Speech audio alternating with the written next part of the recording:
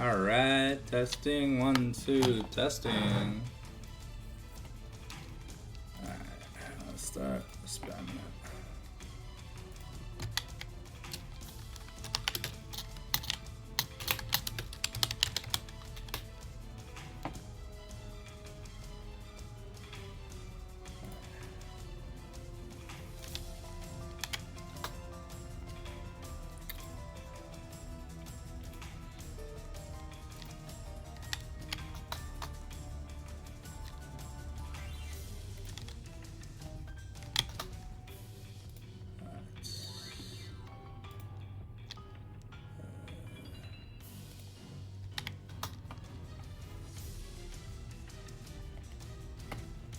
Go.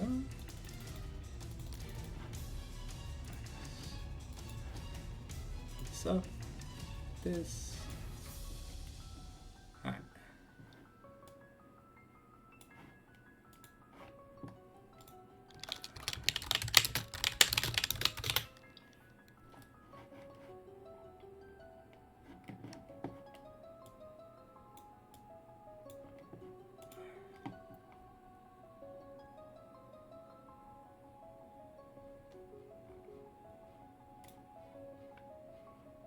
Okay. Well, so with that, at our first bottle of water.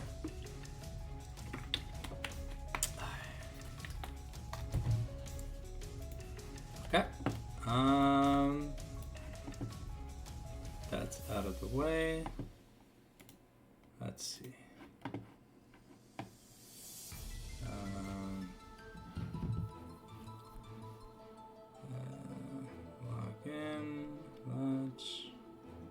Is there anything I need my phone for right now? Thinking. Don't think so. So maybe checking up on winter. I guess we can do that a little bit. Okay. This won't be too long. Okay, let me just check the schedule for game number 1. Number 1 is NTFG. I think that's Ninetail Fox Greed. I'm not too sure. It's always gonna be.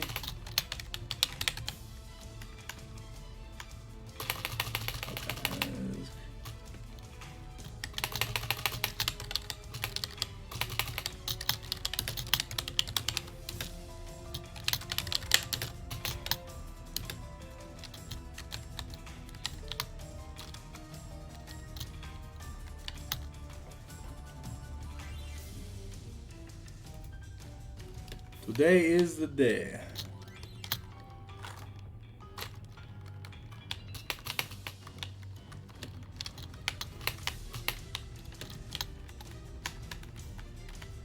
Yeah. I'm as ready as I'll be.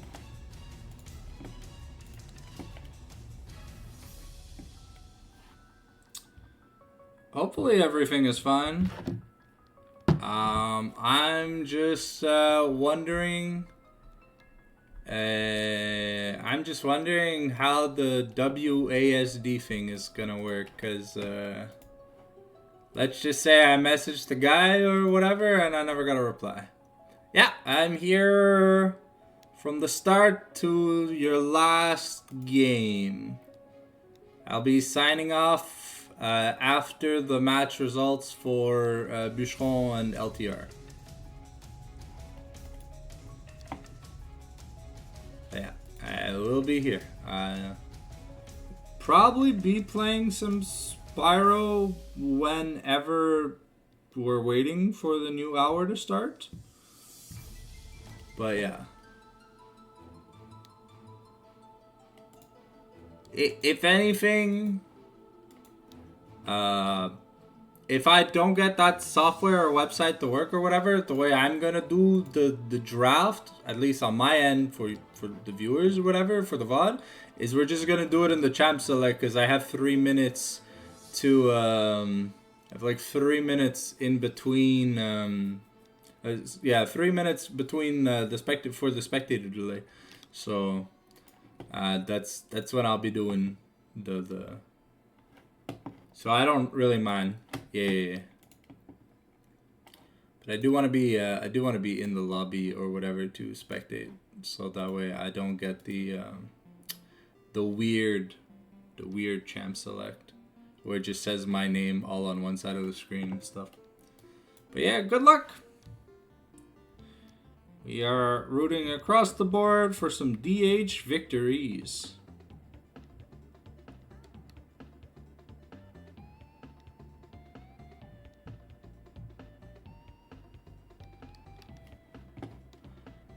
Hell yeah. Welcome, Jukish. Thanks for the follow.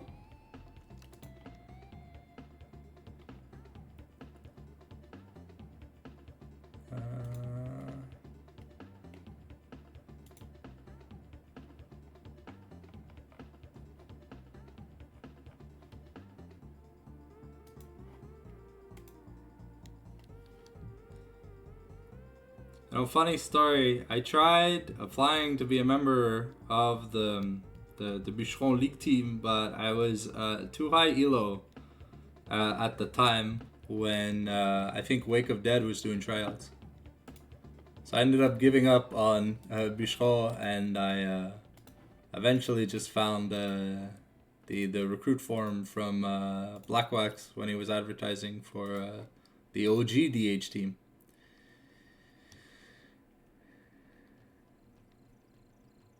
Main roster. But this was months ago.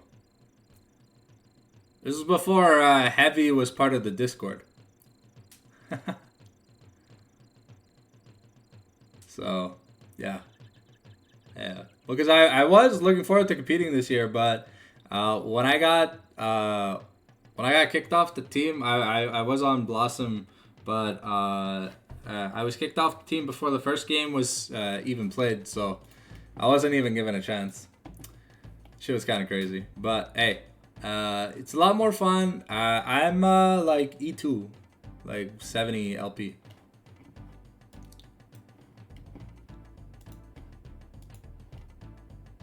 Oh, right now I'm just playing a lot of mid lane. I was playing jungle and support, but I kind of just want to have fun farming and playing champions that do stuff. Not that I'm tired of playing tanks, but it's just, you know, sometimes I feel like I don't get the respect I deserve for playing the champion that does most of the work in the game. So I just play a lot of Corki. A lot of Corki. No. Seeker was on the team. I think his name is His Perfect Girl. I was the support. I was the support on Blossom. But apparently, a support that shot calls and tries to keep the team together during the quiet times or whatever, so that the morale doesn't die, is apparently not putting in a lot of effort. So yeah.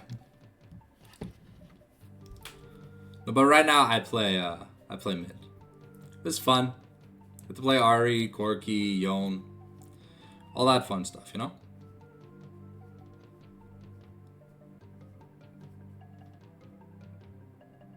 Yeah.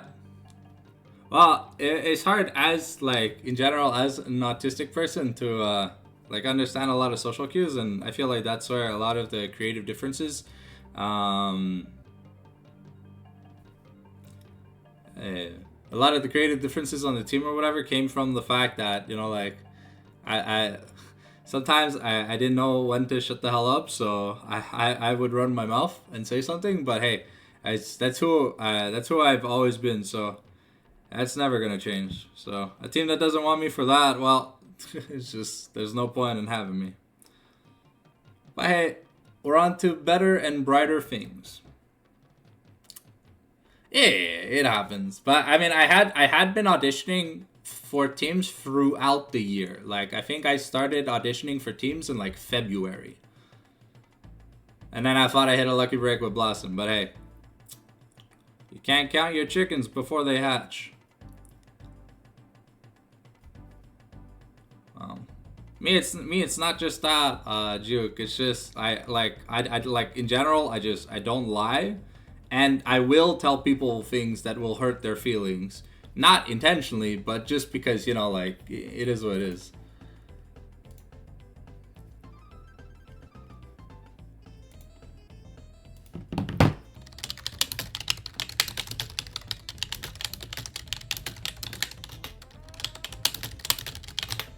Sorry for the clickety clackety. I'll try and have the mute toggle.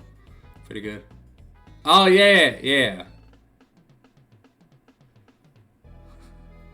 Shit happens. But hey, it's fun to be a part of DH. I got the cast basically all the events. Yeah.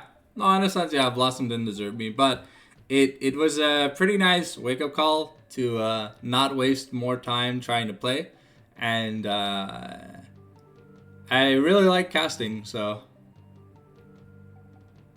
it's I mean, if we can monetize the YouTube, that'd probably be a dream come true, but who knows if that's gonna happen. We need to hit 1,000 subs. I don't know if I can do that. We're at 579, so we're slowly getting there.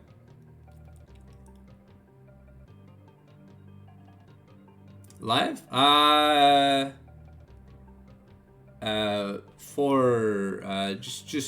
so YouTube has like a 2-step monetization process or whatever. At like 500, you unlock like the channel memberships, super chats, and big donations. And at 1,000, you unlock ad revenue.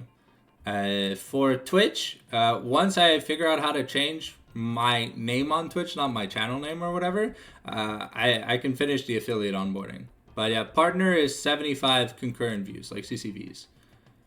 Juke it is. And their daily uploads at 10 a.m. Not always Mamago related, but I do as much esports as I can when I can have esports content to cast.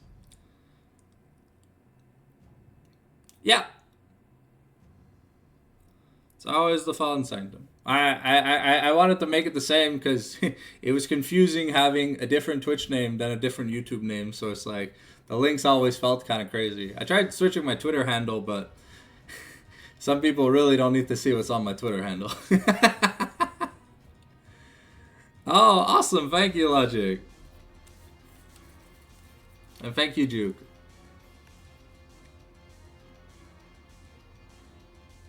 I really hate like pushing it, you know? I feel bad for pushing it. Oh yeah, no, Twitter, you go on Twitter to see dumb shit happen. And honestly, my feed is full of dumb shit and waifus. So it is what it is at the end of the day, but yeah. But as an influencer, you know, you kind of got to be pretty much everywhere. I don't understand how TikTok works, and thank God. I've seen some shit on TikTok, and I'm like, I'm just glad I don't know how that shit works. I think my brain would rot. Oh, okay, Misty is... Oh. Okay, I don't know, I thought Misty was saying. Gotta push your stuff, man. That's the hustle. XD Logic. I see you. I see you. You got that dog in you. Yeah. Oh.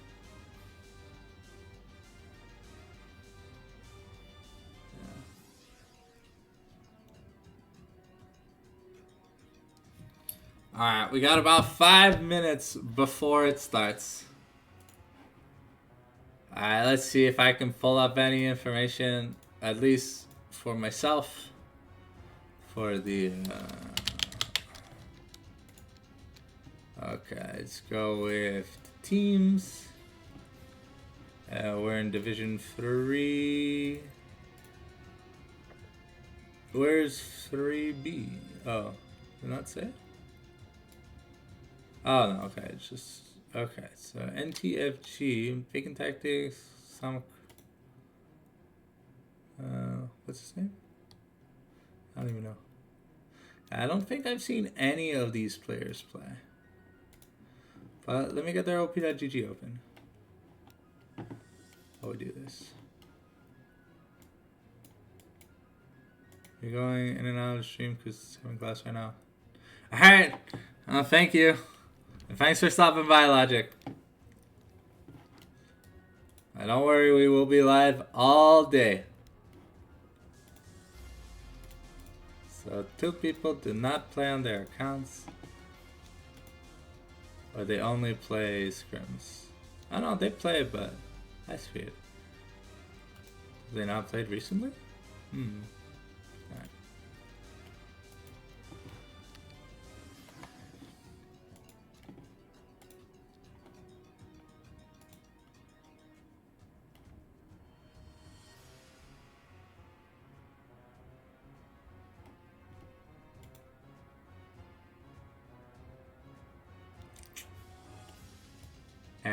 hopefully this is the bridge to more opportunities in the future.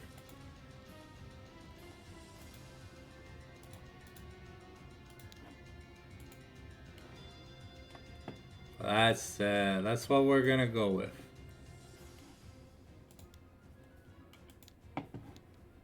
Alright. Misty, I'm assuming you'll be the one inviting me to the lobbies today? As you're the only, I think you're the only log member I have on my friends list. The people can send me friend requests or whatever when I get in the lobby if they want to or whatever, but... okay. Just give me a heads up in Discord DMs if ever there's a hitch or a delay or something, I guess, out of the ordinary. Just so it doesn't have to clutter up. Well, or we can do it here in the Discord chat. Sorry, Discord Twitch chat if need be. But yeah, it's my first Super Week, and I'm looking forward to. I don't know when playoffs is. I still have to look into that or whatever, but. Looking to cast as many playoffs games as I can for the different divisions. I want to try and spread my attention as much as I can, but we'll have to see how that works out.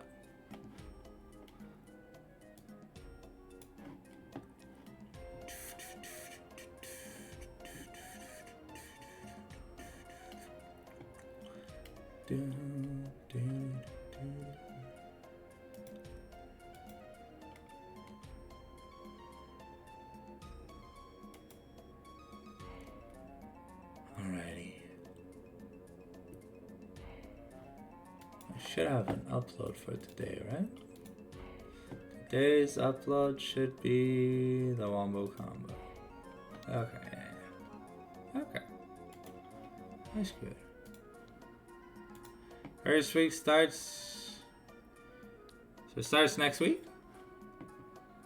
Okay. So it starts on a Monday. Okay. I'll keep my eyes posted for as many opportunities to cast as I can.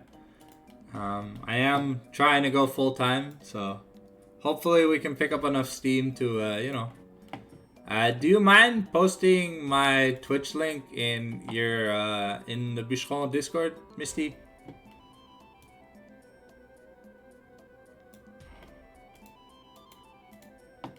Or maybe we could get a few more people's. I only posted in DH and Mamago and like my own personal server. Thank you. Alright. I've got a lot of juice, lemonade, and water. I should be fine for today. I don't think I'll need more than like 6 liters of liquids. If I do, I'll run to the grocery store during pause. I don't know what I'm gonna do during these pauses. Either play some Spyro or try and survive.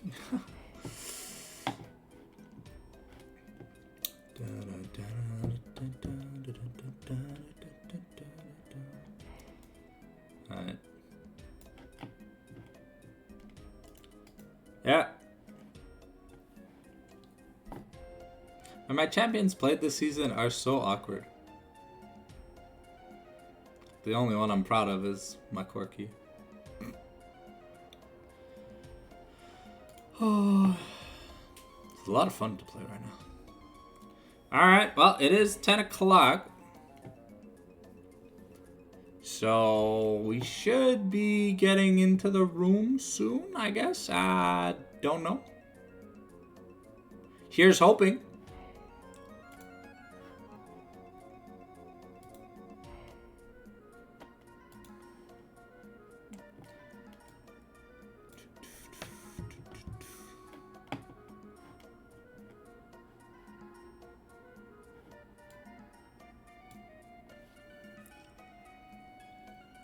Alright.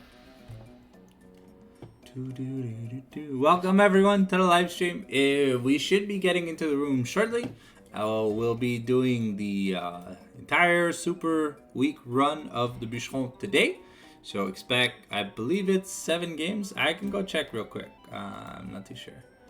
Okay, it's 1, 2, 3, 4, 5, 6, 7, 8. Okay, yeah. So there should be 7 games today. So it should be like a 9-hour-ish stream.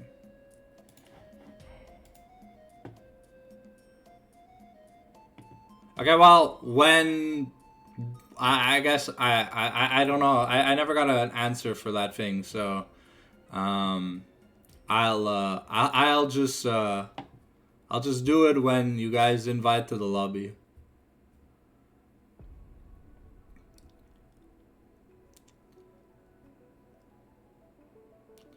So we'll have a little bit of a delayed champion select, but okay. So essentially everyone has to play everyone today. There's oh, if Mr. Babinski, if you're trying to send me a link, send it on Discord. Don't send it in the Twitch chat.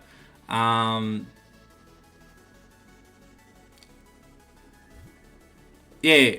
But if you have to send me a link, just do it in DMs. I think I already sent you a message.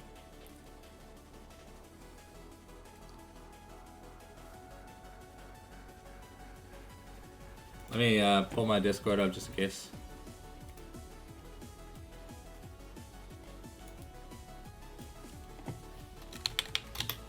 There you go. I should have replied in our DMs. So it should pop up for you, Mr. Babinski.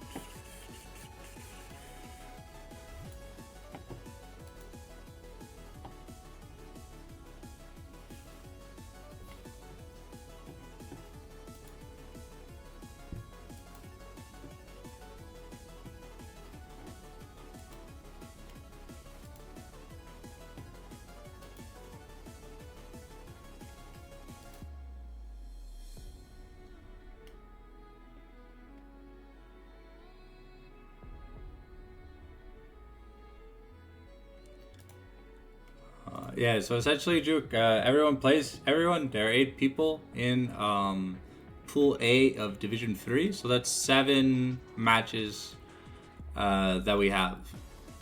I don't know what the order of playing is going to be. But I have the schedule. And so in the first game, Bucheron is playing Nantel Fox Creed. So they'll play 7 rounds of Swiss today. Well, 7 rounds of round robin. Sorry, not Swiss. With Swiss, you can face the same opponent multiple times.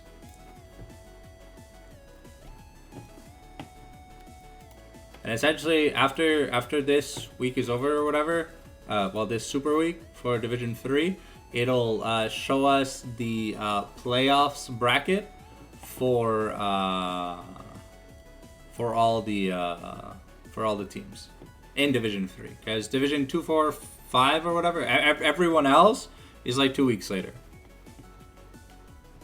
That's another 9-hour plus cast or whatever. It's gonna be on December 1st. I will be doing the Division 4 Super Week of DH Plume when that happens. It won't be too long. Once they finish their draft, we should get invited to the room, and then they're gonna start the champion select, and we'll do the champion analysis during the during the draft and during the spectator delay, because we have some time to kill. So that's how things are gonna work, at least for this stream. I have not gotten a reply from Mr. Babinski, so I'm not using the software.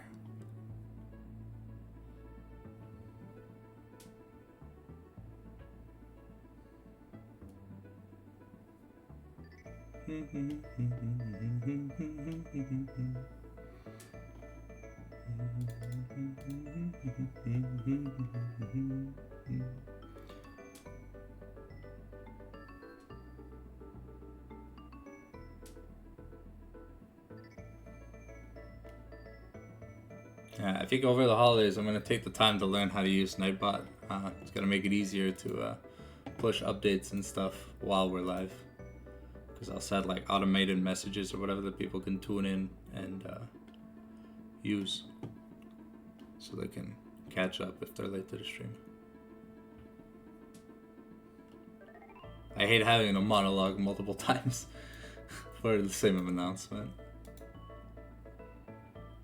Alright.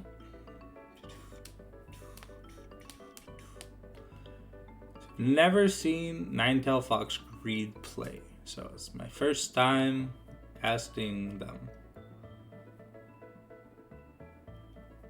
I'll have to see how they do.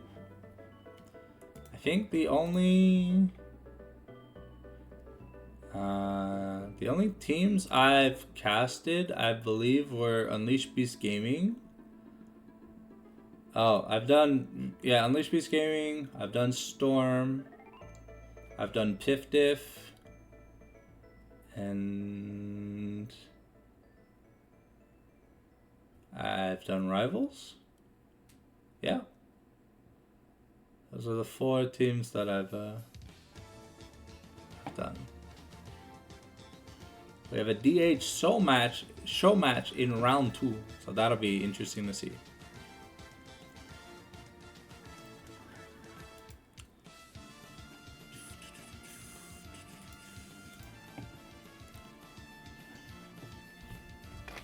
When they're in a spectator delay, of course, I'm gonna go get like a cup of juice and a bottle of water, but that's before we get in the game.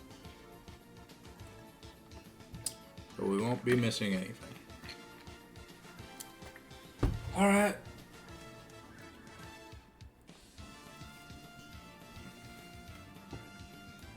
Looks like, I believe we are going to be making the room in just a second. Misty changed his activity, so it means he's clicked on his League client. Alright, there we go. We should be getting into games soon, ladies and gentlemen.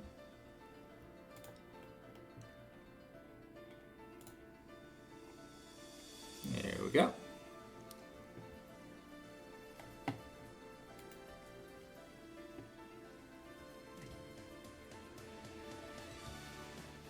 There's a little bit of a delay in between the game starts or whatever, but this feels kind of nice instead of having to wait for people to use the washroom and all that stuff. And I don't know.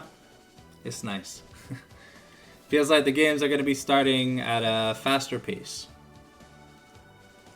Which is honestly what I want.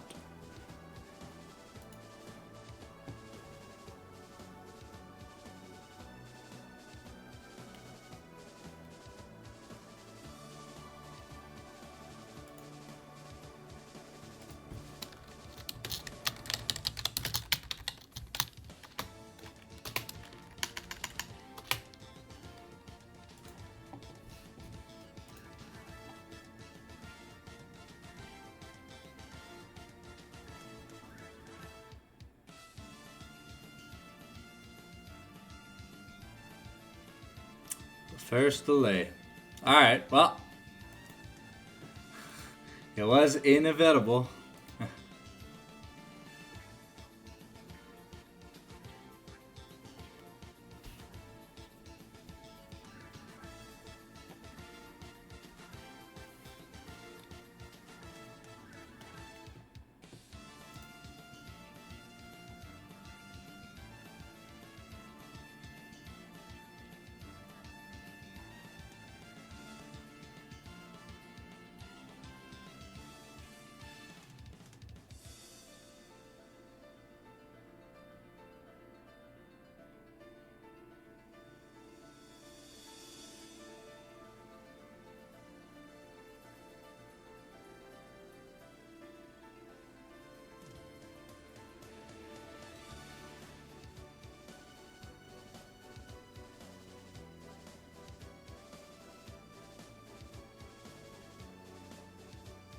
Alright, looks like we're good to go.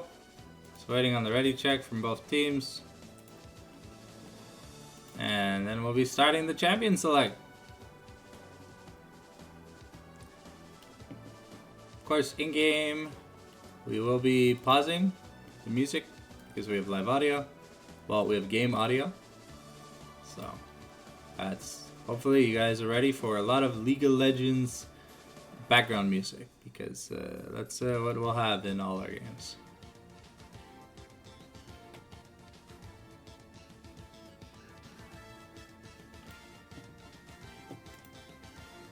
Alright, looks like Ninetale Fox is ready. Just waiting on the ready check for Bucheron. And then we're starting Champion Select. Let's get hype. They type a lot.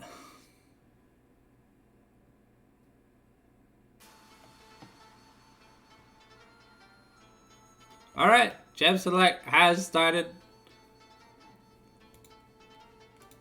Oh, it's just blind pick. We don't even get to see bands? Okay. Well. Alright. Looks like a solid front to back team fighting team from the side of Bucheron.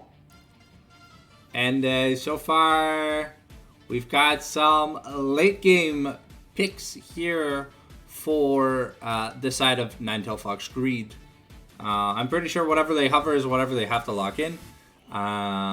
So just waiting to see what the support is to be paired with Kaise's is Maokai. Okay.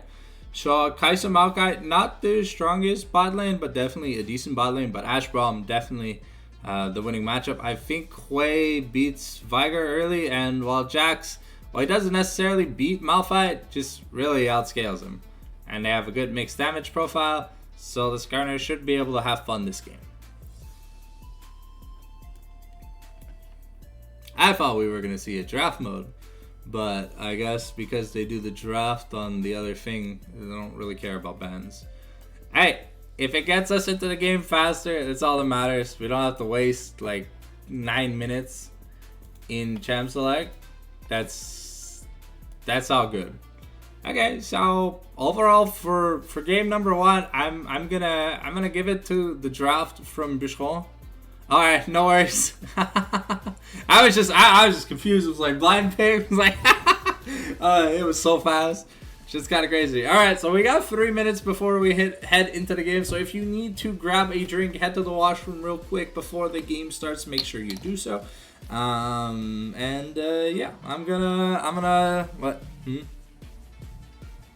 What's up? XD. Oh yeah, because I think the tournament codes, yeah. That's crazy. Alright, well, hey.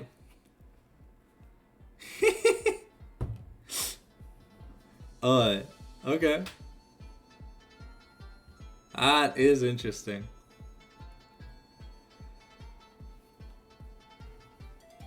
Alright, I'm just gonna go get a drink real quick. I'll be right back.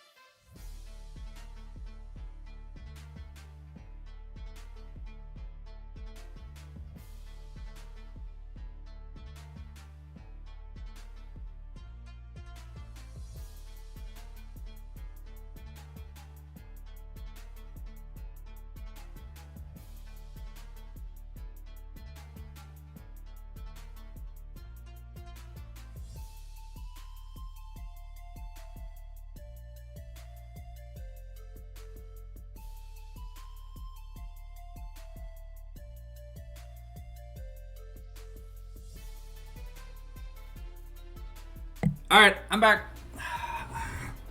Got about 50 seconds before we get into the game.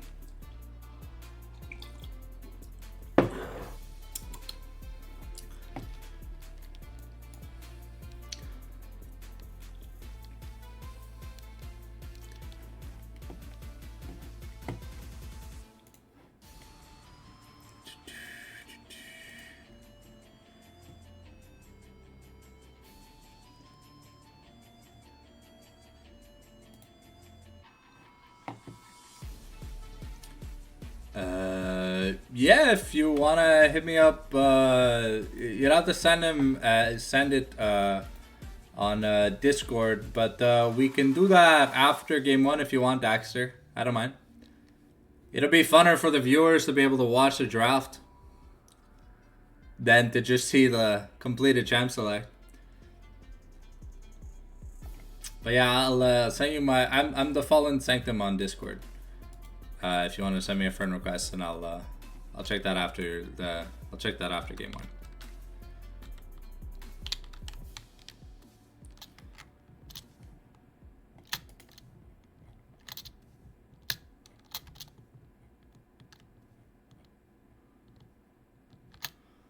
All right, here we go.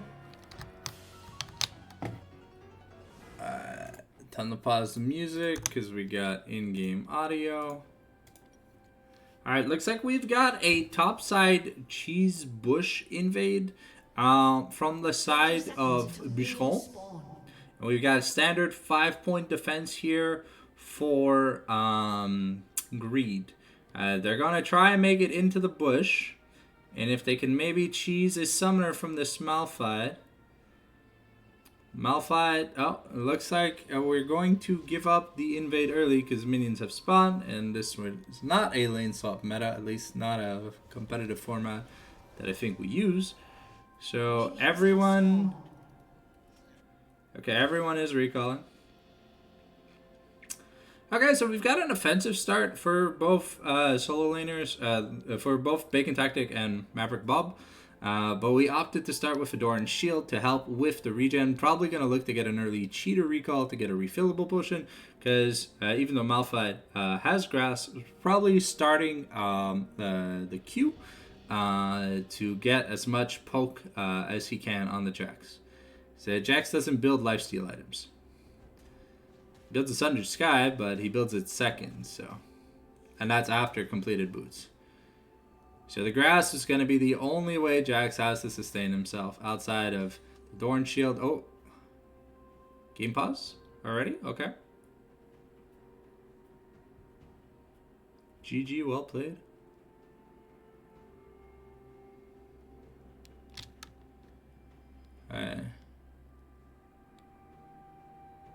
Alright, so they're attacking a lot of shit.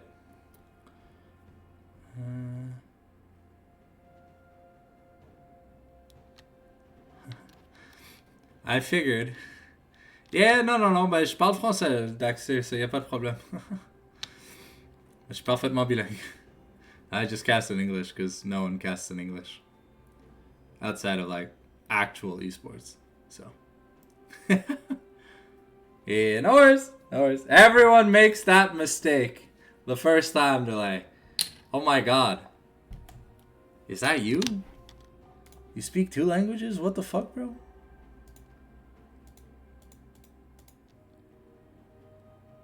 Alright.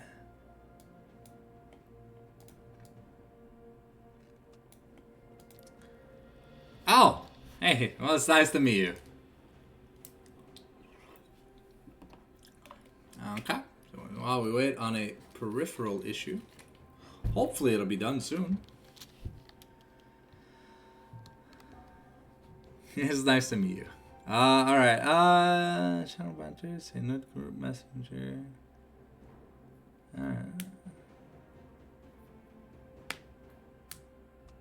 Alright, looks like the game has been unpaused. The mouse has been... Okay, well, I guess this is where the pause is from. So I should unpause momentarily. And then we can see the early game action. As we see... Bucheron have positional advantage bot lane in terms of how the minions are taking damage. So we can probably expect a early level 2 from Bucheron, and hopefully it'll translate into something. We'll have to see.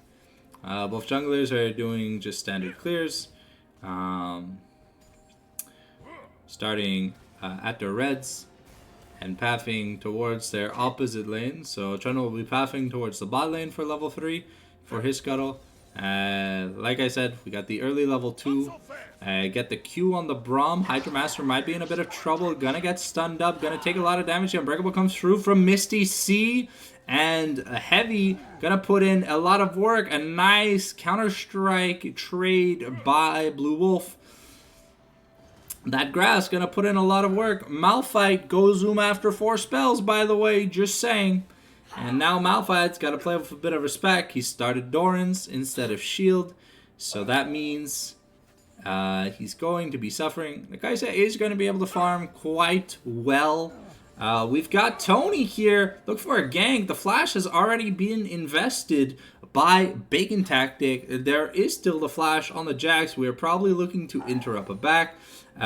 Tony still thinking about it. The eggshell impact is gonna come through. We're getting a stun onto Bacon Tactic, and he has to. Ooh, sadly, a late flash going to mean we're trading 1 for 1. That gives Trundle plenty of information as to what is still available. Unfortunate for the side of Bucheron. Otherwise, a very good gank. But with that reset, we have Blue Wolf getting a cull. And is that it? Okay, you got a cull and a longsword. Okay, so it looks like we're probably going Phage first over Sheen first. Dester is having a fun time farming against the Viger. Of course, mages, when they have their mana items, are going to have a lot more fun. Right now, they have to be a little bit conservative to make sure they get as much money as they can in the early part of the game. Ashe, we see here that the Ashe Braum lane is falling quite far behind in CS, but there is a really big wave. So, Ashe does have a little bit of a harder time killing minions. Kaisa kind of just has an auto-clicker in terms of spells. Dester is going to miss the Grasping Maw combo. Oh, we are pushing in. We are pushing in the bot lane. The Braum passive has not been applied, so no stun available. Bacon Tactic gonna have to be careful. The Leap Strike on the Bacon Tactic, leaving him at half health. And again, he's got almost no mana. He's using way too much mana in this early game.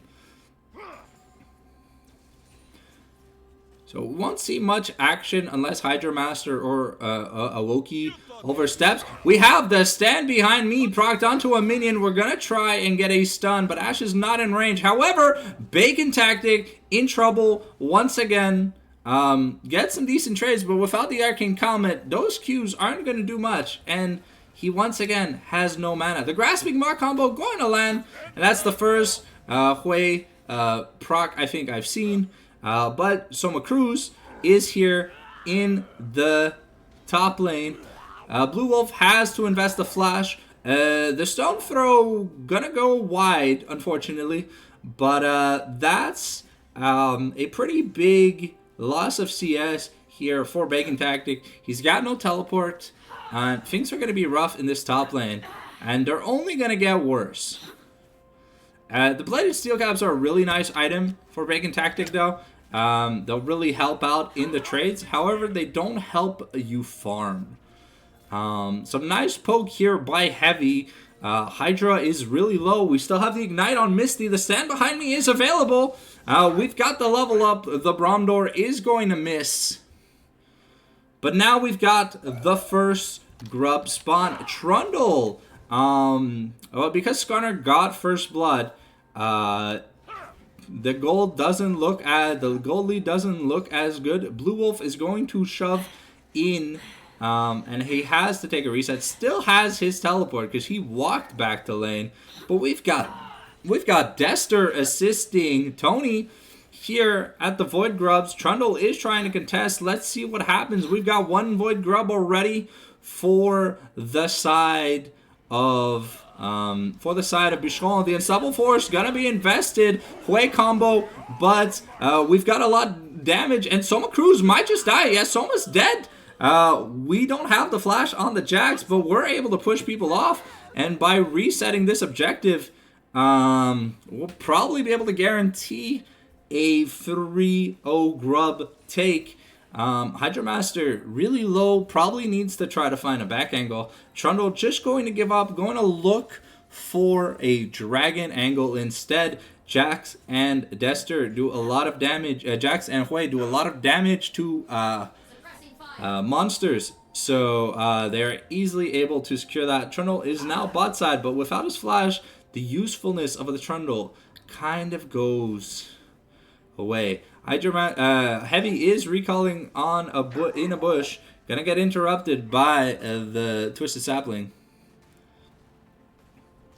And yeah, you can see the Q poke from Malphite. Yeah, does like 50 damage. And like one grass proc is enough. Soma Cruz is here. We've got the flash twisted advance. Ash is going to flash the other way. The Killer Instincts from Kaisa is invested. And we've got Maverick Bob also roaming. We got to be careful. Tony is going to get caught out. But Bacon Tactic might get murdered. We'll have to see. Tony still has his flash, but can he make it out? No, he's going to get chomped by Soma Cruz. And that is an unfortunate set of events here for the side of Bucheron. A little bit of an overextension. The Unstoppable Force is almost off cooldown again. And we're starting to see a really big CS gap. However, because we won the team fight bot lane for greed, we're going to get free access to the dragon. Kaisa's going to get her first reset with 2,400 gold. We are more than likely probably... Oh, cancels the reset. I don't know why. Trundle going to go back to farming. And our next objective we're going to be playing for is the second set of grubs. Remember, we got 3 grubs here for Bucheron, so Bucheron really only need 1, but if they can get all 3, it'll make this Jax's life so annoying when it comes to the split push. Speaking of the Malphite matchup, the Boots of Swiftness have been picked up for the Trundle slow, the Malphite slow, and the Maokai slow. Maokai has a few slows. Okay, but that is 2 plates going over to the side of Heavy, and they were solo plates. So those are really good. About 2.5 turret plates by the seams of it with the void damage stacking up. We've got Tony clearing a ward in the top side. Okay, keep in mind...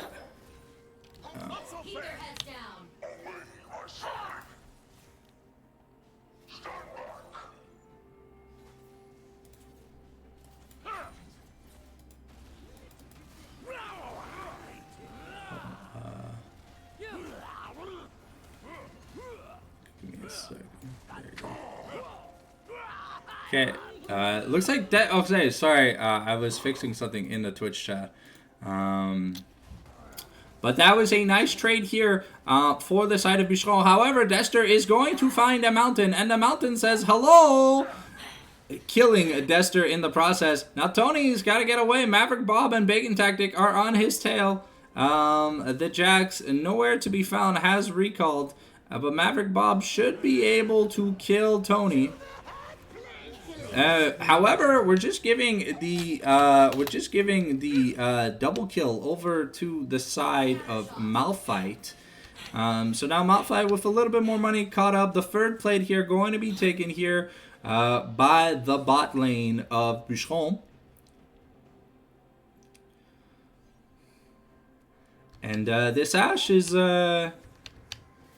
even though we lack a bit of CS, with the second rotation of grubs,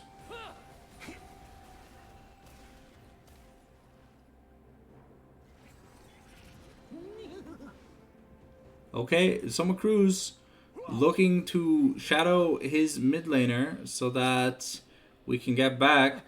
Tony probably trying to rush to make his way to the grubs. Remember, Bucheron only need 1 grub and they'll be fine.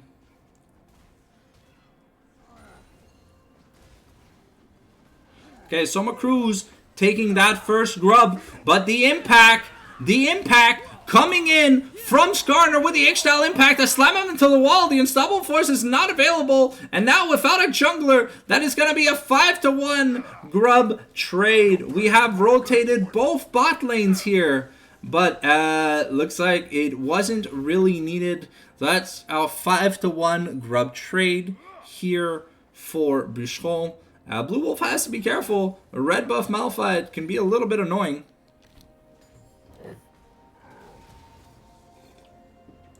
Unstoppable Force about to come off cooldown. The Bacon Tactic looking for a fight.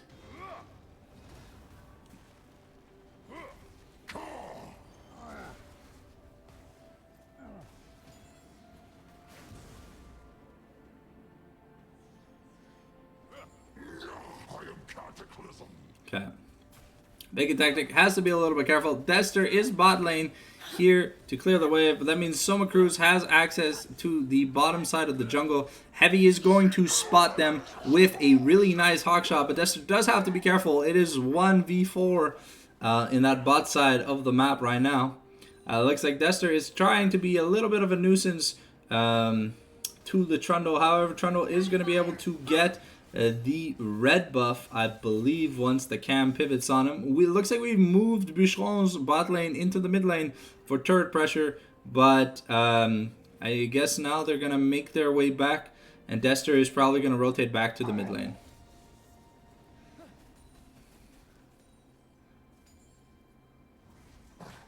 The Maokai is taking a reset. We have about 1,200 gold on the Maokai. Jax nearing his Triforce. Malphite going Sunfire Cape first. Trundle is going a Strikebreaker. Interesting. We have the static shift done on Kai'Sa, so should be able to farm pretty well now. And Hui wants to finish his first item, the Luden's Companion, so he can do more. Second Dragon now up, and Bucheron are the first to it. Blue Wolf has snuck into this bush unseen. And we are going to start the dragon. And it looks like we're just going to let it go. But Blue Wolf is spending a lot of time here. Not going to be spotted on vision. But definitely losing a decent amount of XP. Investing the teleport. So while it was a nice flank angle opportunity, unfortunately, Blue Wolf did waste a lot of time since they ended up not trying to contest. Looks like we're re-rotating the bot lane into the bot lane. Herald is up, but Soma Cruz is going to be stealing yet another buff. Tony, the victim of today's jungle path, of the first game's jungle pathing. Unfortunately, Heartsteel has been completed for Tony, which is huge. Blue Wolf has to be a little bit careful. Malphite has a Sunfire Cape on back. But no teleport for either, though Bacon Tactic will have his teleport earlier. Misty gets caught by the baby cage, and we're not going to follow up. Soma Cruz getting yet another buff. Looks like we're trying to get positional advantage to start the Herald. Blue Wolf going to jump on to Bacon Tactic. Smack him about. Yeah, this Malphite doesn't really do much damage right now. The Grandmaster's Might going to be invested. Another W from the Jax. We've got the Counter-Strike coming out. The Unstoppable Force going to be used. And Soma Cruz going to be taking that Herald, but we're going to be losing a lot of members. A double kill over to the Skarner. Are we going to see some follow-up, or is Tony just going for a buff steal? However, we gave first turret over to Kai'Sa. Now, Kai'Sa has a pretty healthy lead in this bot lane. However, with 5 grubs to none. Oh, we went Trinity Force first on Trundle. Okay, interesting. Okay, the Shell Impact being invested. Misty jumping on Tony to give him some resistances. We do have to be careful. The Viger has his ultimate. It's just a Rod of Ages. But some solo gold for Blue Wolf. Gonna be pretty big. Teleport invested by Malphite to make sure Maverick was okay. But now Bacon's gonna be losing out on some XP. And it looks like we're trying to catch out this Jax, who is low HP and mana. And will the Maokai make it? Looks like, yeah. Looks like we're going to get a solo bolo by the Malphite. Now has the Sunfire Cape. Does a lot of damage. Dester has to be careful. Gets caught by the baby cage. Full combo. And yeah, Maverick's just going to ult him into despair, unfortunately. We've got Ginsu's in the works here for Kaisa, and we're going Phantom Dancer on Ashe. Either Phantom Dancer or Runans. I think Phantom Dancer would be a little bit better. I'm not too sure. This current circumstance. Dester not having the best game. Did Tony lose yet another red? No, okay, Tony did not lose another red buff. Okay, the Enchanted Crystal Arrow forcing the flash from Hydra Master. That's a pretty big summoner in terms of the engage potential. However, Nature's Graph was not used. We now have Dester going back bot lane. We still have the bot lanes in mid. And the top laners, Blue Wolf spent a bit of time to visit the top lane. We've got a Chemtech Rift. Okay, the Leap Strike going to be interrupted by the Bramble Smash. And that's going to stop any play Blue Wolf wanted to make. But there's a lot of people here on the top side. Misty going to start a duel with Maverick, but going to walk away. Soma is here. The stand behind me used on a minion. And looks like we've got a bit of a kerfuffle in the mid lane. Okay, the baby cage going to come out, but not going to hit anyone. The shield from Hui going to attempt to block damage. Hydra Master going to get caught. It takes a little bit of damage, but I mean, it's a Maokai, so once he autos like a ward, he should be fine. So far, we're looking to fight for this Fur Dragon that's spawning in about 10 seconds. But which also on the side of Greed, we're going to drop the Herald because we have mid prio, but that gave a Bucheron Dragon prio. However, the Herald can still do some damage. The Nature's Graph is gonna be invested. The Subjugate still being held onto. Counter Strike going to be used. Heavy taking a lot of damage from Maverick. We're going to kill the Maokai, but Tony taking a lot of damage. Forced to run away. Blue Wolf also going to die. And Soma and Awoki on a rampage. The first game here for the side of Bucheron.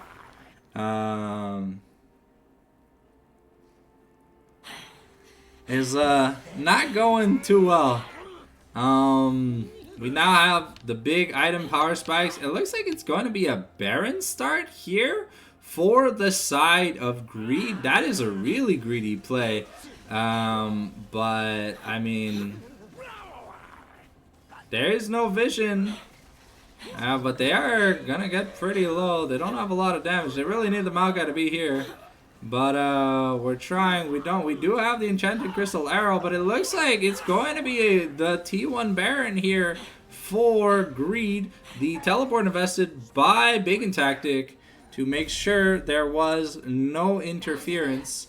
We're nearing 2 items on some of the carries for Bucheron, but we really got to slow down this team fighting.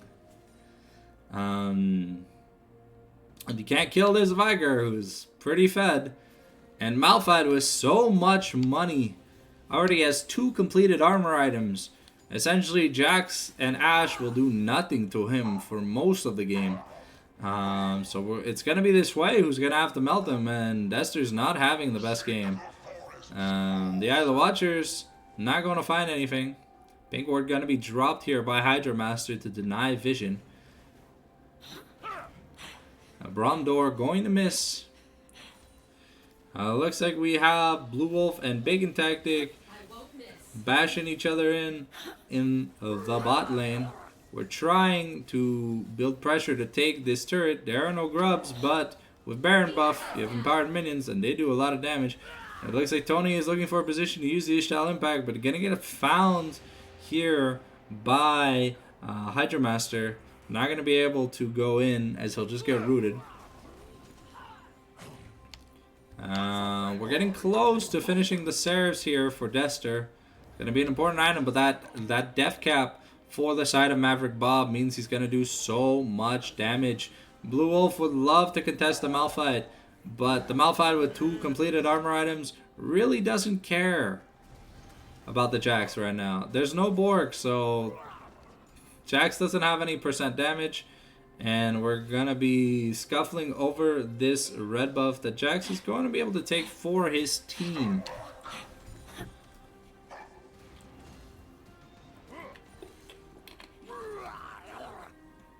Okay, looks like we are deciding to just claim the inner in top lane for the side of Greed. Bacon Tactic with 2 items is easily able to shrug off the aggression given by Blue Wolf. Until that Blade of the Rune King comes through, the Grasping Maw and Hui combo are coming out with the Thunderbolt, but that's this. Oh, the interrupt with the Hawk Shot. Okay, Viger gonna look, and Hydromaster going to block the Ash Arrow. The Glacial Fissure gonna come in. We've got the Hui Fissure, but it's not gonna find anything. And the Subjugate gonna leave Soma Cruz pretty healthy in that exchange. And we used everything bot lane had, and it didn't end up finding a pick. We didn't even blow a summoner. So unfortunate use of cooldowns. But now we have 2 items for the Hui. He almost has his Seraphs transformed. So we'll soon be able to see what we can do with it. I believe Jax is about 100-ish gold away from finishing his... yeah, he should have it. He should have it in like 20 gold. But yeah, until this board gets done, Bacon Tactic doesn't really take any damage from this Jax.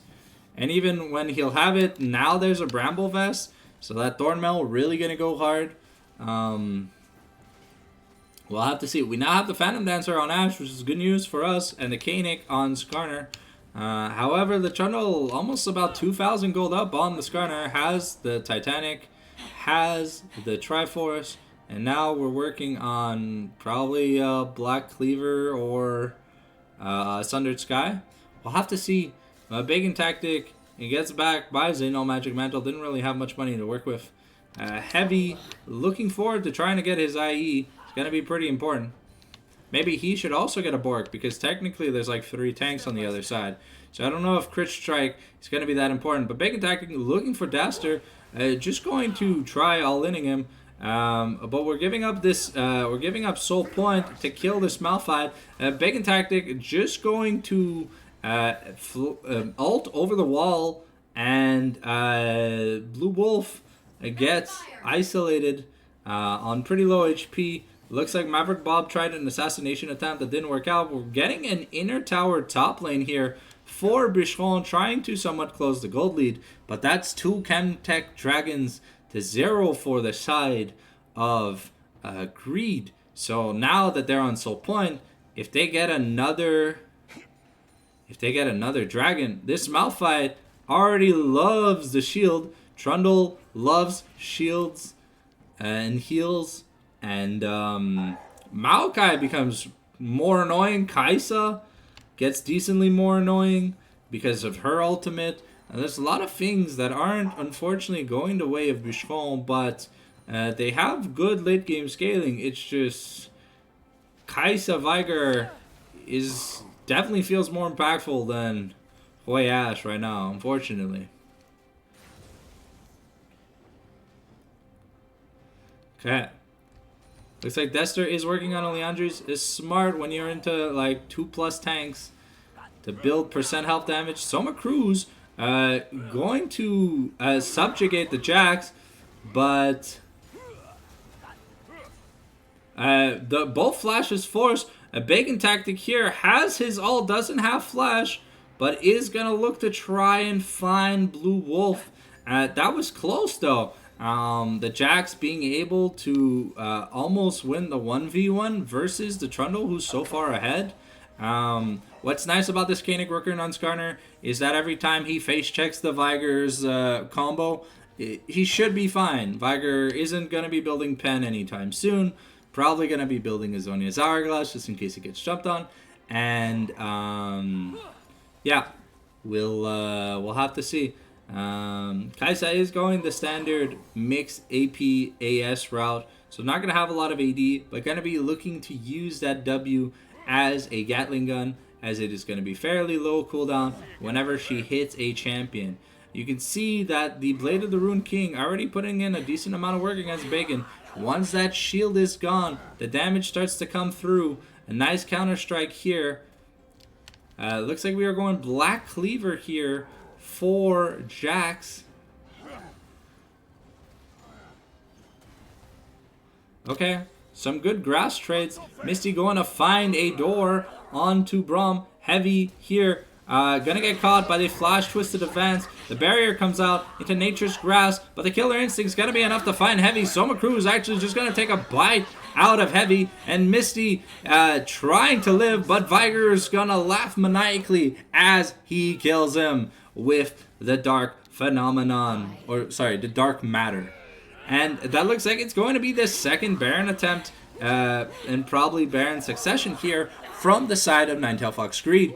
We've got no vision. Tony's trying to get in. The impact comes out, but Soma Cruz and Awoki can just do can just dual Baron. Dester does get a kill, but the Ishal impact not gonna find anyone. Soma not gonna get slowed down by the Skarner W, and Maverick just gonna be healing up. The Thunderbolt is gonna do stuff, but Malphite wasn't even there. Malphite takes a free inner turret, and now this Malphite is scaling even harder. Now he has a Canik Rooker. So essentially, Hui not going to do any damage to him whatsoever this game.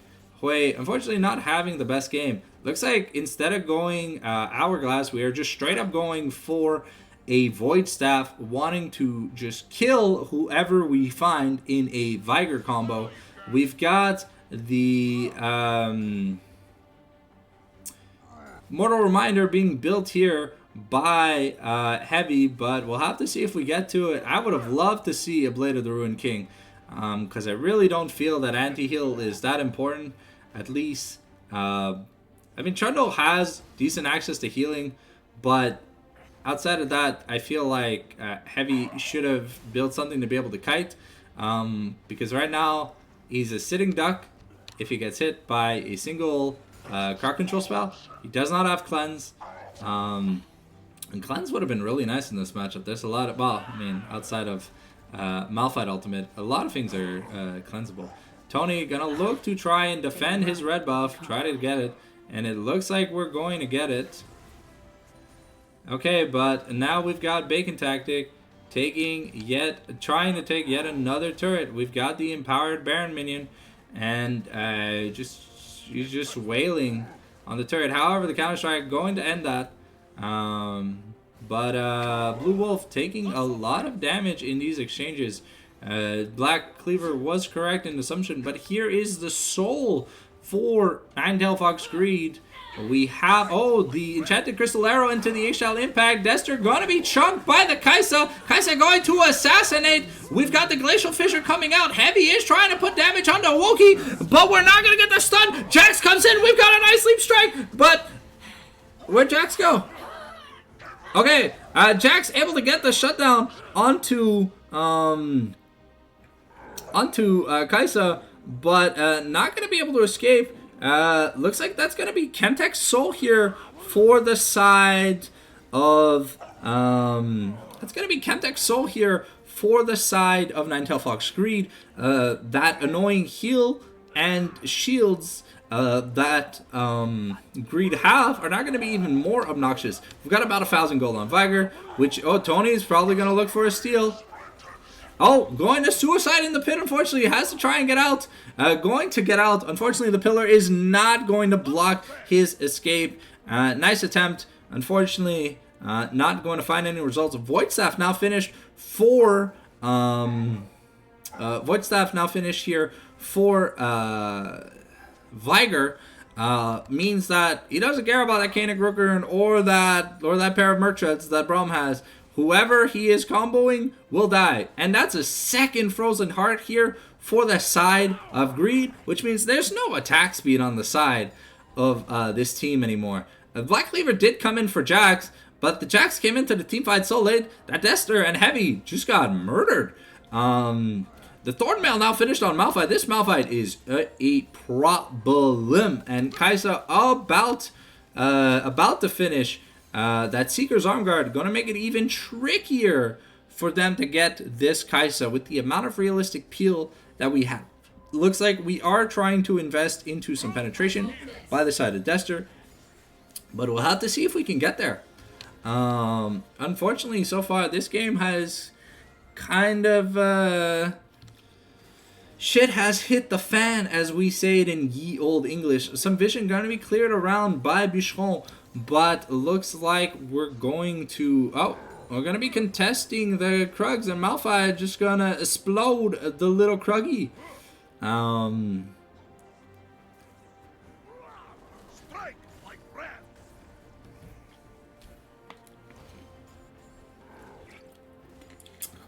we have Baron in a minute, and they kind of need Baron to siege properly because they have no grubs, so they don't really do damage to objectives.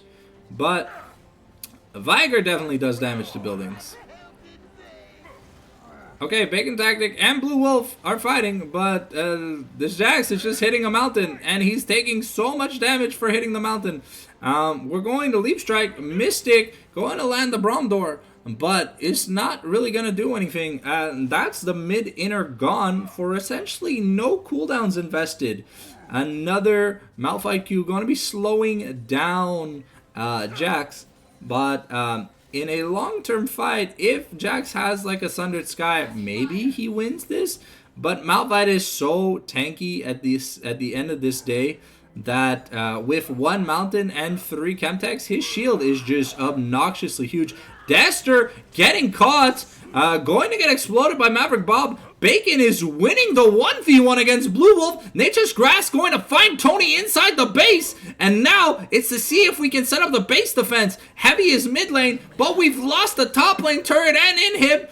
Bacon Tactic in a little bit of trouble.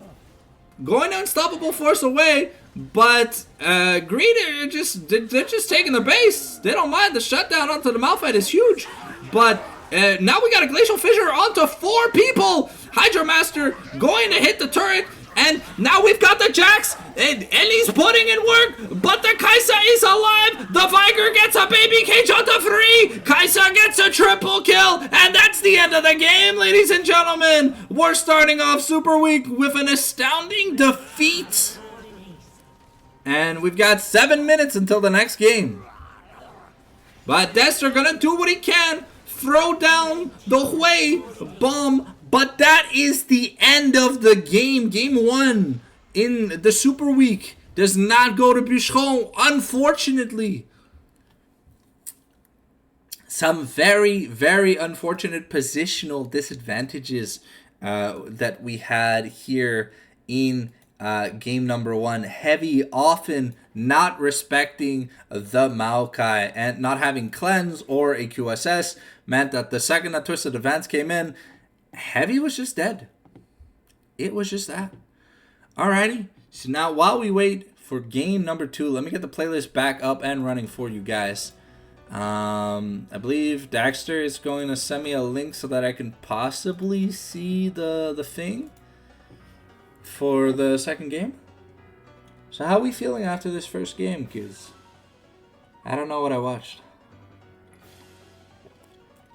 It was a very slow start, but we made quite a few fumbles towards the mid game.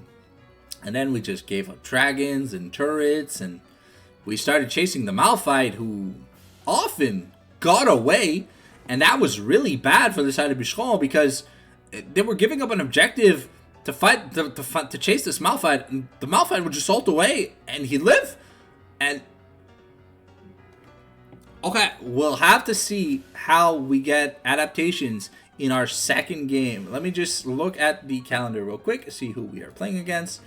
It looks like we are playing against DH Storm in game number 2. So we'll have to see if we're able to take down the French Jungle King Napoleon and the crazy support plays from Crazy Mimi. She had an insane Renata performance in the last best of 3 they had. And she was pivotal to winning game number 1 on her Zyra. Yeah, so 057 means he got 0 deaths. So he had 0 kills, he had 5 deaths, and he had 7 assists. So normally your KDA is decided by, we take the amount of takedowns you have, so your kills and your assists, divided by your deaths.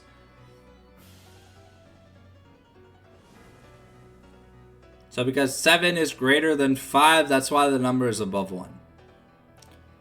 But as you can see, unfortunately, Tony, who is playing full tank Skarner, almost did more damage than Heavy. Which is illegal, by the way.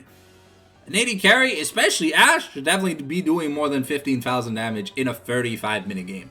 But Heavy was dead so often in team fights that it just didn't matter. He did not have any opportunity to actually auto-attack.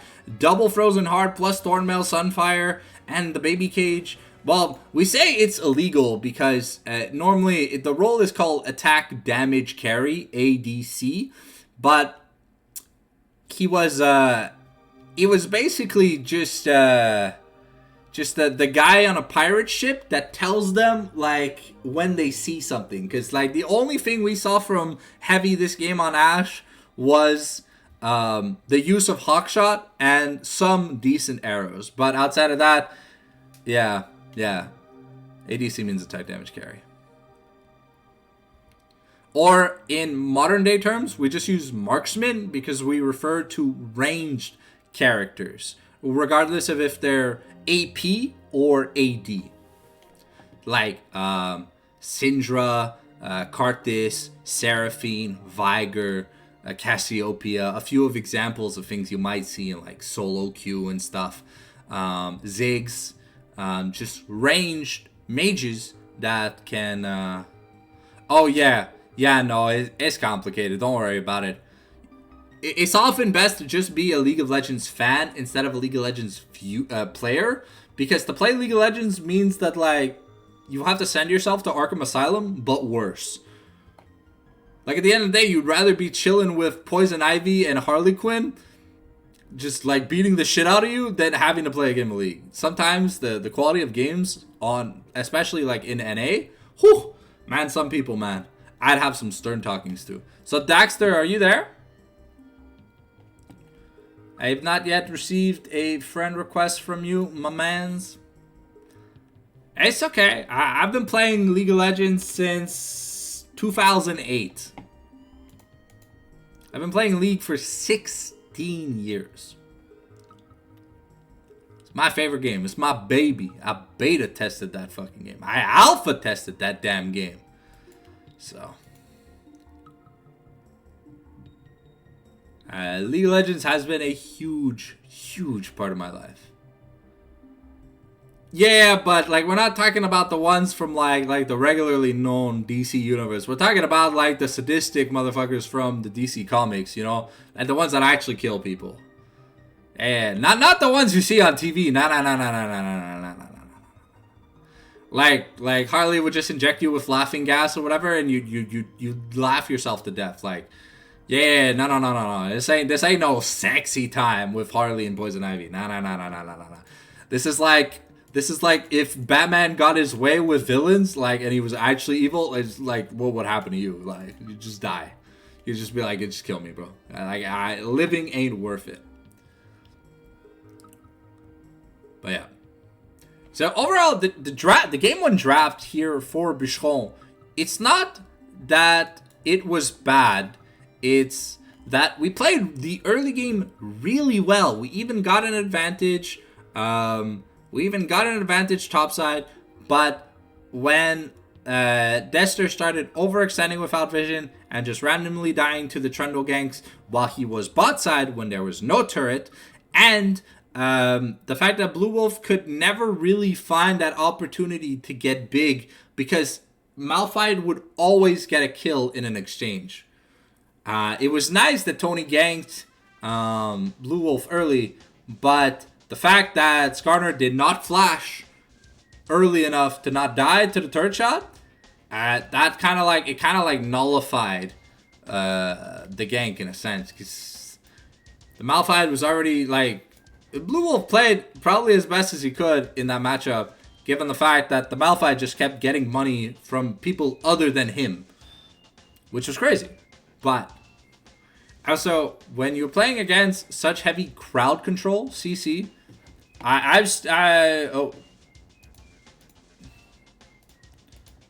Daster sent me a request. Alright. Wave. Alright, won't be too long. Alright. Okay.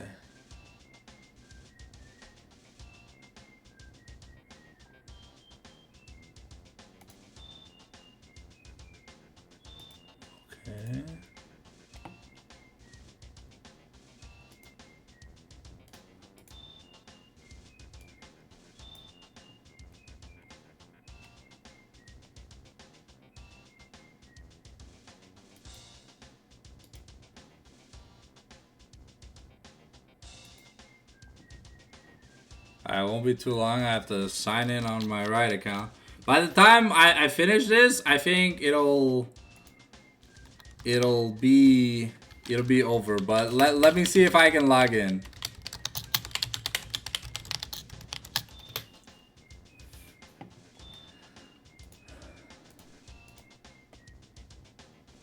Let's see right games.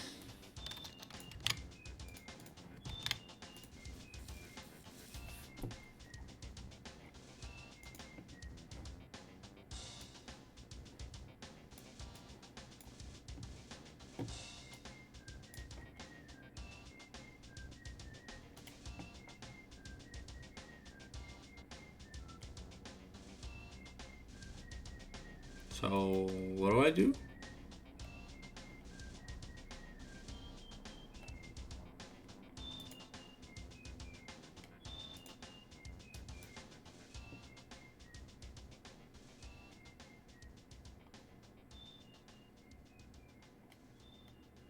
So, what am I supposed to do with this?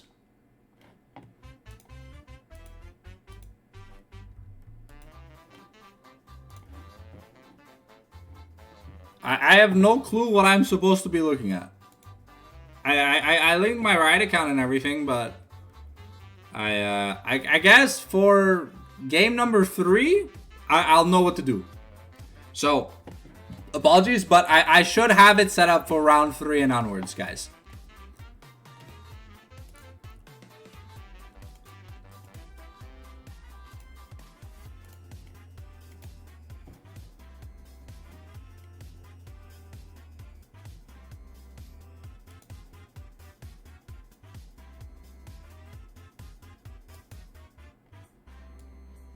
Oh, okay, there we go. Give me a second. Give me a second, guys. I think I have it. I have it working. Give me a second. Oh, there we go.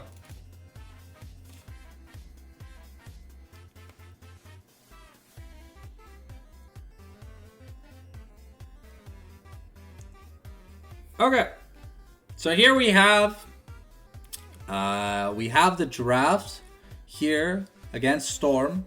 So far, we've got the Top Kench, the Kog'Maw, and Orianna versus Hui, Zaya, and Gragas. We've banned Senna, Ashe, and Ivern, and on the other side, they banned Smolder, Aphelios, and Thresh.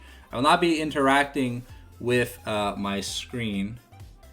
Let me just move the camera up here. There you go.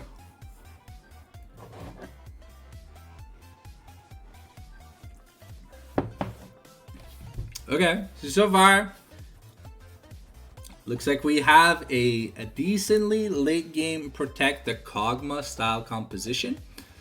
And DH Storm are going to have to break that. We are banning heavy top laners that are good for peel and tanking in general. Though we do have a Tahm Kench, so the Tahm Kench could be support. It could be for Mystic. Do not know that yet.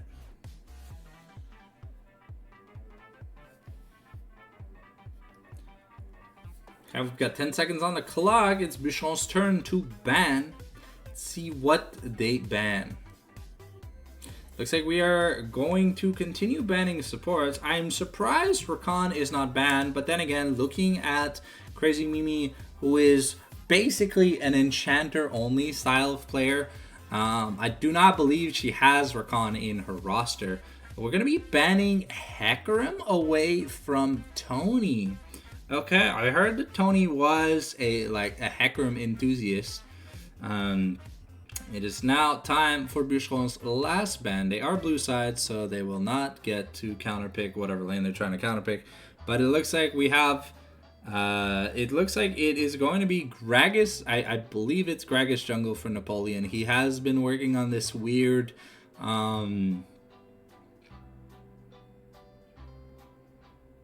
what's it called? This weird like Warmog's Gragas build. But oh no, maybe we are giving Bandito Gragas. Okay, he did have a decent performance on it, and I'm surprised Garner was let through so far into the draft. Fortunately, Shenban kind of going to waste. Them thinking, Bucheron thinking that that was Gragas jungle. No, okay, so it looks like we have a lot of magic damage, and decent front line here for the side of Storm. We'll have to see what Bucheron are going to close up. Yon? Yon goes where? Yon top? So we have an Orianna and a Tom Kench.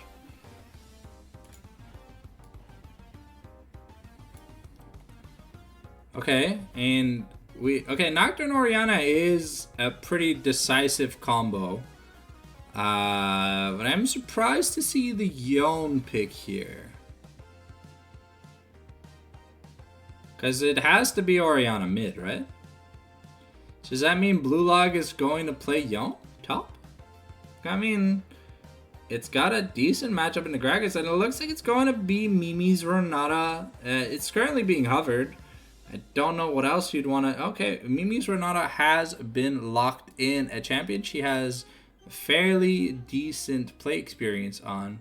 So... I'm about to get the tournament invite, or the room invite here. So let's just turn off the draft. Put my camera back down here. And yeah, shouldn't be too long.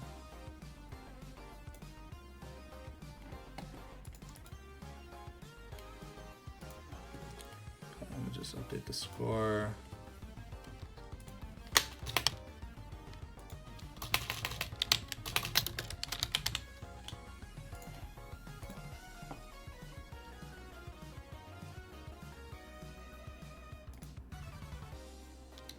There we go.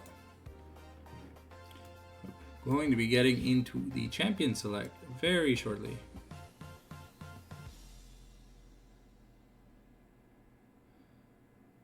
The players are placing themselves. We just need Mystic to swap in and out, and then we're gonna be good to go. Alrighty, the champion select starts. Interesting composition from both sides, but we'll talk about it more during the spectator delay. Like I said, we have the ready check from... okay, both are ready. We are going to be starting very soon.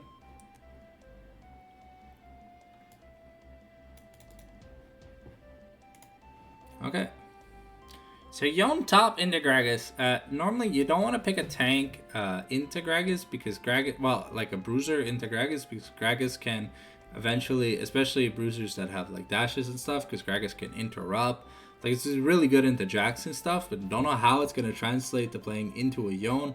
Yon should be able to sustain pretty much what Gragas has to offer for the majority of the game.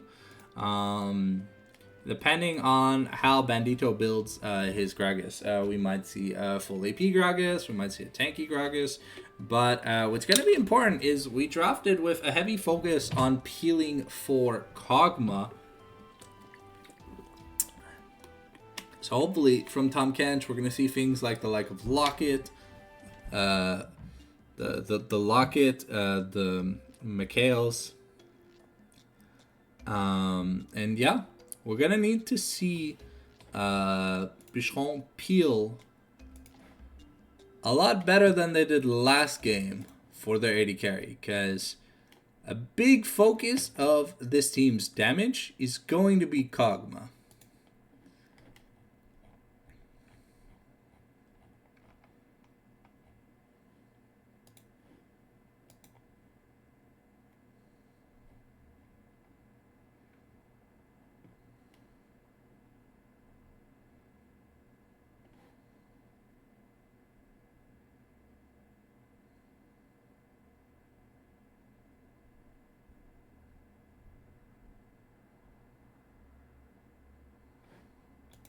All right, here we are in the spectator delay.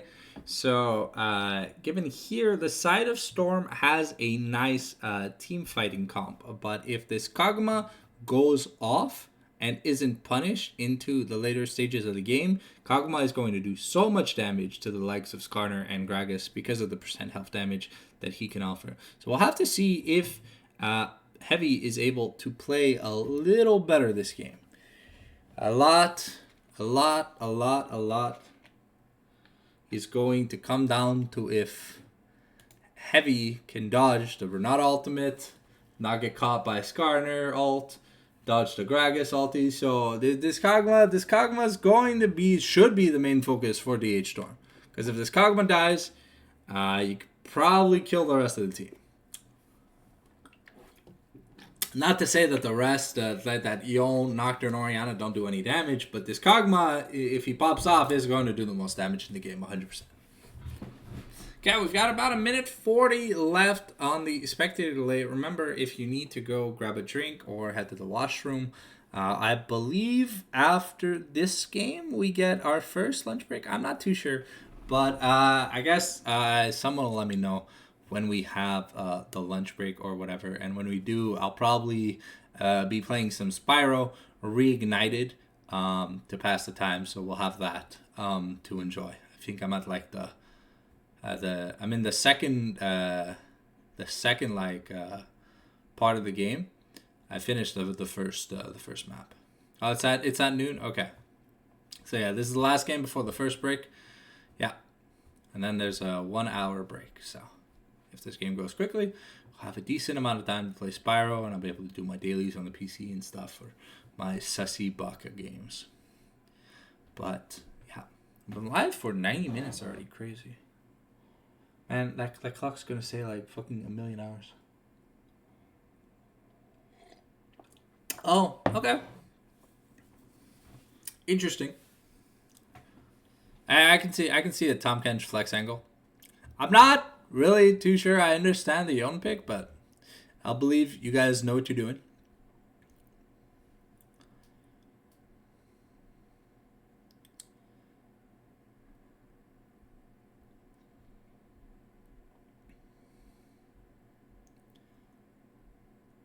Fair enough. Yeah, after a rough game one, comfort is always a good thing. Alright, here we are. Game number 2.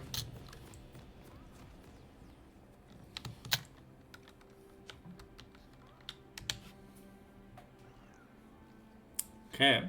Looks like we've got an offensive start once again from both Bandito and Blazing Fire. I mean, it makes sense on Gragas, because if you don't have a Doran's Ring, you just have negative health regen. Negative mana regen. You need mana regen. Okay, we've got standard 5-point from both teams. No one's looking to set up an invade. I have to move my camera just a little bit. Give me a second. There you go. Okay, Yone is going to find Bandito in the bush. We're going to miss the first Yone Q. So, but Bandito starting E on Gragas is interesting. He won't have the trading potential that he normally would if he started W. So I'll have to see if this level 1 goes a little bit sour for Bandito. But Bandito is known to be a little bit of the weakest link here for the side of DH Storm. So we'll have to see if he can perform. Because when he tilts, he gets pretty toxic. Alright, looks like we got all laners going to their lane. We've got Nocturne starting at chickens because it's the fastest way to do a camp on an AoE champion like Nocturne. He does it so fast that he now he's gonna go to his Krugs right away. Kog'Maw's gonna be looking to take trades whenever his W is active. So you'll notice whenever his eyes are gonna glow, because that's what happens when Kog'Maw has his W active. He gets increased range and he does % health damage.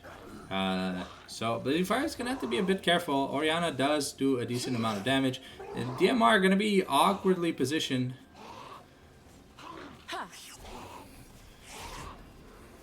The exhaust coming down. A Heavy, unfortunately, not going to be in range. Mystic, not able to find the stun. Blazing Fire taking another good trade. But that's all the summoners that DMR has. So DMR has to be pretty careful at this point. Kog'Maw is squishy, but now that you don't have flash, if you kill him while next to him, you're basically dead. Because that passive does so much true damage.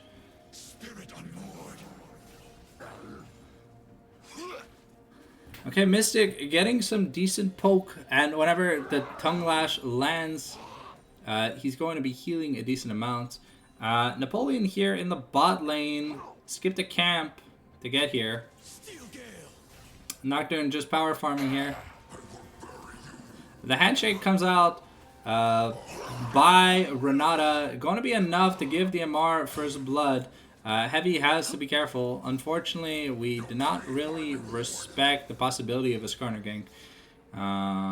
So, a little unfortunate.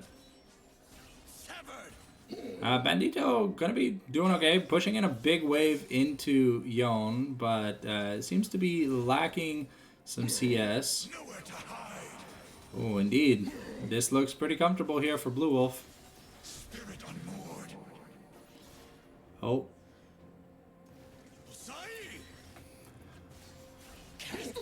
Okay, Bandito going to get solo killed here by Blue Wolf.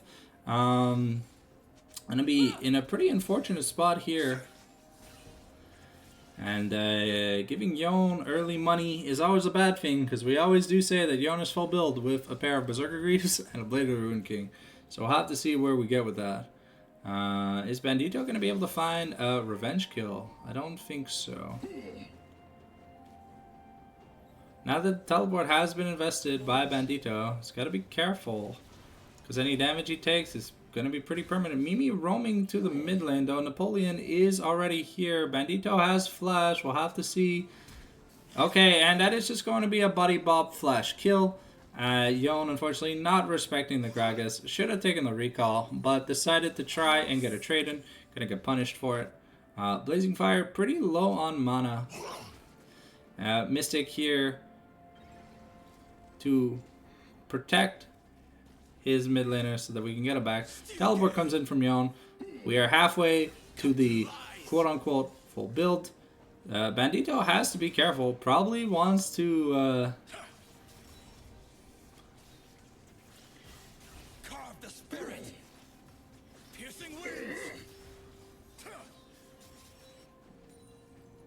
Okay, Yone just hit level 6. Bandito has to get out of there.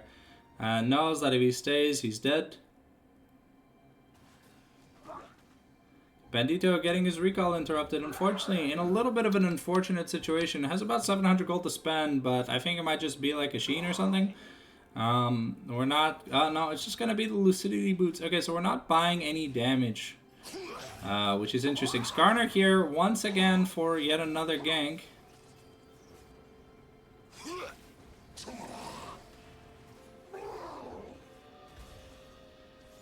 Oh, hey, Heavy positioning very aggressively against the Xayah, though. Okay, we do have to be careful. The Featherstorm is soon going to be alive.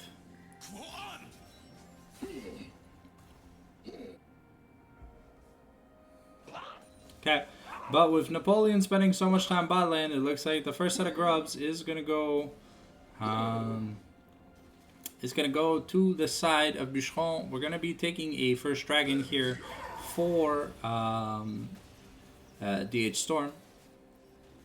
And now we are about a quarter of the way to the Blade of the Ruin King. Gragas gonna look to try and finish. Well, he has a tier, so it's probably going to be tank Gragas because we're probably gonna see like Fimbulwinter second, Cosmic Drive first. So it's not gonna be the biggest damage Gragas build we've seen. And Bandito already starting to be a decently bit behind in terms of CS. Dester also getting the better of Blazing Fire in terms of the CS of about more than an entire wave, and that's going to be 2 free plates given to Yon.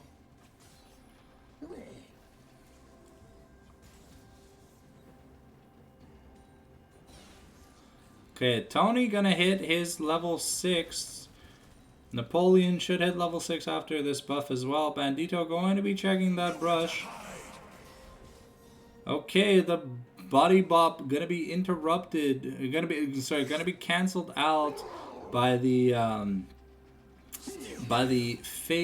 Soul Unbound of Yon. Napoleon, however, is topside one more time, probably looking to get a gank in. Nocturne is getting a decently nice CS lead though, so we'll have to see. Okay, so Blue Wolf knows that he's not alone in this top lane. We've got to be careful. Gragas still has access to the cask.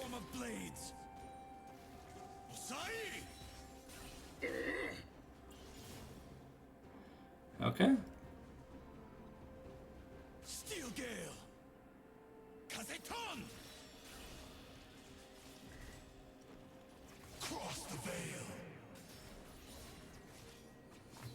Okay, Bandito taking a lot of damage.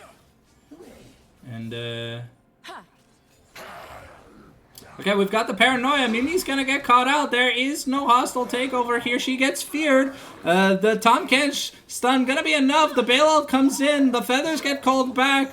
But, DMR is alone. However, Napoleon does have the impact. We'll have to see if it's enough. Mystic gets caught. But the Abyssal Dive going to come in. We've got a lot of damage. Napoleon has to be careful. He gets ignited. And DMR going to flash in to get the kill. Gets eaten by the Tom Kench. And now we have the shield. But we don't have enough damage. And unfortunately, Heavy not going to dodge the feather. Going to die there. Unfortunate. Dester making his way bot lane. Looking for a play opportunity, but doesn't have much mana. Isn't going to be able to find one. Zaya now has the Essence Reaver. She's 3-0. She's pretty... Oh, looks like Yon... Yon going to win that trade. Bandito starting to fall pretty far behind on this Gragas. So we've got a shining light, at least for the top side of Bucheron. However, this bot lane... I mean, it's only 200 gold behind, but an Essence Reaver to a pair of boots and like 2 components doesn't feel good. Second grub rotation happening. Nocturne's taking the scuttle, but we've rotated the bot lane from Storm here on Vision now. We've got Heavy fighting Blazing Fire, and it looks like Nocturne is just going to let the second set of grubs go to Storm. There's no point in really contesting them. We don't have the Yon ultimate, no Nocturne ultimate. And while Orianna is ahead, they're just...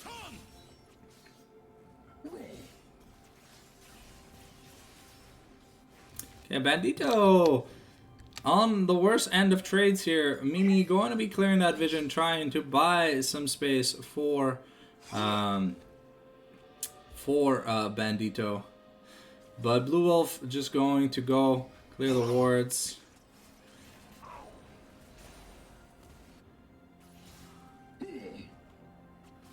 Yeah, it's going to be a Blade of the Ruin King soon. It's going to be a Blade of the Ruin King to a, not a Blade of the, I think, at the start of a Cosmic Drive for Bandito, but is pretty poor at this point.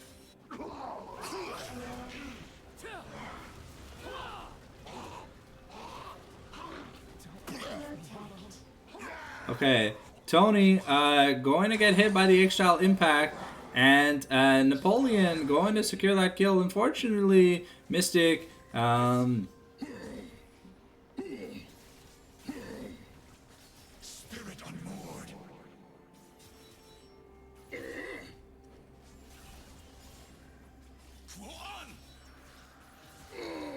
Gragas going to die once again. Has the teleport now, but that might be... Yeah, Blazing Fire might have to teleport here.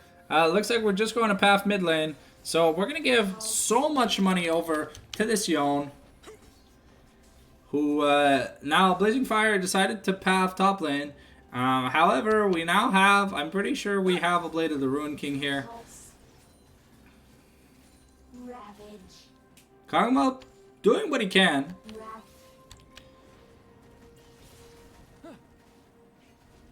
But now, Bandito doesn't really want to lane against this.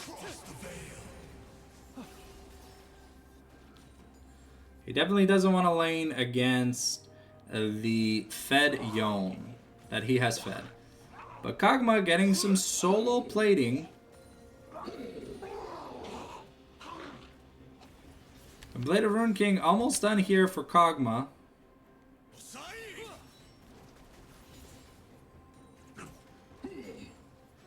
We do have to be careful on Yone. Napoleon is nearing the top side. We've got the Luden's Companion done here for...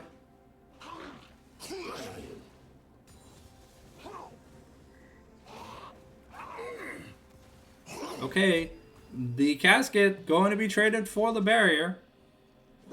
Yone now has the Blade of the Ruin King. Probably going to look to go for the Stridebreaker second. So Bandito getting a useful summoner out of this Kog'Maw. But unfortunately, he's down 50 CS, 2,000 gold. And is going to be... And that's another plate that goes over to Heavy. Who now is building a little bit of a lead. Zaya not having... Oh. Oh, Tony gonna get caught. Okay, the hostile takeover. DMR flashes over the wall to kill Tony. Tony not having the greatest game. Blue Wolf forced to run away, as that looks like it's going to be a Herald start here for the side. Oh. Okay, Dester, unfortunately, on the backhand of a pretty nasty trade.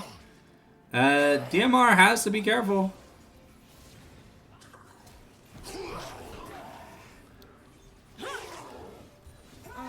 A double kill here for yeah, a double kill here for Heavy. Really good. Blue Wolf has to be careful. There is a Gragas.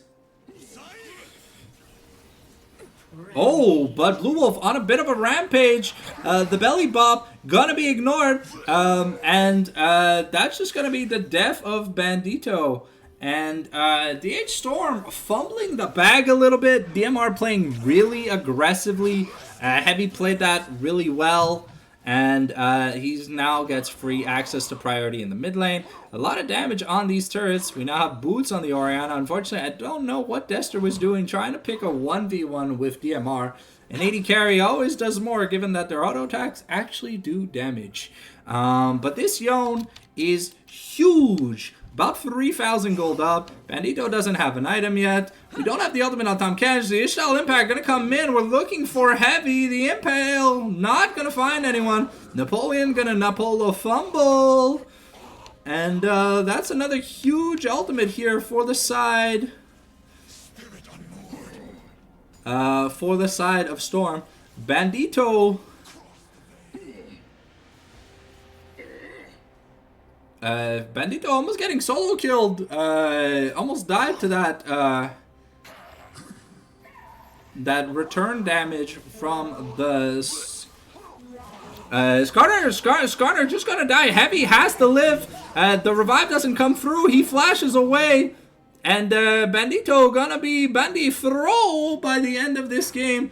DH Storm, unfortunately, fumbling at the bag, not being able to play the meta jungler as intended. And while Bandito blind picking this Gragas is very, very interesting. But that Yon already got like a solo plate, like a solo turret. Now gonna do about 30% of Blazing Fire's HP. Yeah, this Yon is gonna be a problem. Has about 3,000 gold, hasn't spent yet. We've got the Bork. Mystic has to be careful getting caught. The Ishal Impact gonna be invested once again. The Grasping Maw gonna find Heavy. We're going full Hui combo, but we're gonna get eaten by the Tom Ken's. Just gonna be able to get away for free. The Isolated Thunderbolt not gonna find anyone, and Bandito's gotta be careful. Tony's gonna be able to secure a dragon here. Now we're going to invest the Shockwave Paranoia combo. DMR going to get feared up, but Crazy Mimi going to die. Bandito pretty low. If he doesn't recall, probably dies on the next wave. And we've got Heavy playing a champion that he is probably super comfortable with. Okay, the Ishal Impact going to find Mystic. Skarner probably just looking to try and get some value. Yon gonna be taking away that red buff, but that's the mid outer destroyed. We get another charge. Tony's gonna come in. We don't have the shockwave, but here we get another charge, and the red buff was taken here. And remember, we do have 3 grubs, so these turrets. Okay, a nice casket here by Bandito, but there's not enough momentum. The Fate sealed, and Napoleon's just gonna die.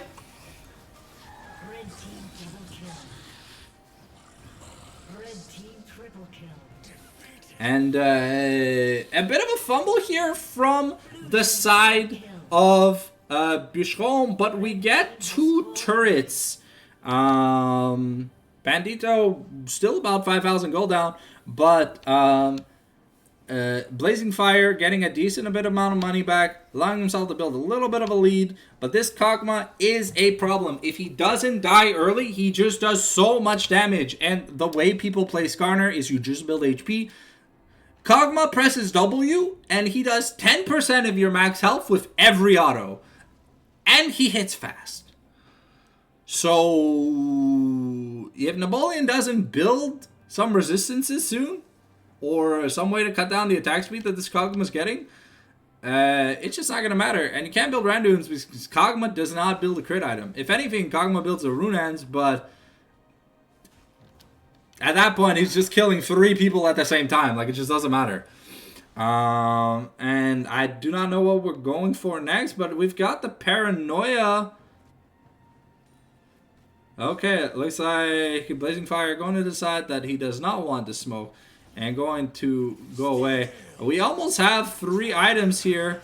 Yon going to be winning, going to be fighting a 1v3. We'll have to see. Invested the flash already. The ultimate is about to come off cooldown. We'll have to see if it's enough. And Crazy Mimi going to take it, but Mystic and Dester with the support roam to save their mid laner. Their top laner. And like I said, heavy press W, Napoleon melted. And that's a Baron. And Kog'Maw does so much damage to monsters. It's not even funny. Watch, his eyes are gonna light up. If his mouth tilts up, yeah, there you go. See, look at the damage. Kog'Maw's doing like 1,000,000 damage per second. And we got the top inner 2 for the side of Bucheron. At this game, almost convincingly, gonna be a win here. Unless we really fumble and throw the bag.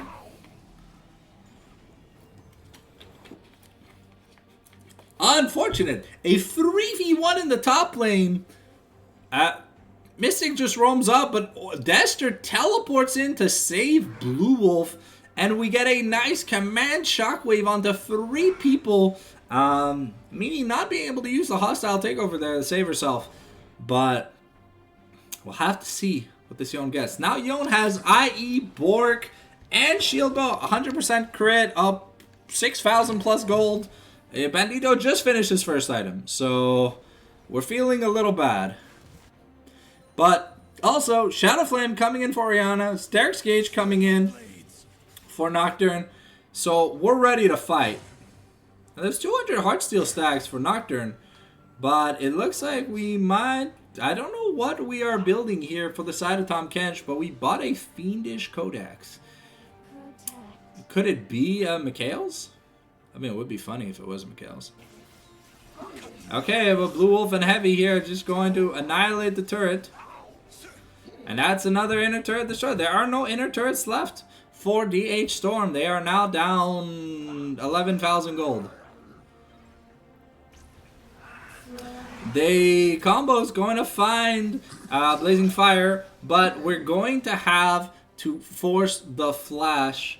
Unfortunately, that's all we get for our big engage combo. However, I mean, Blue Wolf showed that he can live a 1v3, and now he has 100% crit, so...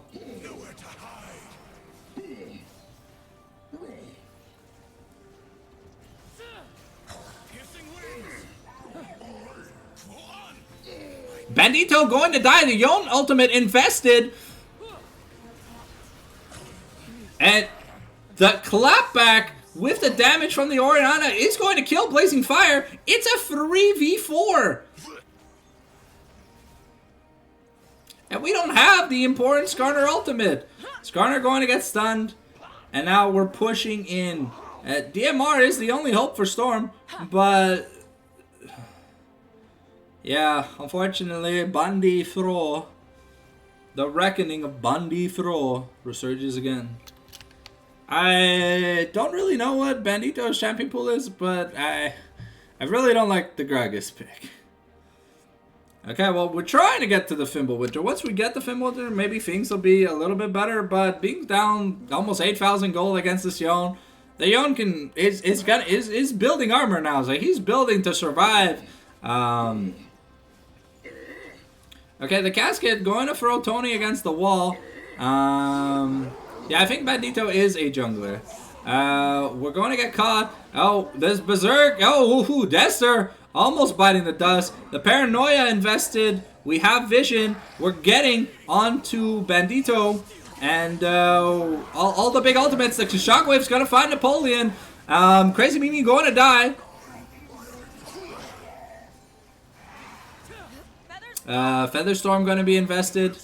But Blazing Fire going to get stunned up. I mean, I think at this point, Heavy does more damage than Xayah. But I could be wrong. The Isolated Thunderbolt not going to be... okay. Yeah, Blue has been putting in a lot of work. And we can definitely see that. I don't think this Yone is going to be let through again. Because this was disgustingly good. Okay, we get the top lane inhib here for Bucheron. And now, the Yone ultimate invested. We're not going to find anyone. We do get the flash out of DMR though, which is nice. However, we have the casket for Heavy. Are we going to be able to find it? Is Bandito going to make a play? We're walking. We are throwing casket. We are saving the Kog'Maw with the ultimates. Okay, Yone already almost back to full health after a single camp. DMR going to see if he can find him. But only going to do about 10% of damage before he's forced to walk away. Yone now just back to full health. Let's see. Holy shit. What a top gap. Almost 9,000 gold ahead. Napoleon also just has HP at this point of the game. So it like... it's just getting melted. Like the Bork plus 100% crit. Well, every slap just kind of hurts. We got the Terminus finish here for Kog'Maw. And now what's next? Probably like a Jack Show or a Randuin's or... I don't know. We'll have to see. But like Kog'Maw has his 2 offensive items. And the Terminus is technically a somewhat defensive item. So you can build pretty much whatever he wants, and he should be fine. Yeah, it looks like we are going to be investing, I think, maybe into a Randuin's or a Jack-Show. So we're looking to just get tankier, and I think that Mikhail's is coming through here for Tahm Kench. Mystic understands that this Yone and this Kog'Maw need to be free of crowd control effects. And that's all, really. Dester also having a pretty damn decent game. Not the most kill impactful, but some really nice shockwaves to make a difference. Okay, we're not going to invest a shockwave to try and find. We have an Ocean Soul this game, which is nice. Thimbleweed finally finished here for Bandito. But, yeah, Napoleon just... Oh, shit. That's about 70% of his HP. Blue Wolf, the Paranoia invested just to buy Yone some time.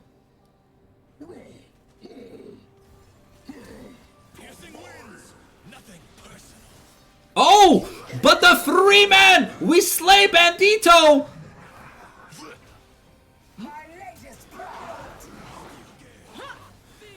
Mimi going to invest the hostile takeover, but we're not going to find anything with it. The members of Bucheron are really low though, so we got to be careful. Yone looking for a play onto DMR. DMR not having his ultimate is pretty crucial here. One wrong step, but we've got super minions on the Nexus turrets. So we gotta be careful. That is going to be Ocean Soul Point given for free here to the side of Bucheron, but playing at a 14,000 gold deficit, I don't really think there's anything that we can do. Yeah, Napoleon is down 2,000 gold. Heavy's DMR's down 1,000 gold.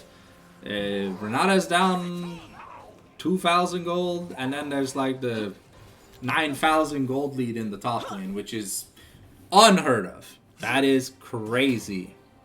Well, he also even just Flame Horizoned him. Yeah, Blue Wolf playing really well this game. Hopefully we see some of this this energy in games to come. Okay, we're gonna break the Celestial opposition here on Mimi. We've got the Paranoia. We're just letting the super minion, the cannon minion, do a bit of chip damage. Gonna do about half the turret's health though, so have to be a bit careful if we're a Storm. One bad move and it's Jover. We've got the push in here for Blue Wolf, and Napoleon just going to... Is he gonna meet his maker? Almost. Wow. Yeah, Napoleon almost just died. Lived on like maybe 100 HP or less. But now Blue Wolf gonna be opening the mid lane. So that's gonna be all three inhibitors down for Storm. Unfortunately, not gonna find anything with the Q3 on Yone. But we've got double super minions. Banded up. Okay, we've got the Flash Belly Bop into Paranoia. The Ishal Impact going to try to find someone. Tony. But we've got Blue Wolf. But yeah.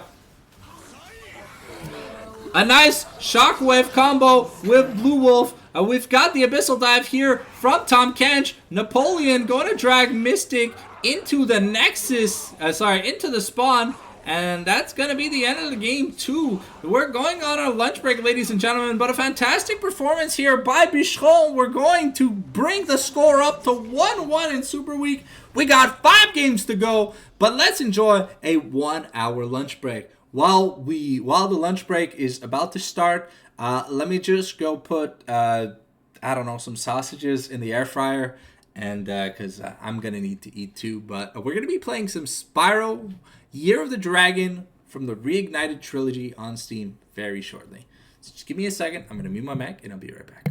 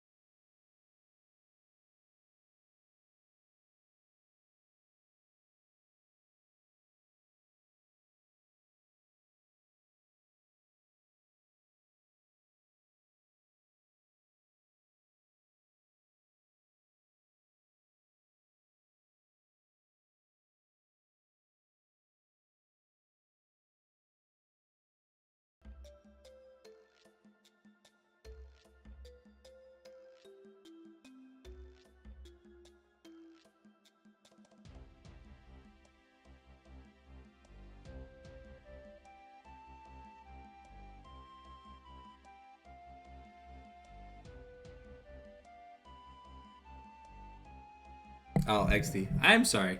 Yeah. So we, I like I said, I was making some penne pasta. I couldn't find any sausages. But we have two choices to do during the downtime. We can either play Spyro from the Reignited trilogy. We'd be playing Year of the Dragon because that's the current save I have. Or yeah, I think that's the only option I'm gonna give you guys. So if you guys want to watch that, watch some gameplay of Spyro while we wait. Yeah, we could do that. But just let me know in the chat if you guys are interested. If not, I'll just do my dailies and I'll be on my phone and I'll mute when I eat because we don't need to give you guys the nom nom ASMR turbo. Oops, I should. There you go. Mute notifications. And welcome, Wake of Dead, to the stream.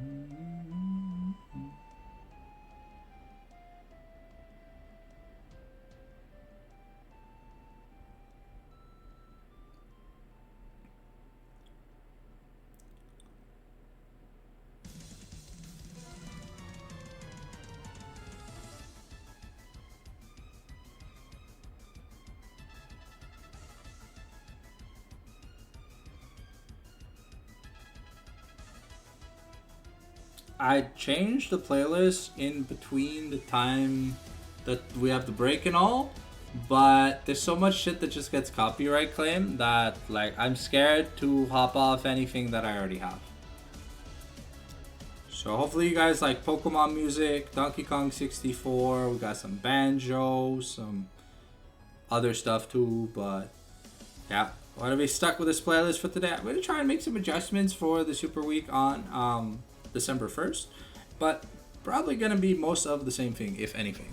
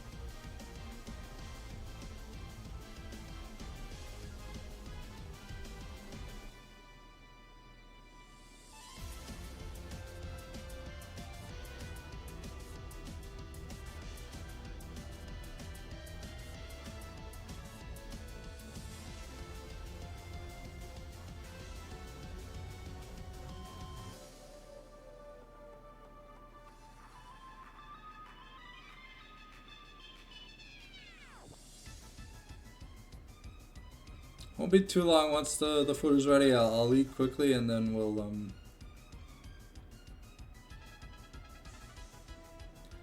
then we'll play some Spyro.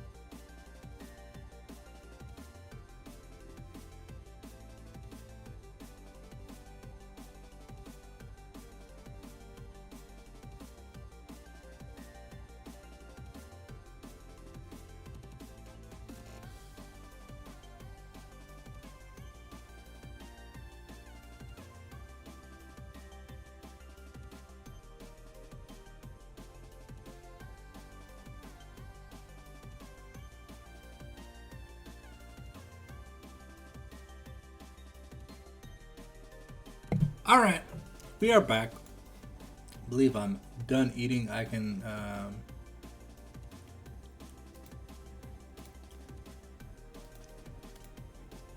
There we go. All right, let's. We got 55 minutes.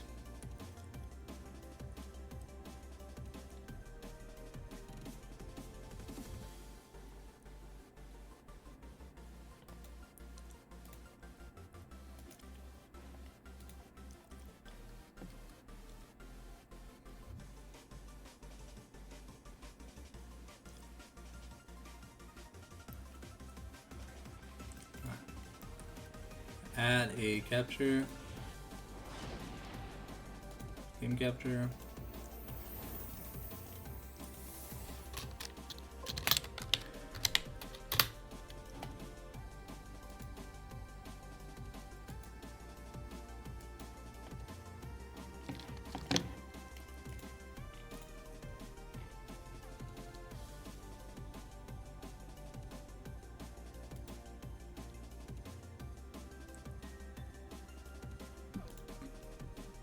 Specified window is not a game. What do you mean?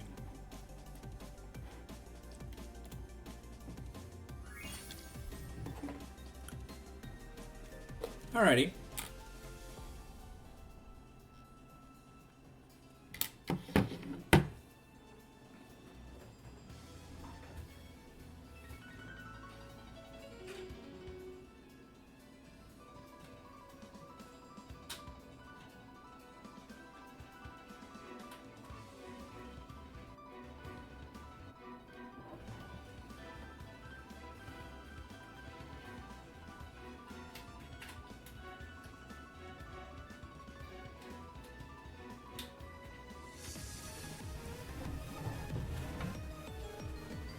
Ah, okay.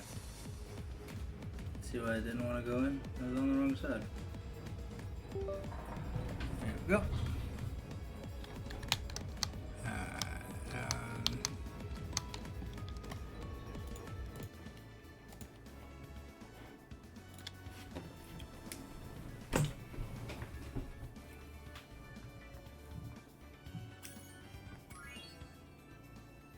Here we go.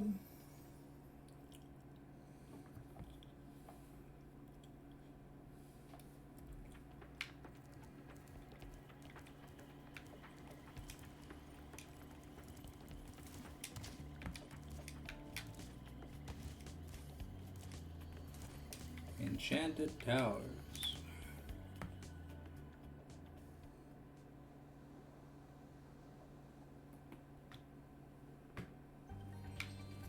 Those crummy Rhinox forced us to build a statue of the sorceress.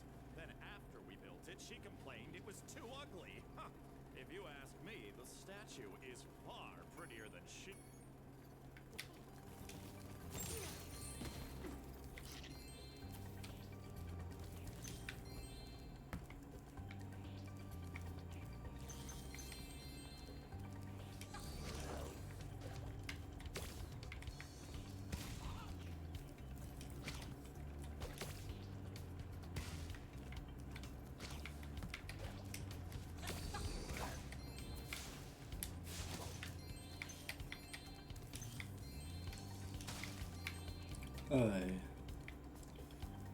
Okay, so we could do the X-bit thing. Those other fun NPCs to take care of.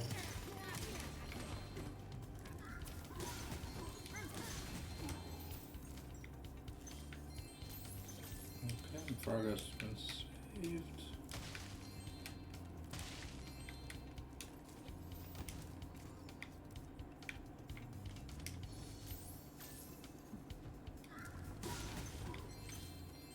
In the sky. Light over here. Yeah, 6 letter the wagon.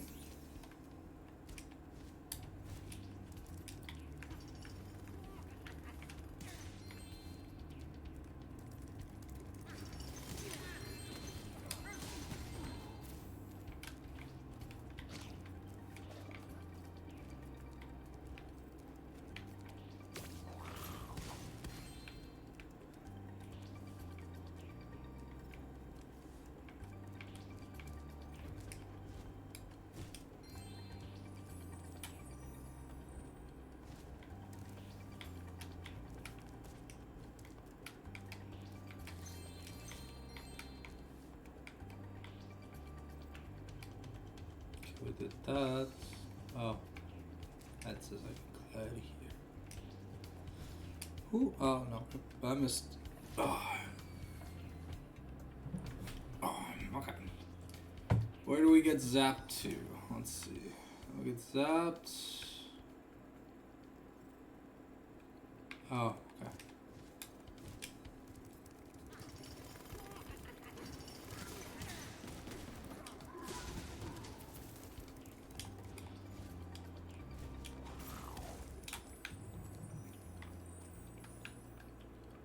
Is there a ferry checkpoint here somewhere? Nope. So it looks like we gotta go this way.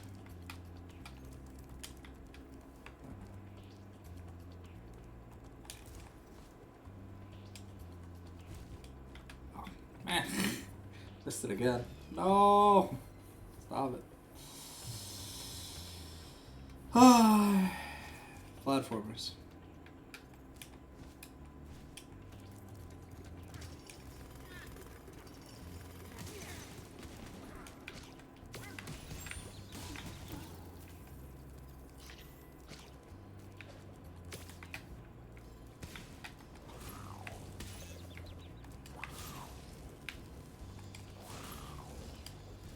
Oh. I'm so bad at this, holy shit. Alright, respawn. Okay.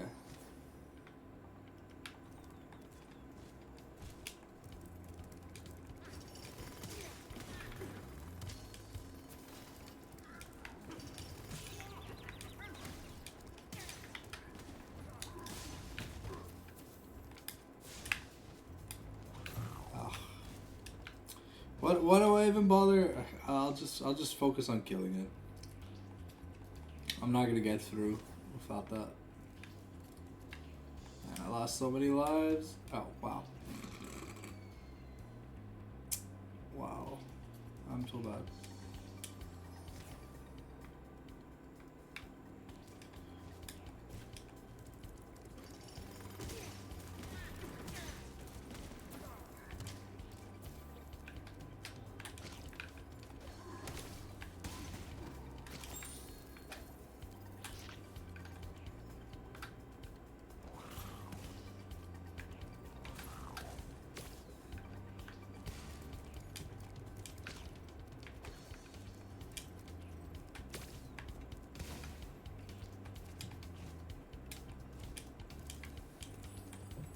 All right.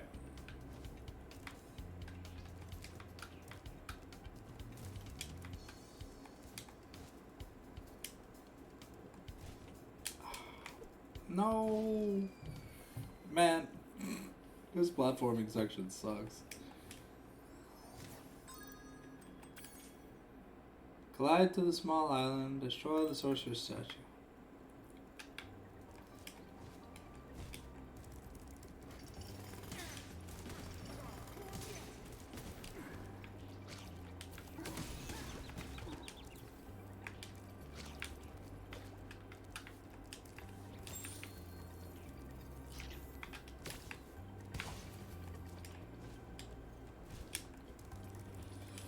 All right.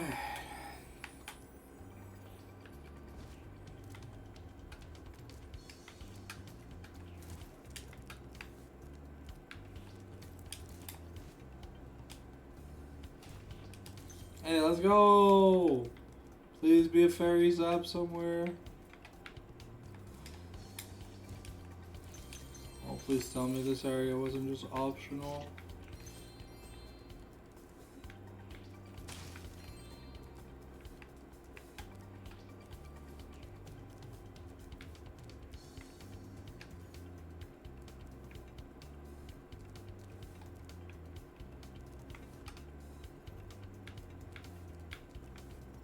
No, we definitely came through the bottom part of this.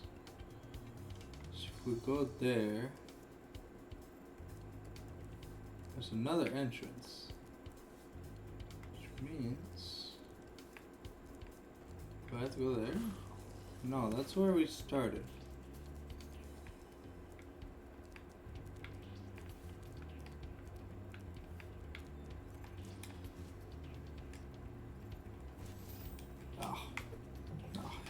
shitting me? Has to be a different way. Okay.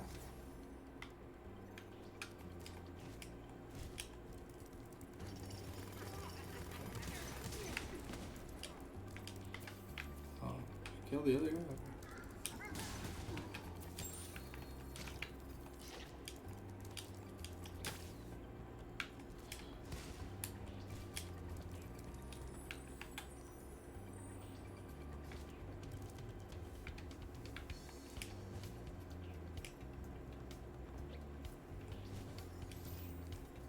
Oh, okay.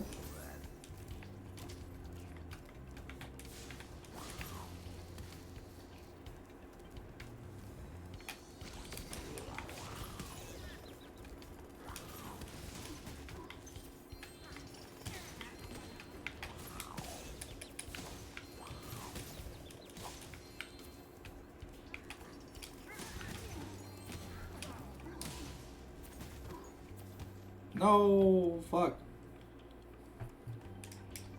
Yeah, but at least now we know where we have to. Oh, okay, thank God I got zapped.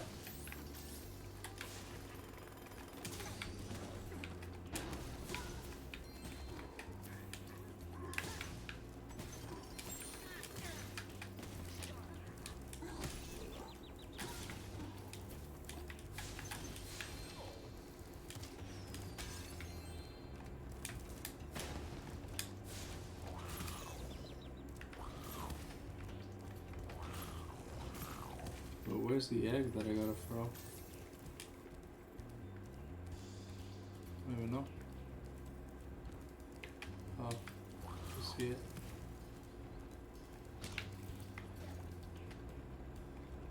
What?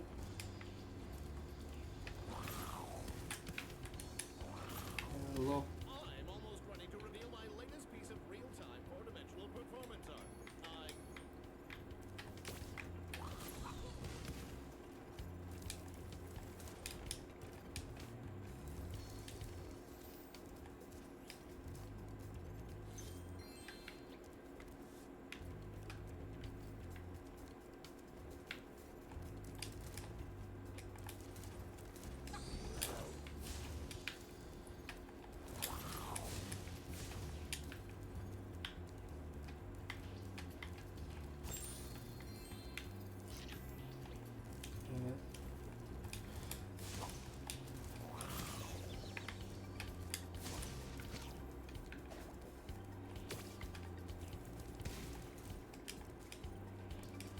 Okay, here we go.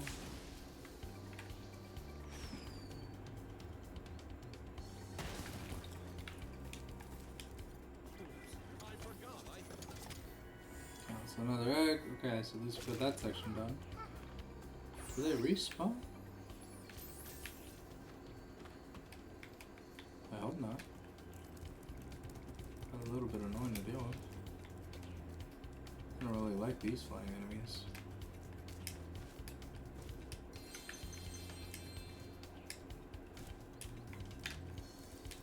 Let's go from the top of this thing.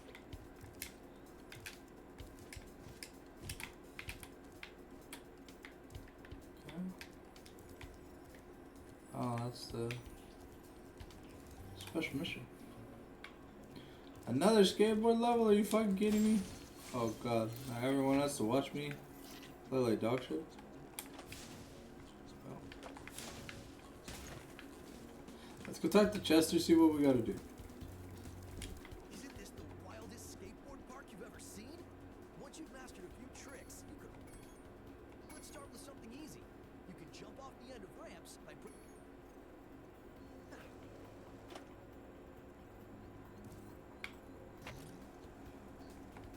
Okay, now try doing a roll. You can roll in midair by holding down the action button while steering left or right with the left stick.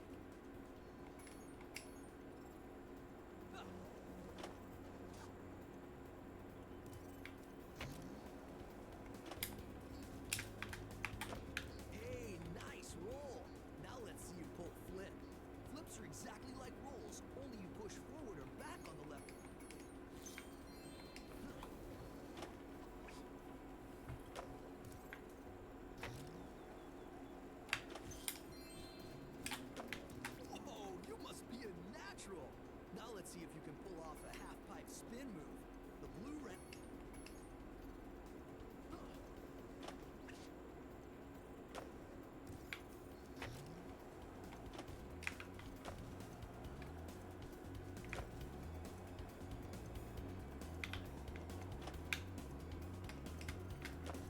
All right, you nailed it. Now let's see if you can do a 900. Get as much height as you can. Spin 2.5 revolutions in the air and land back on the ramp.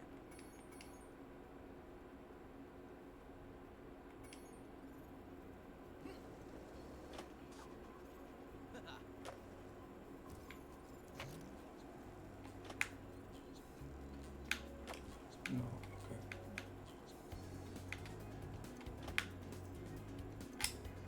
Now There we that go. was a 900. I have to admit, you've got some skills, Spyro. But before you get too cocky, let's see if you can score some real points. Score 500 points on Giant Ski Ring.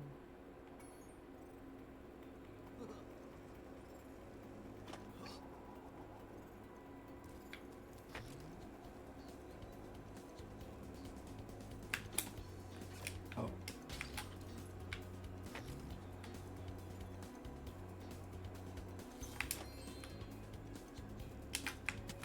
No.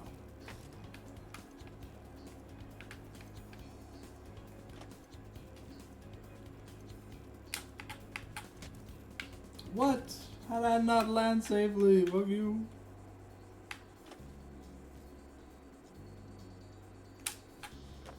Wow, you learn really fast. So that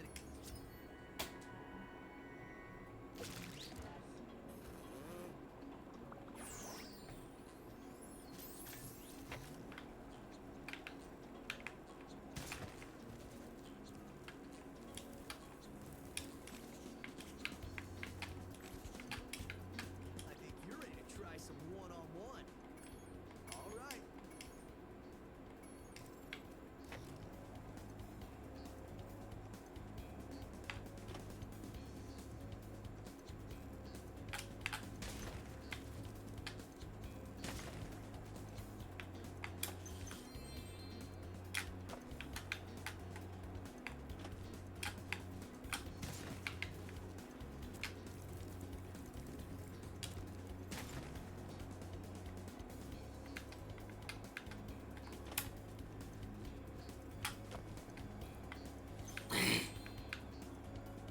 He did a nasty gnork. Ah, damn. Almost quadruple front flip.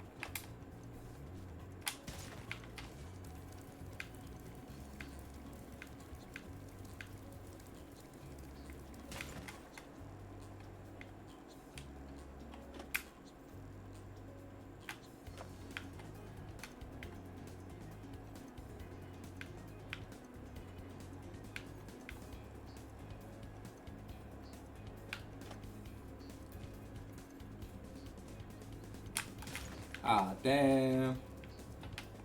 That would have been so nice. I can't believe it. How did you get so good? There we go.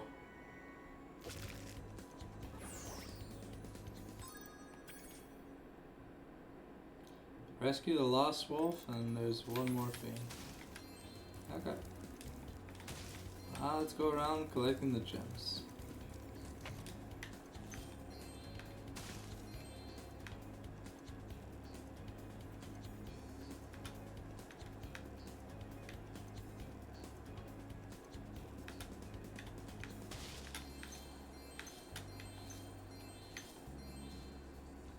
Oh.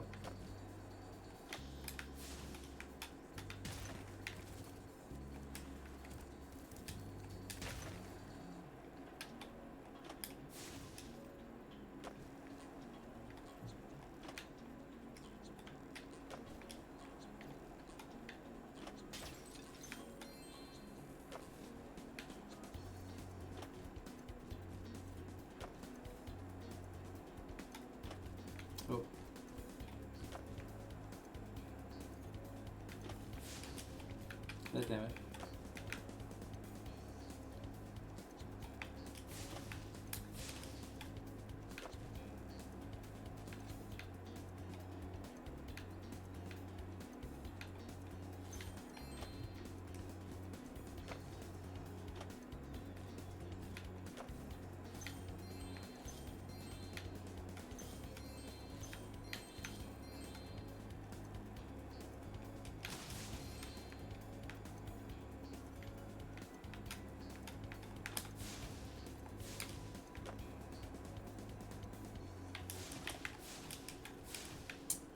Can I crash already? Let me just crash. There we go.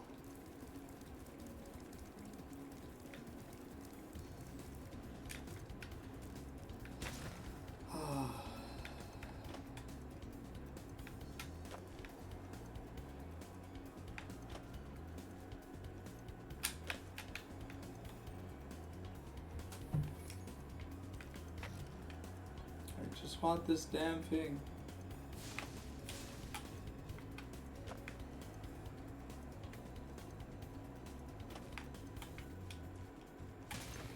I just want this damn chest. Can't give up. Fuck the chest. Alright, we're out of here. Alright, so now we're gonna rescue the little guy. How do we do that? How do we get up there? Oh. Can I place land? Oh.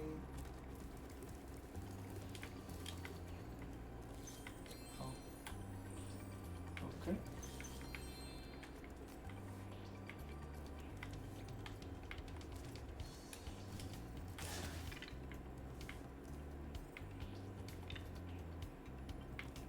Oh, we have to get 8 bones.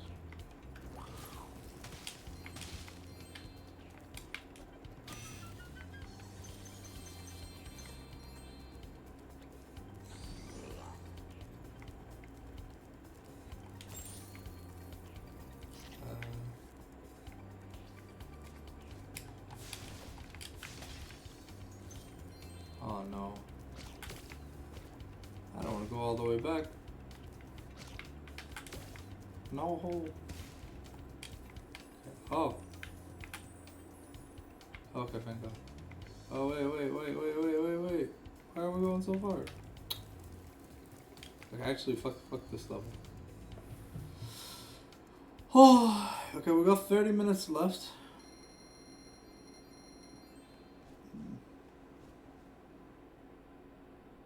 I don't know what to do. And I'm getting sleepy. Boy, probably gonna need to go take a little bit of an energy boost. Yeah, let's go do that. Let's go wake up, quote unquote. Alright. Oh, where'd my webcam go?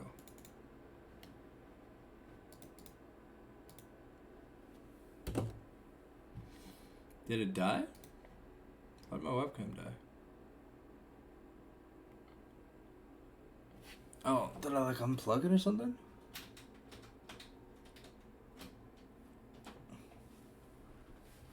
Let's see.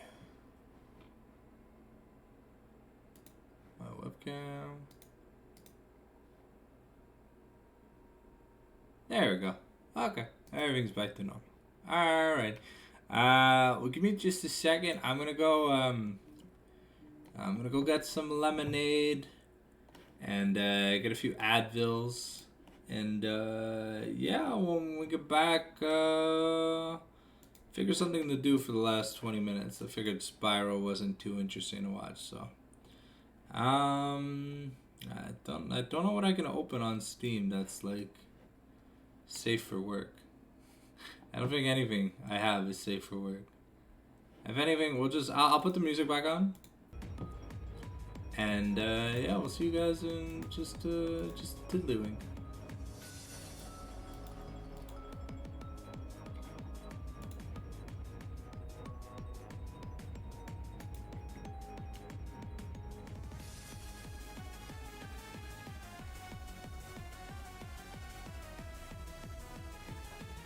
right back.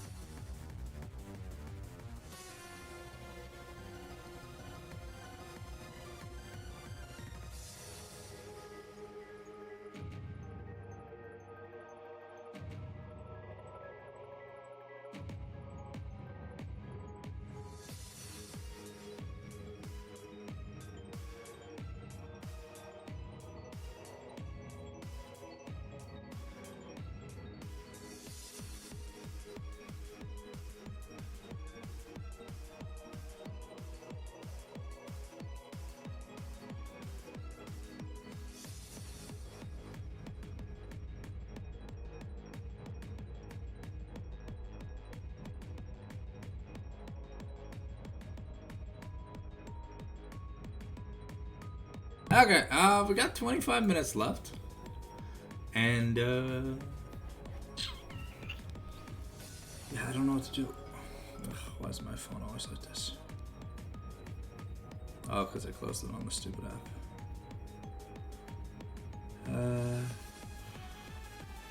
What's your bad news?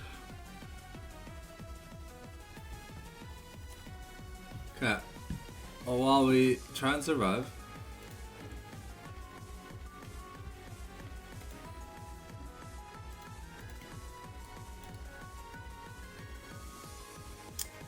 Not gonna lie, I wish there wasn't 2 1-hour breaks because like it's just gonna be really hard for me. Well, for the second one or whatever. I don't know what to do. Ooh, might have to play like some ARAMs or whatever. Keep the time going.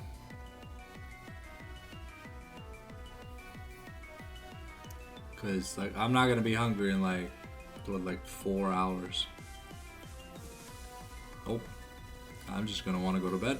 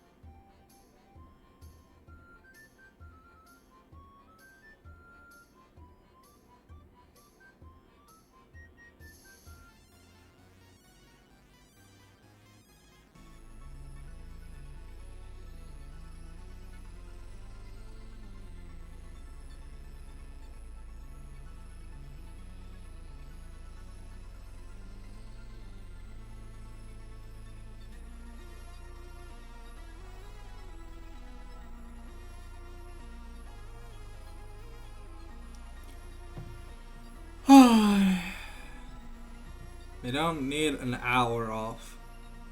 30 minutes is fine. Just get back into the games.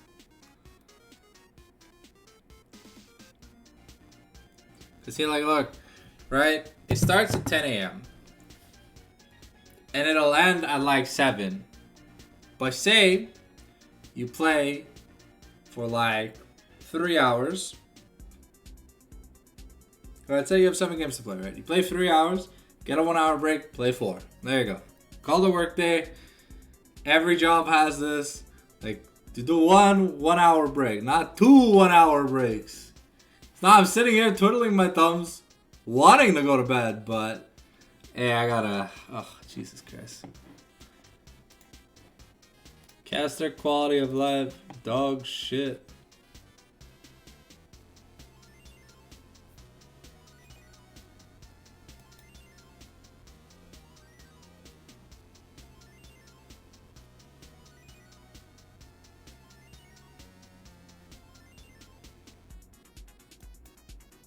Okay, OBG is undefeated.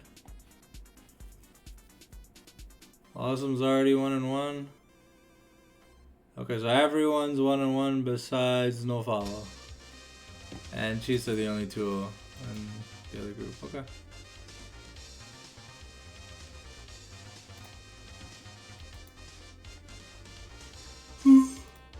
I'm so fucking bored, I don't know what to do for the next 20 minutes. I wanna fucking die, let me go die. Da, da, da, da. I can't watch a video because I'm streaming. I can't do anything because I'm streaming. Oh, it's just... It's AIDS, man. Can't do anything when you stream. Oh. Got in game.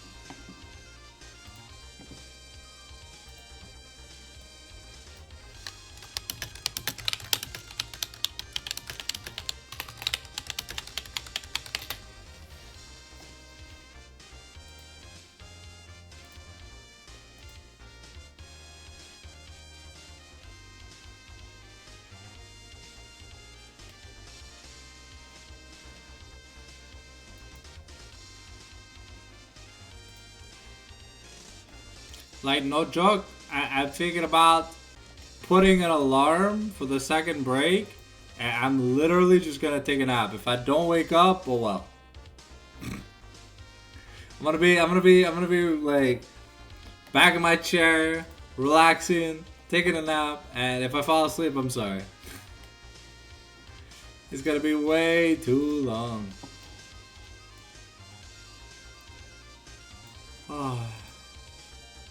Even now, this 1 hour break, man, just 2 30-minute breaks, perfectly fine. You know, time to go do something, and then it's over, and then we get back to work. But like 2 1 hour breaks, man, that's so long.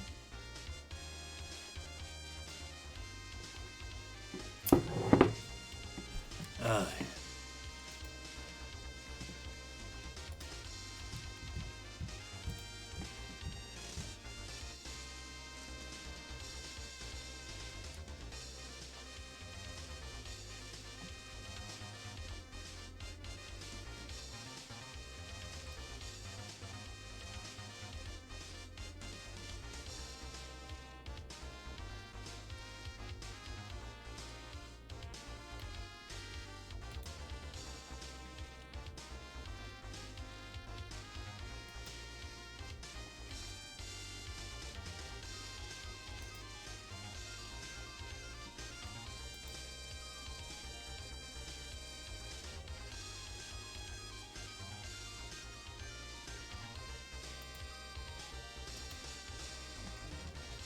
Oh. A YouTube notification. Ouch.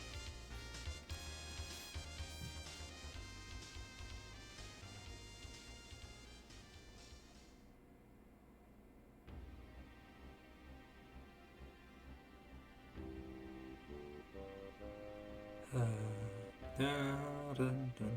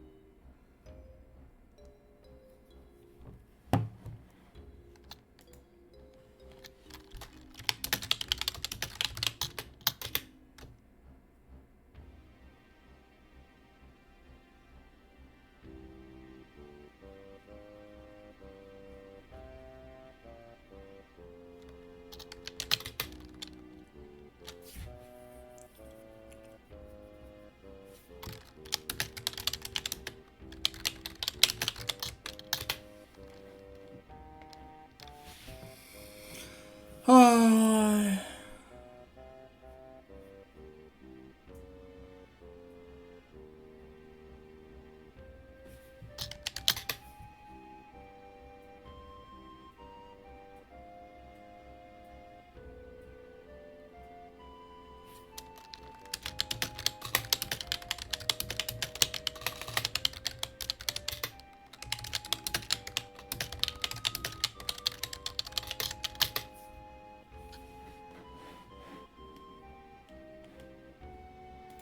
This melody on this song right now, at least like when it's like the depressing na na na, that's how I feel about us getting a second 1 hour break. Just hush me.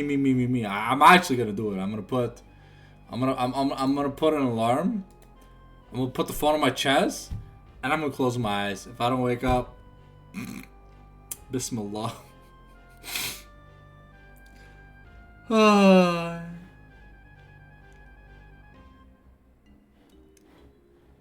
Inshallah, I hope I wake up.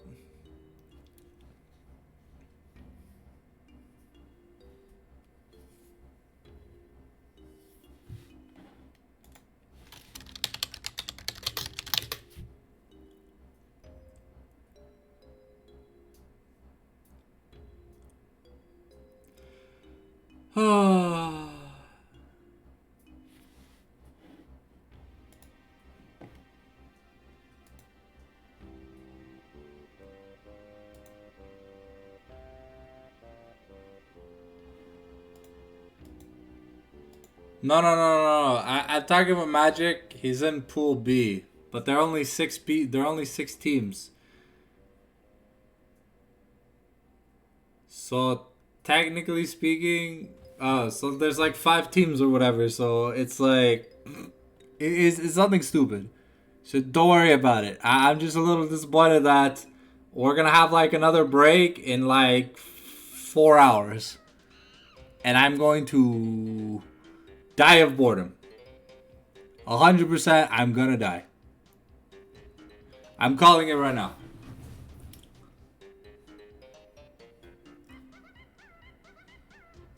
It's like, what the fuck am I supposed to do? I have an hour of twiddling my thumbs? I already have 15 minutes of that after, like, every fucking game anyways. Like, holy shit, bro. Like, what is this dumb rule of, oh, you have to start on the hour, bro? If two teams are finished early, let them fucking start. And then they can wait. But, like, holy shit, bro.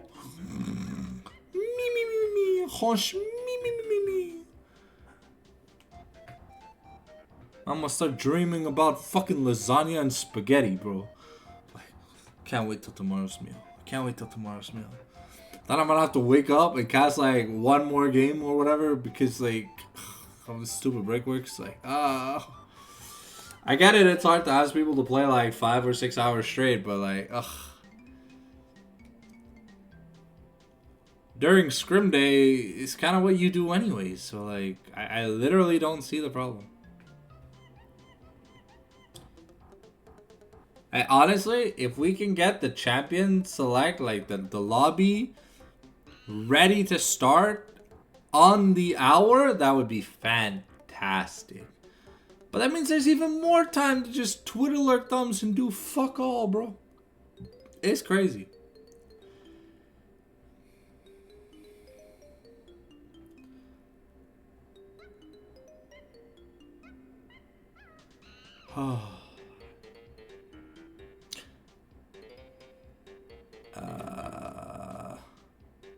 No.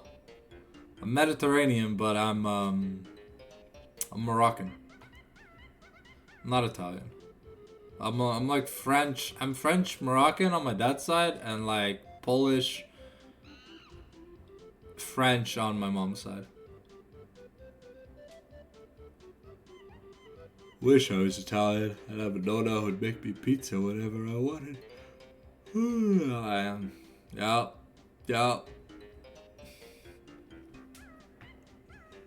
I just can't wait. Like, that last game, it was fun to cast. It was a stomp. But, like, hey, we still had 15 minutes of nothing to do in between. So, like, honestly, we can cut out, like, almost 3 hours of this stream of just twiddling my thumbs while we wait. There's only so much Donkey Kong 64 music in this playlist can carry. I am eventually gonna fall asleep.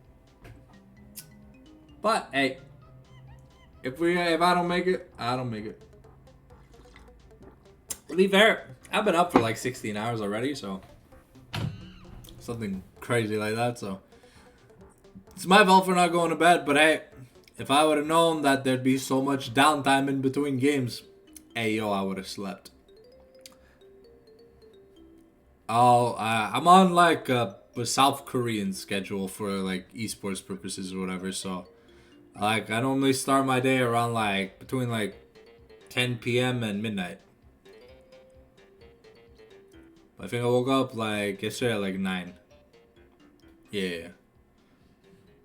It kind of sucks because sometimes you like lose the ability to do stuff with friends because like, you know, they have day jobs or whatever, and like my one friend works the graveyard shift, so like when I wake up he's going to work, which was like I guess I have nothing to do. So I sit in bed, I play my mobile games and like I watch anime. But like my anime website's been a little fucky, so I've been having to click on the damn episode every episode, so it's I can't even like watch it from my bed while I'm trying to take a nap. Unfortunate. But hey, we won that last game. That means we got a chance. I mean, we're ranked 2 in the seeding anyways. So I think we're making playoffs no matter what. But it's just good to see some wins. You know, it carries the momentum and stuff. Can influence the mood of the players. But yeah, these 1 hour breaks definitely not good for the mental. Because it gives too much time for people to reset, like if nothing ever happened, you know?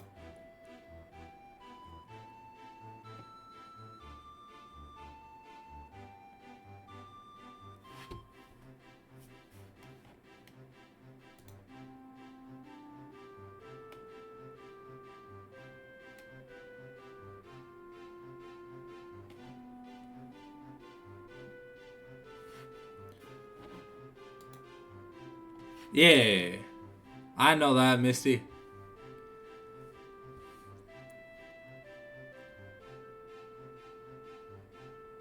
Does being first for playoffs matter? Like, do you guys get like a round one bye or something, or do you start playing in like the quarters or something, or? Cause like, that's the only like real reason there'd be an advantage outside of that. But I'm really confused why we have like so many weeks of Swiss and then a Super Week instead of just having a like just double Swiss in the playoffs, a single round robin into playoffs. I don't know, man. It's like, what if there's 9 teams, or what if there's like 8 or 9 teams or whatever, that's like 7 to 8 matches, and then there's playoffs. I honestly, I'm trying to see a justification for the Super Week, but I really don't fucking see one.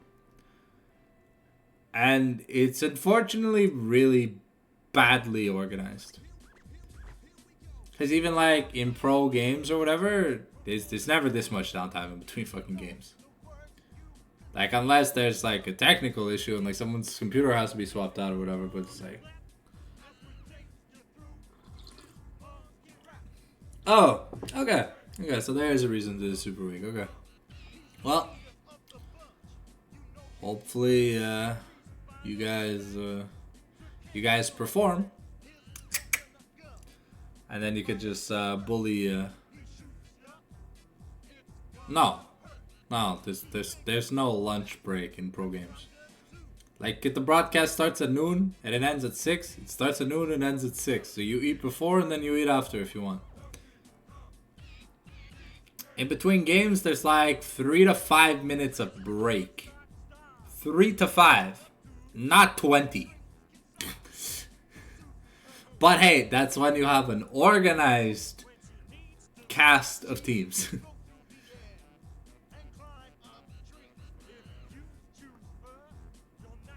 What do you mean, time for other teams to come back? Like, we have to wait on the hour to start the draft.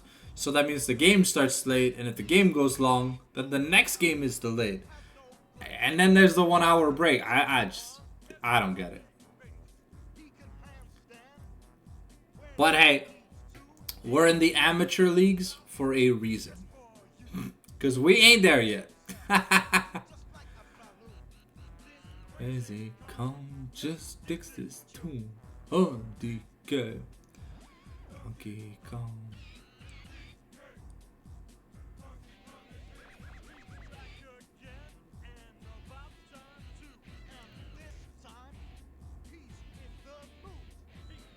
Okay. No. Why? You guys are like semi-professionals. You guys are playing for money, so you just don't have a sponsor that's paying you regardless of if you win or lose. That's like the big difference between you and actual pros. Actual pros get paid to play. You guys play to hope to win money. But the prize pool determination in the Mamago feels kind of wonky. Because like normally the pot is split to like, I think like top 4 or whatever, but for Mamago it's just top 3, which, and the split feels kind of weird. I don't know, I think something like 50, 30, 20 is much smarter. Yeah, so Juke, normally teams have like Super Week so that the lower seeded teams can try and maybe get better seedings to get out of like the last place for playoffs, because the last place teams are the ones that get the first place teams get to pick who they want to play. So if you're last place, you're more than likely going to get picked on by the better team, and that'll send you into like the elimination bracket. So you do the Super Week in hopes that you play well enough to not be the last place bait. All right.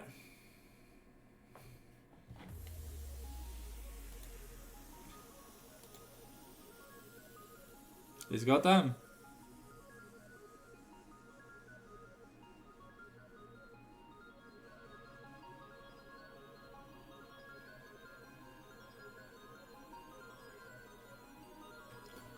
Alright, let's turn the draft screen on.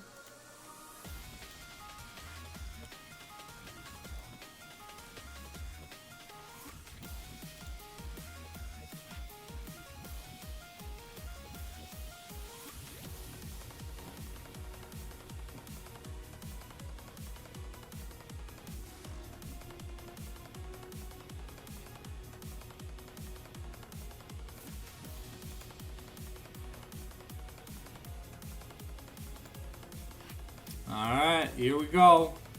We've got DH Bucheron versus Unleashed Beast Gaming. Oh. I don't know what the bans are.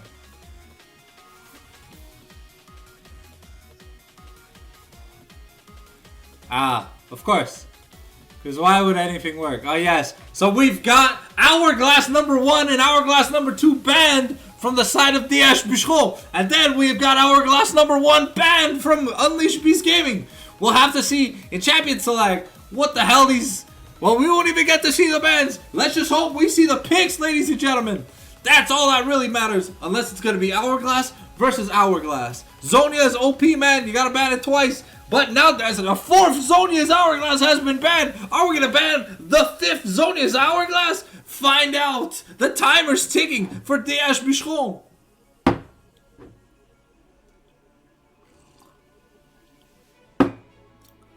Ay.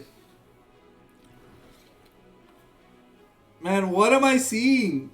Like someone paid to make this website? Bro? Excuse me. Oh shit! Aatrox was banned! Aatrox is the first non-Zonia's Hourglass champion that's been banned! Let's go! Alright. Now time to get serious. Hopefully the rest of the draft is gonna work. Alright, looks like we're looking to ban Tony's Nocturne. And here we are on blue side for DH Bucheron. What are we gonna be picking?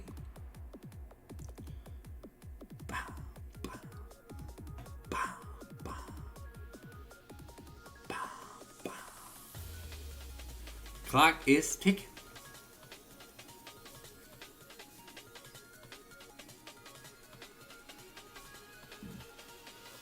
Oh. All right, we've got Aphelios for heavy. Okay. Interesting. It's very interesting to blind pick Aphelios when, yeah, okay, so looks like we're gonna get another combination of Skarner Huey. It didn't work out for DH. It didn't work out for Storm. But is it gonna work out for Unleashed Beast Gaming?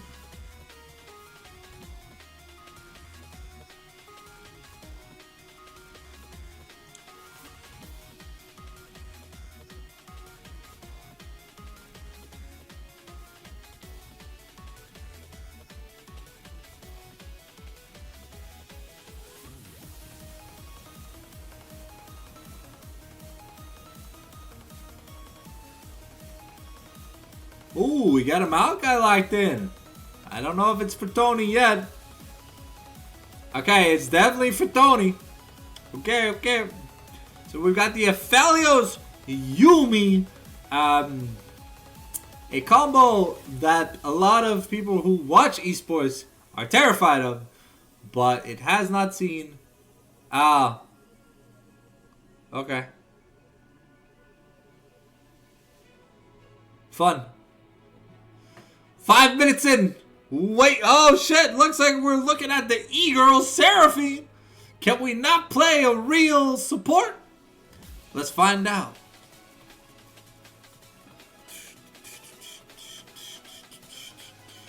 Oh shit. Well, I don't know, man. It's continuing for me. We're banning Annie. From the side of UBG. We're banning Zyra, Zoe, and Soraka. Alright, yo, players just want to get into the games. What the fuck? Oh. Okay, I guess the players are just picking whatever. Yeah.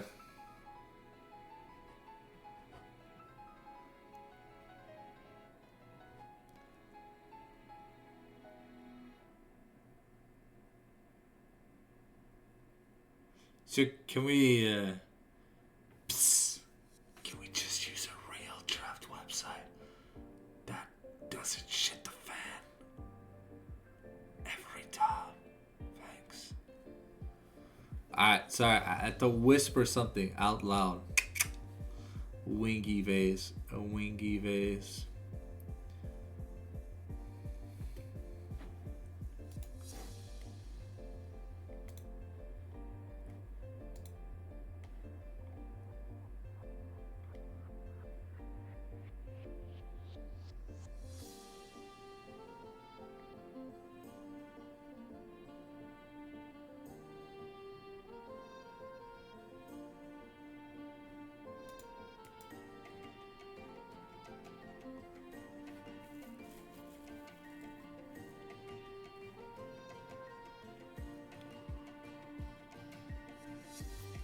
I'll keep my league open just in case we get into the lobby, but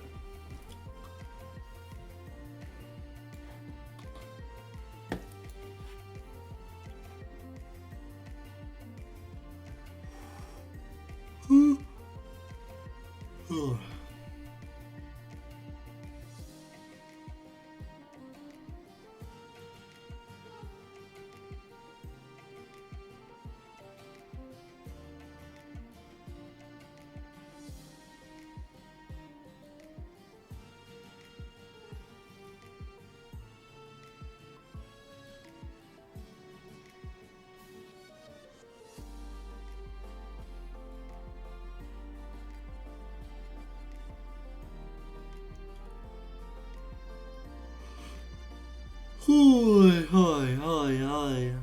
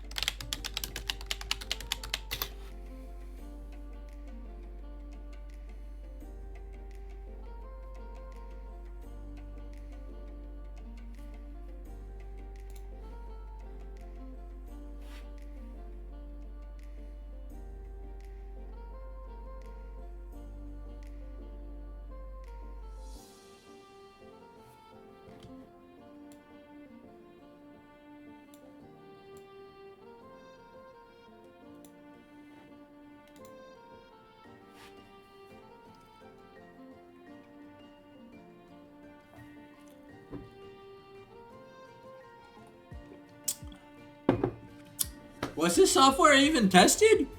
Like, man, I'm falling asleep.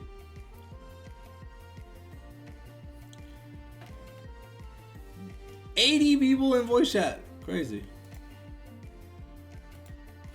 Or was tested by what? By who? When? If you tell me last night, XD. Nah. I want weeks and weeks of fine-tuning, testing, and shit, cause like...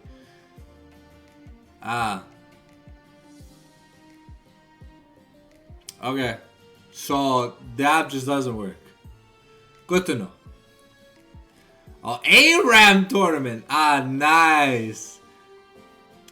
The game where there isn't a draft. It's just an automated champion select.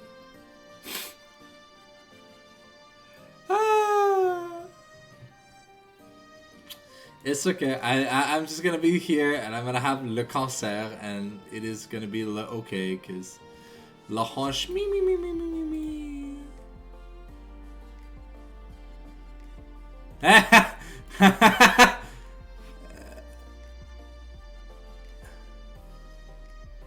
can we just use draft lol, please? Please, for the love of God, can we just draft lol? I don't want to wait like 90 minutes per game, man. Please. I'm literally gonna turn the stream off and go to bed. And come back like next week when it's fixed. Ah shit, hey. At least DH got in game. Lucky motherfuckers.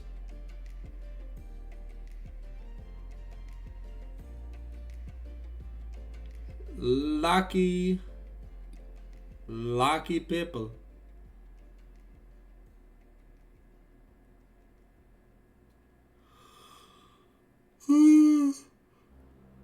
Oh, holy shit.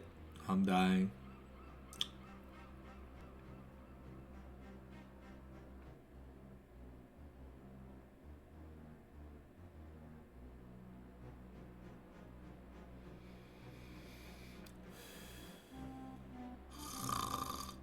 Me me me me me me me.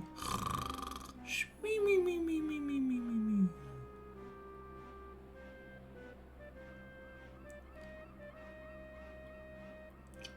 Man, this Gloomy Galleon music is literally putting me to sleep. It's so good, but man, I'm so used to sleeping to the sound of the waves. XD! Dre's just be like, yo, fuck it. Yo, Gwen 1v9. Let's go. My boy.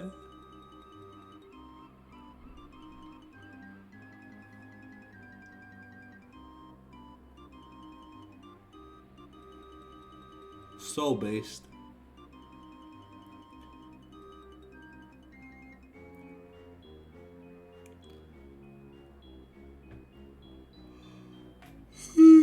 Oh, I'm scared if I close my eyes, I'm not waking up till tomorrow.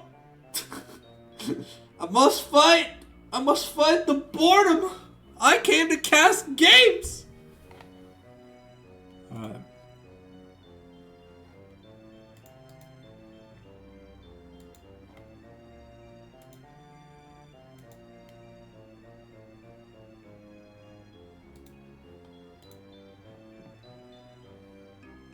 Oh.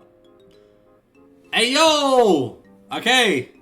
Looks like we've got a reset on the draft. Hopefully it works. Okay, so this time we're gonna ban the e-girl, Sarah Queen, versus Nocturne.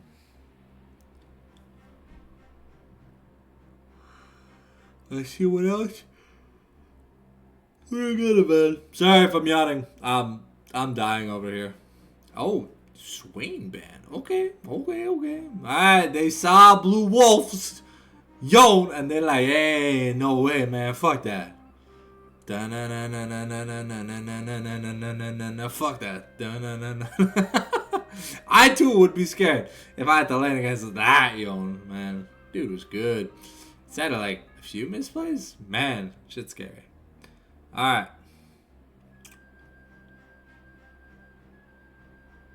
Oh. Vayne. Interesting.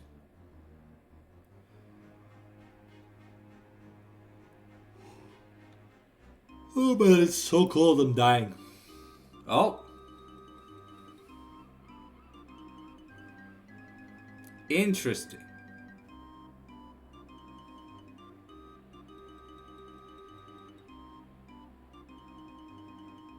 Tony on Skarner? Really? Okay. Oh yeah, okay. So wait, this Hui Skarner thing, we've seen it all 2 games so far. Hey, finally it's gonna get stopped. Smolder for my boy Heavy? Hey yo! Please don't let it be Dester on Smolder. Please just put the Smolder bot lane. Smolder doesn't do shit in Tohoi.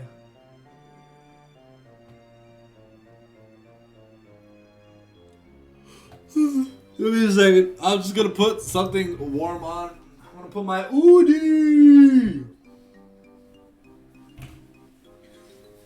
Because I am freezing, baby. There you go. Alright. Oh. Hey, yo. Alright. So we picked J4 here for UBG in the jungle. It's a good matchup for versus Skarner. Oh, we're banning Cinder away from the mid lane.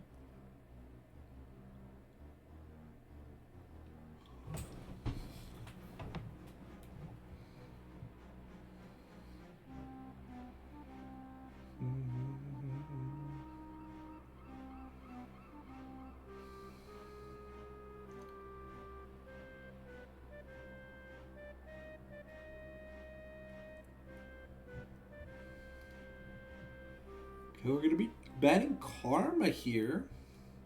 We already have a Tom Kench pick, but maybe they think it's Tom Kench top. Unless Karma's a mid laner now? I don't know. To me, Karma's always been a support.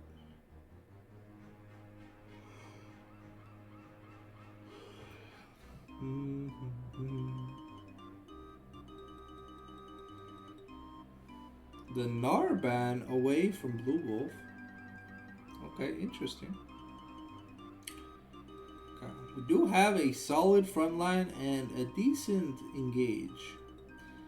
And we're going to be looking to ban Poppy. Okay. So that could be a myriad of things. But, I mean, Poppy's already good into Rel Smolder. So...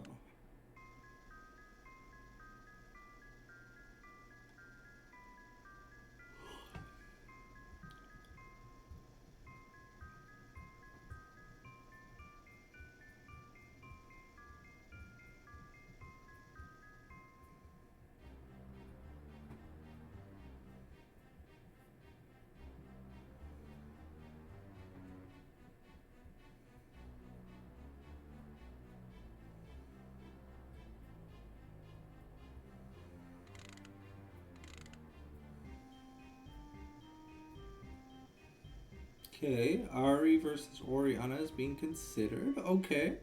Standard matchup. And we'll find out why do we keep AD carry till last pick? I really don't know.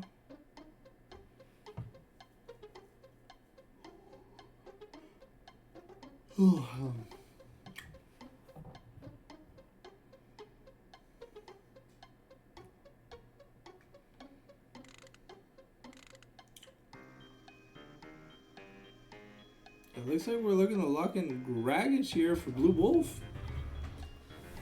Ugh. Oh man, we're 18 minutes in. Oh man, the next game's gonna be delayed. Fuck me.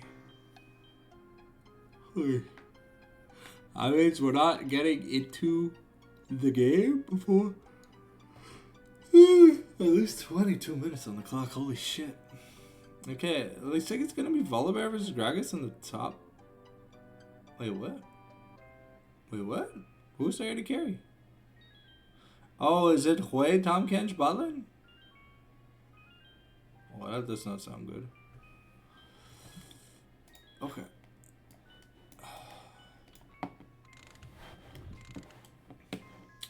The sooner we get these games done, the sooner I can go to bed. I'll be realistic with you guys. I'm gonna try and last as long as I can, but like holy shit, that 1 hour really brought back the hunch me's.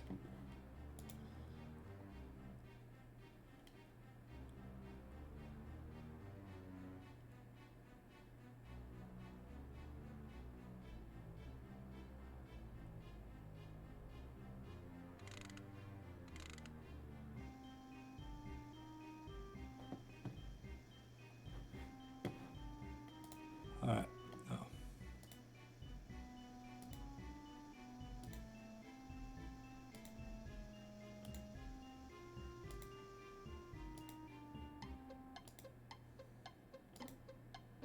Can someone go spectator so I can watch the game?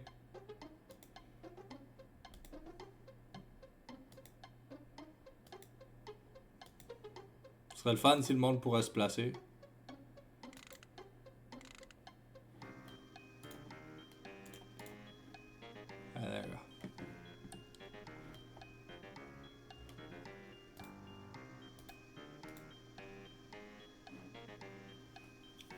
Oh. This is the big donut team. Nice. Alright. Let's close the drop screen. Put me back like here. Alright. I'm gonna see if the power of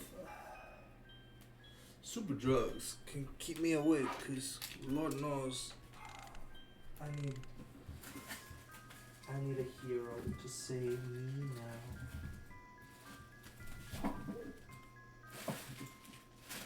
Where are my pills?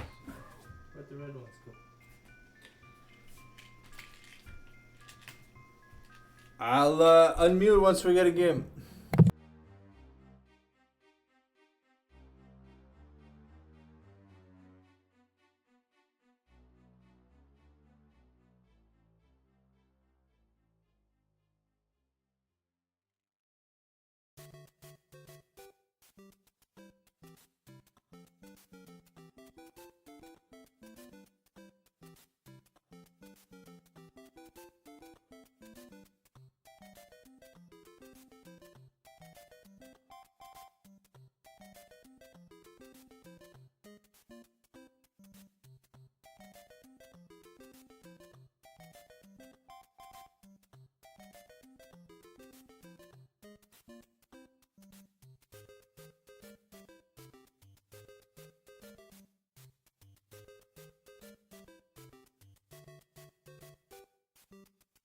Expected delays about to start. Remember, if you need a drink or need to head to the washroom, we got 3 minutes of waiting.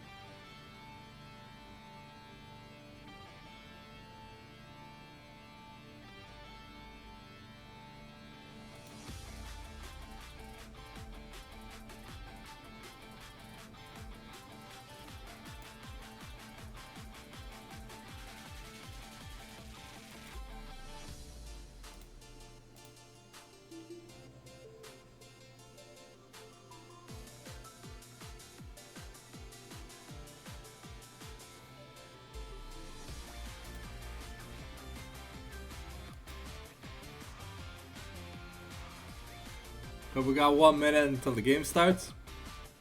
And turn the playlist off. I'll have it back on shortly.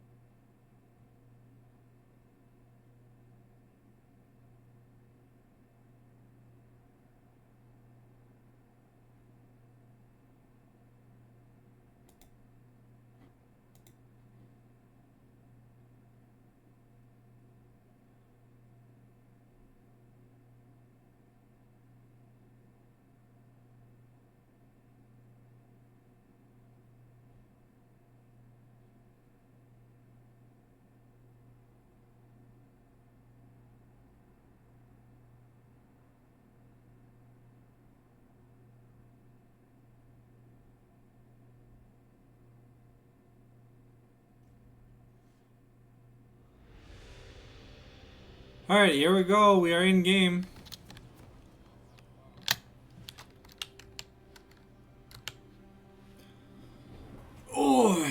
Bah! Let's get some nice, clean gameplay. I don't want to die. Oops. Welcome to Summoner's Rift. Oh.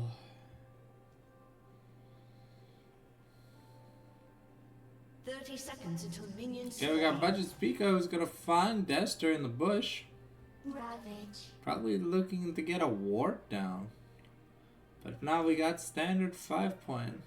Dester should be able to reach in the HP before the lane starts. Well, we have a Doran's Ring start here for heavy. Interesting, but the only physical damage from UBG is gonna be from their top side.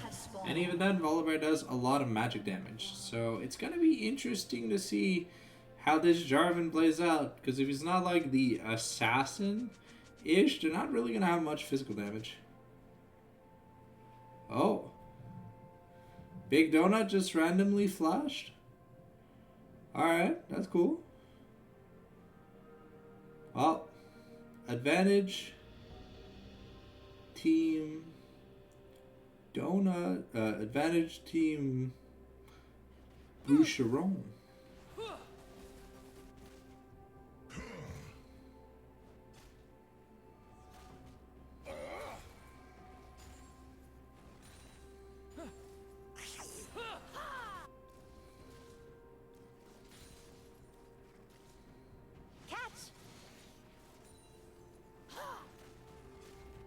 We got standard farming here, both sides. Greg is a little bit slower on the farm intake, at least for now. But there's a bigger wave coming in, so maybe we'll be able to recoup some CS. The Abyssal Dive looks to be ready here for Tahm Kench. But yeah, Heavy's just gonna have to focus on getting as much CS as he can.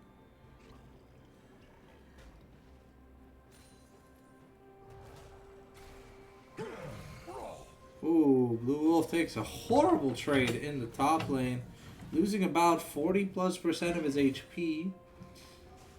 He's got the one potion.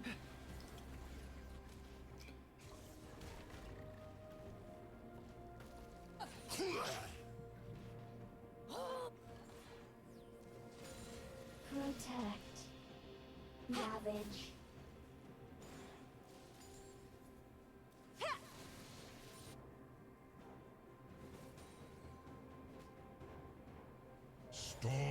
Oh.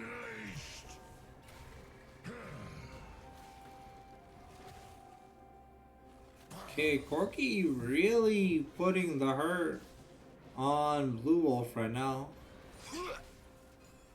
And there's a lot of vision here for the top side. Looks like both flashes were used top lane. Unfortunately, yeah, Tony having a flashback where it's Spica makes his way in. Teleport invested by Blue Wolf to get back to lane. But we don't have much CS. Mystic gonna get caught here. And flashing into the wall. My constitution is unflammable. Yo, what's up, Dave? That's not my problem. I told them I was casting Bucheron today. So, it's their fault for bad scheduling.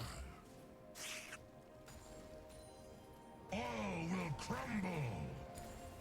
Alright, Blue Wolf taking another bad trade here. Gonna hope to get a little bit more damage. Yeah. Blue Wolf and Volibear probably and Corky probably looking to go Fimbulwinter. Nah, Dave, it'd be too complicated for Super Week. Well, I normally stick to DH, but for the Super Weeks, I'm booked. I'm booked for Div 3, I'm booked for Bucheron, and Div 4, I'm booked for Plume. It looks like Corky's going to get a almost solo kill onto the Gragas. It got a little bit close. But, yeah. Things going from bad to worse in this early game. Down about a 1.2k gold.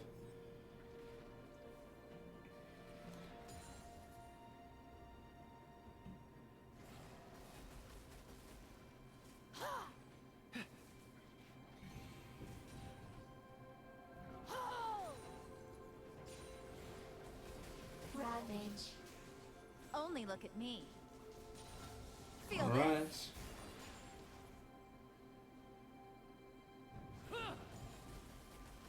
So, we already have the Faded Ashes here for Hoi, which is really good, but he really wants a mana item as soon as he gets a chance to.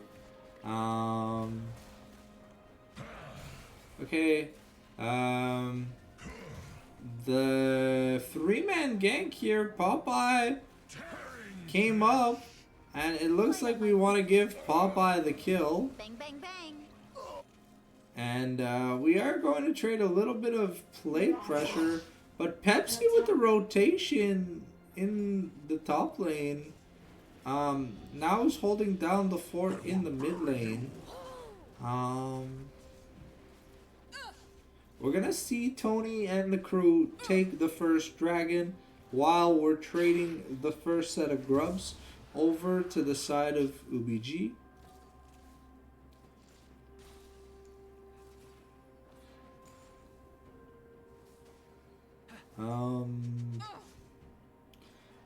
Yeah, we're now down about we're almost down 2k gold. But Ari's, it's really just the top lane matchup that's going to be struggling pretty hard. Smolder has his 25, so he's got like the Fireball CS, so he's fine.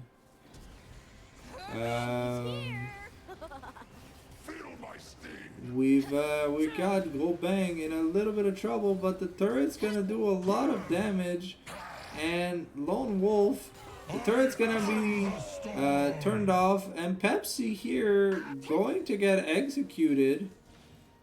Dester really needs to find a way to recall.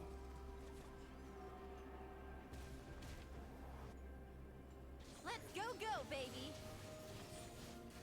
Okay, looks like the Spirit Rush invested by Popeye. Oriana just gonna live it, however. But that means a second turret play. And damage towards the third one. Alright.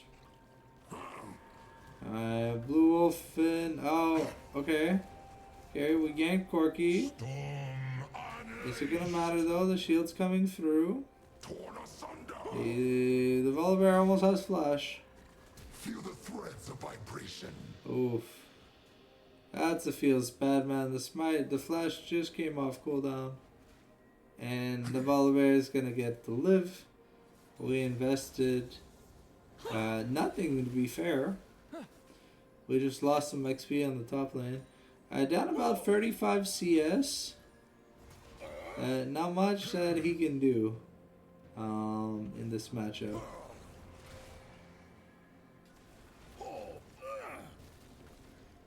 Oh, we tried syncing up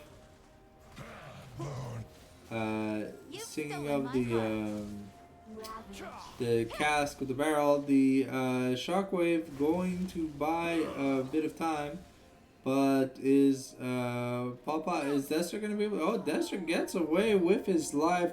Very clean shockwave to make sure that he can get there. Looks like we're going Malignance on Ari and Blackfire Torch on Hoi.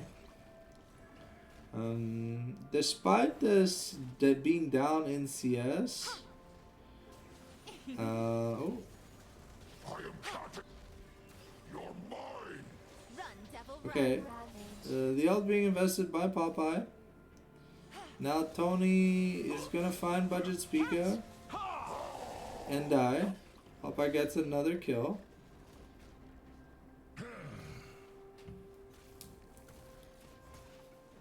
The teleport is available for. We're only down about 800 gold in the top line, which isn't too bad. I mean, considering the Volibear. Okay, so we are going Rod of Ages. Okay, interesting. I guess it's like the super sustain build. So we're really not looking to do a lot of damage. We're just looking to take good trades. So we do have the Catalyst advantage over the Volibear.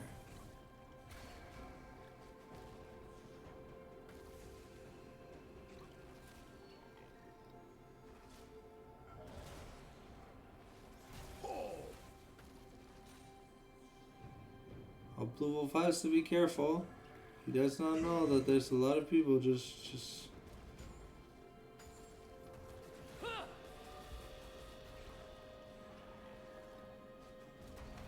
Light up.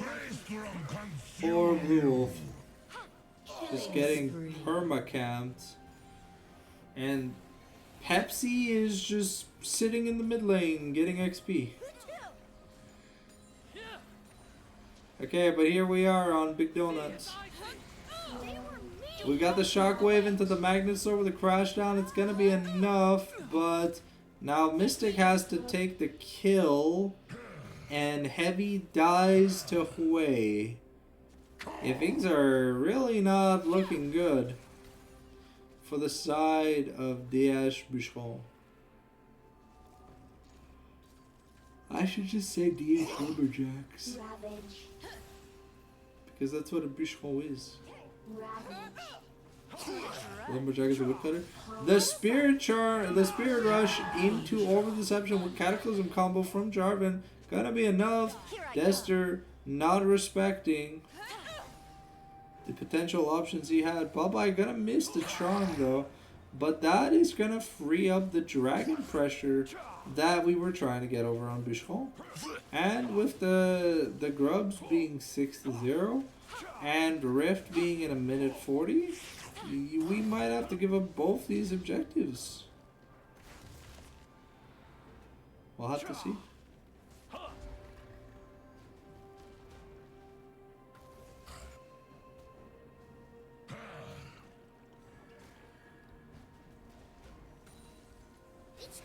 Okay, Blue Wolf getting some great trades onto Volibear.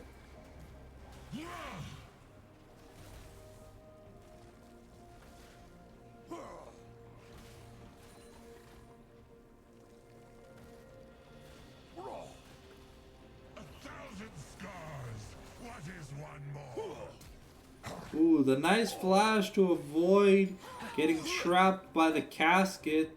Good job by Corky. I mean, he has had like a million ganks, but still seems to...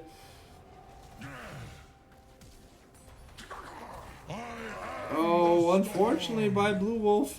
Tony going to kill Corky though. I guess that's good, but... yeah, Corky getting more and more ahead. We're about 1,000 gold now. Tongue Lash gonna miss onto Heavy, but so will the isolated Thunderbolt. We have the Essence Reaver here on Heavy. Gonna add Chewy on Pepsi's back. Feels bad, man. I hate it when people sneeze on me. It's disgusting. Looks like Big Donut has his first item. We're not trying to complete the Rod of Ages. Interesting. I mean, I think we need. Oh my God, another 3-man roam top lane. Feels bad, man, for Blue Wolf. He's doing what he can. I mean, to be fair, even though he's playing from a pretty decent deficit in the early game, especially like an he seems to be at XP parity. Tearing flesh.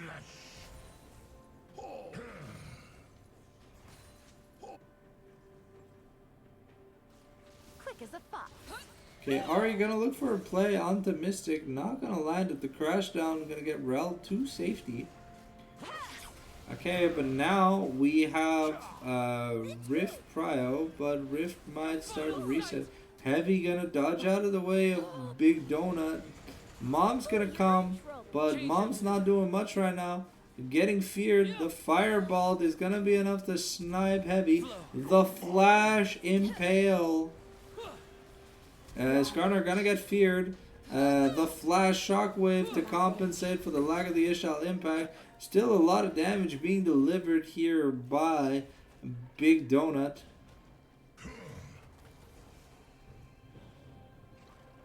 The ground is sown in. Okay, but that's going to be a mid lane inner taken. Now we summon the rift. We have 6 grubs. That might be the that's the inner as well. Okay, now we're making a charge onto the inhibitor turret. We're 15 minutes in. All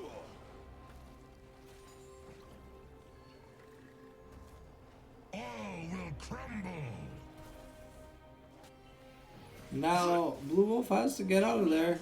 He should know there's like a million people on his way. The flag and track by Jarvan's gonna be enough. We're trying to give the kill to Popeye. The magnetic storm crashdown not gonna be enough. We're looking for damage, but I'm not seeing any. Mystic going to die. We're gonna kill Volibear with heavy, but yeah, we really need something like a Spellblade. Another Chewy, but now Big Donut gets a free turret to himself. Smolder is trying to scale, I swear, but things aren't looking too bright. An undefeated record is what Bucheron had versus OBG, but it looks like the tables have turned, or at least in the early game the tables have turned, because things went from bad to worse in the top lane. So many ganks. Poor Blue Wolf. They know they gotta put him behind. He's so good at the game. And winning trades, even when you're down like 50 CS, it doesn't feel too bad. But we have the Rod of Ages now for Gragas, working on a Fimbulvinter. Volibear working on his Flicker Blades. Okay, the impact's gonna get 2, but Tony's just gonna get chopped up into bite-sized pieces. Will crumble. Dester gonna have to think about giving up this objective, and that'll be the next dragon.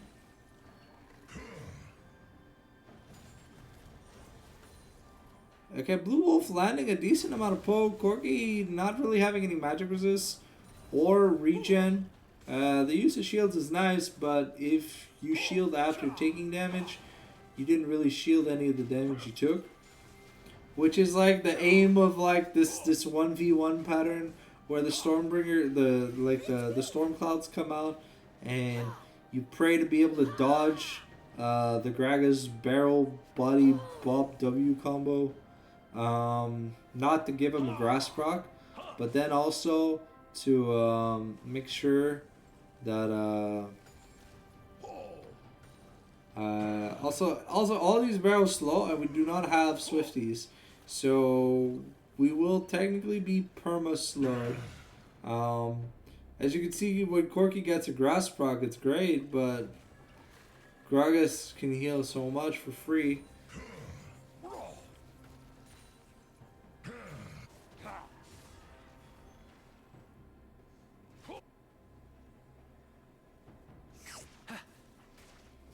We're clearing some topside vision here for UBG, looking to maybe make a Baron play coming up. Tony and crew gonna try and get their money's worth. Well, putting the wards down. Okay, Dester going to dodge a charm. Popeye not going to invest a Spirit Rush to try and make it connect. But now we've probably got a Magi's from this Ahri on its way. About a 2,500 gold lead in mid.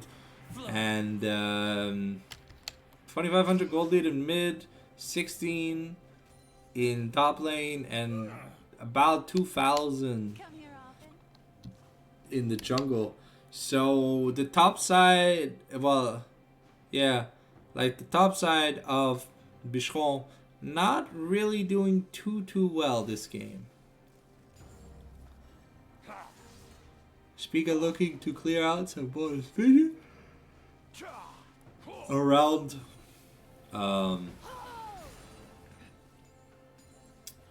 we have a 2-item smolder. We'll have to see when he comes online though. Okay, Blue Wolf has to be careful. He doesn't know where anyone is. He just saw them. He does not know that he is on vision. Force the flash, Cataclysm, the Abyssal Dive, gonna go behind the enemy team. Big Donut going to slay Blue Wolf.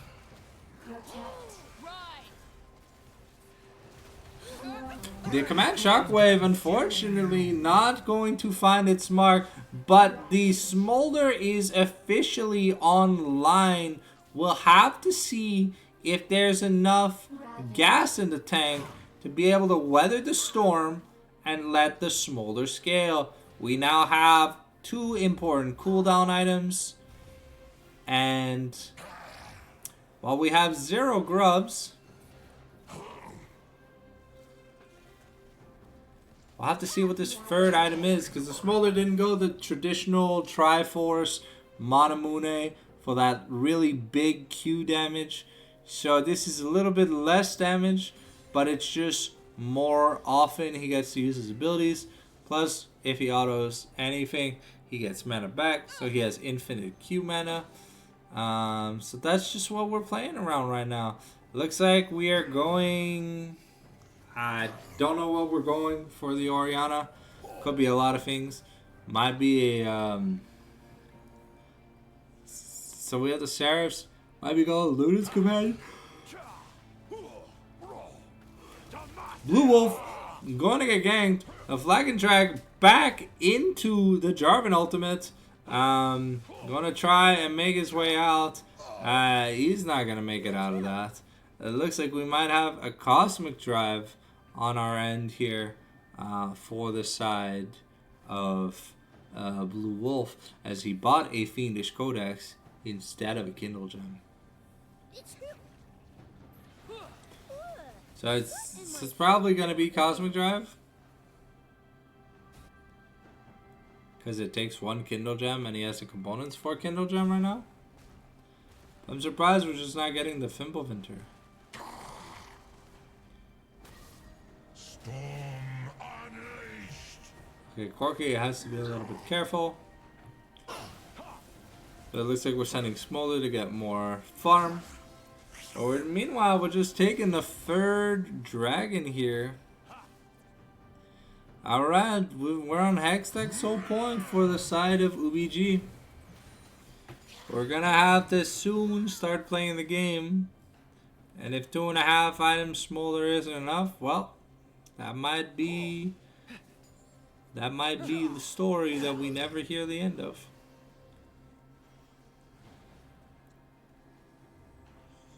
Okay, Volibear finishing his Winter's Approach to turn into a Fimbulwinter. Have to see Abyssal Dive towards the Baron Pit just to get close to the objective, but I think we're just taking resets. Big Donut barely has any mana, has the 2 burn items though, so gonna be consistently doing decent DPS throughout team fights. It's not gonna be insane burst, but gonna be very annoying to deal with whenever he lands a single spell. Look, that single spell was like 10% of Mystic's HP. And Hui's a combo caster, so if he chains multiple good spells in a row, then it's just kind of like Jover, you know? Alright, looks like we're going Rapid Fire Cannon, 3rd item here. Blue Wolf trying to pin down this area, but that's a notoriously hard task to do. We got Spirit Rush going to be used. The teleport invested by Volibear. Now we gotta get our troops out, but that's a wall. You can't casket a wall. Heavy going to get caught out. Gonna dodge the Fatal Charm from Fire. And that's just gonna be an ace. Yeah, that's Baron. Team has scored an Just ace. for you. And now Volibear going to put pressure in the top inner turret.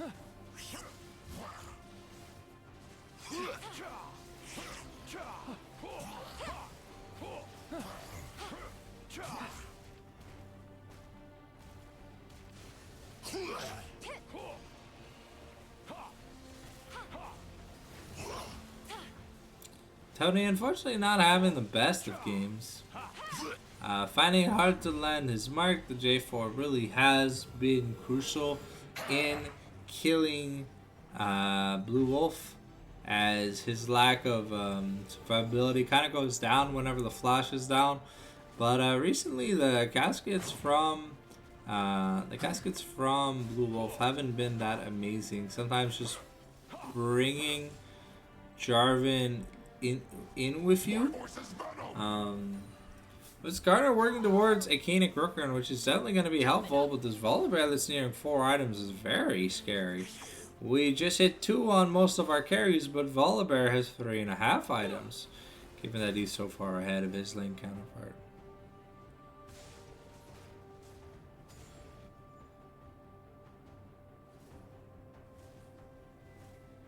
Okay. So we're clearing blue, the blue side wards here for Bucheron.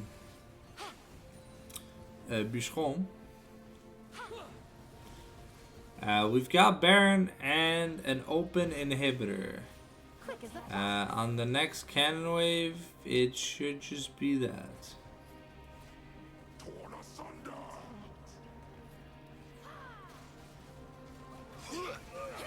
Okay, the casket going to be thrown onto Popeye, but a really nice swallow by Pepsi, going to ruin the play here made by Blue Wolf. And now Dragon is spawning in 55 seconds.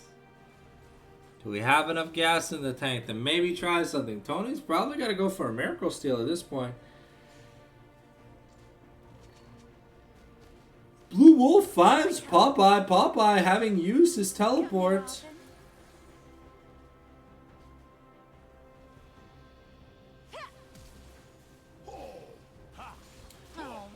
Blue Wolf gonna flash here. Gonna get chunked to his Seraphs. Okay.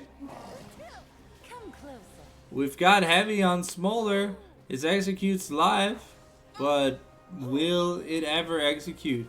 Because right now we got Big Donut and Corky just getting turrets. And Come here often.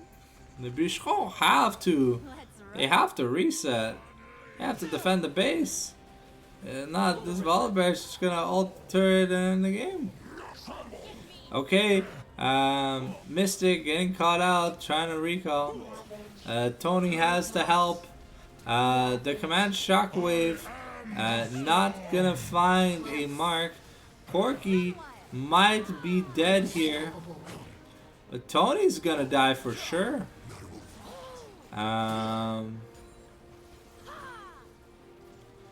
Hey, we have a fully stacked Smolder, but at this point in the game, it just kind of doesn't matter.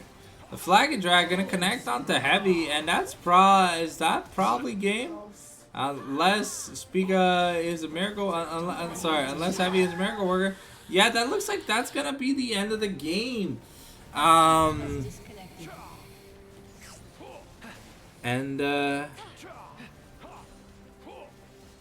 Red team has scored an ace. yep. A summoner has disconnected. A pretty poor performance here for Bucheron in game number 3. Let's get onto it for game number 4.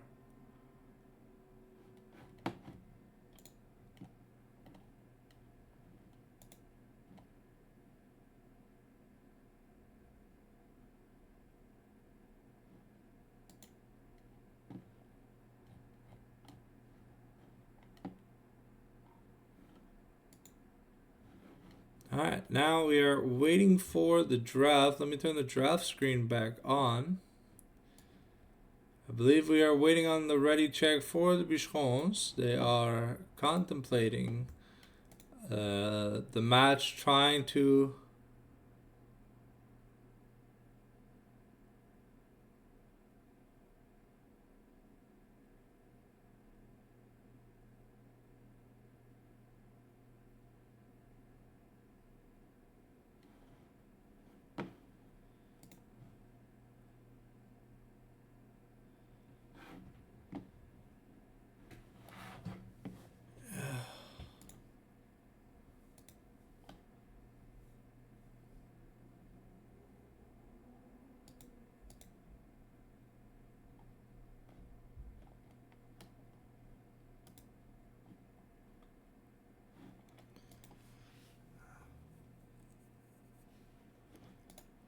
all right. Oh.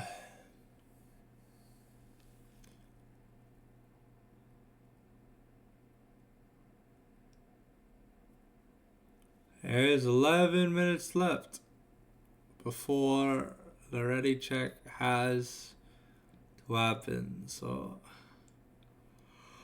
we've got 4 games to go. We got 4 games to go. Yeah, that 1 hour break might be the end of the stream. If I don't wake back up, XD. Don't worry.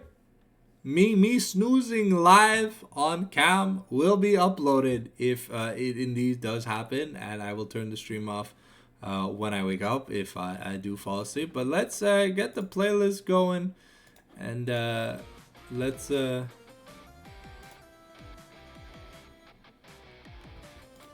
hopefully we'll have a little bit of a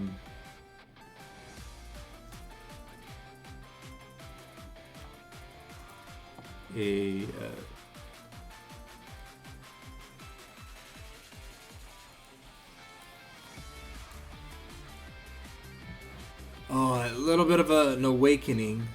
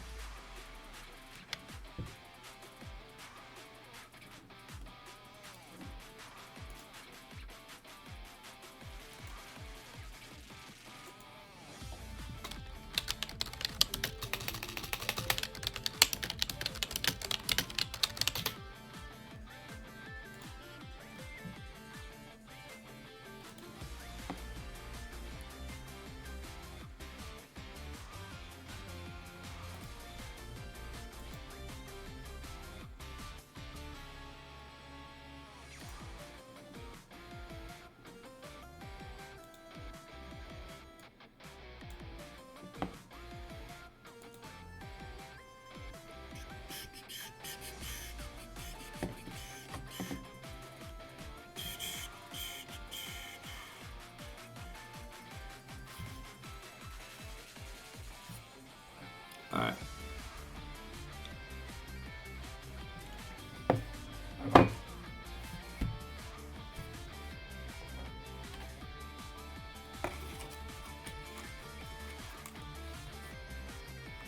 Da, da, da, da, da, da, da.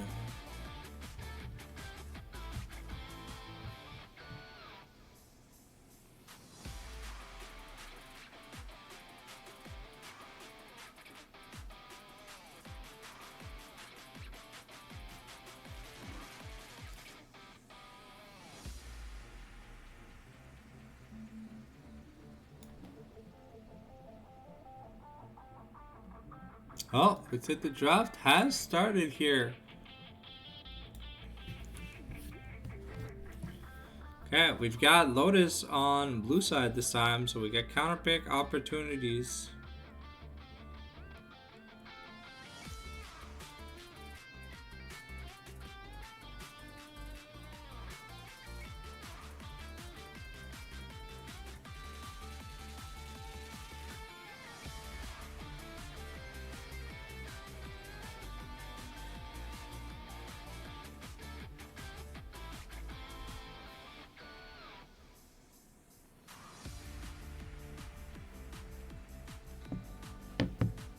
Okay, so once again, we've got Zonya's Hourglass getting banned.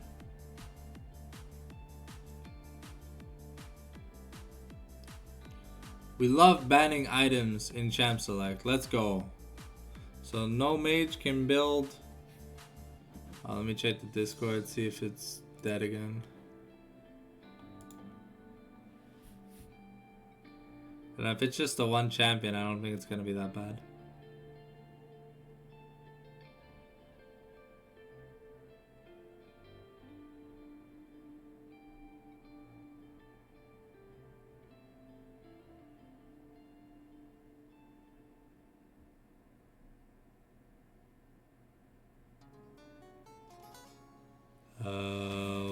Okay, looks like the draft is dead again.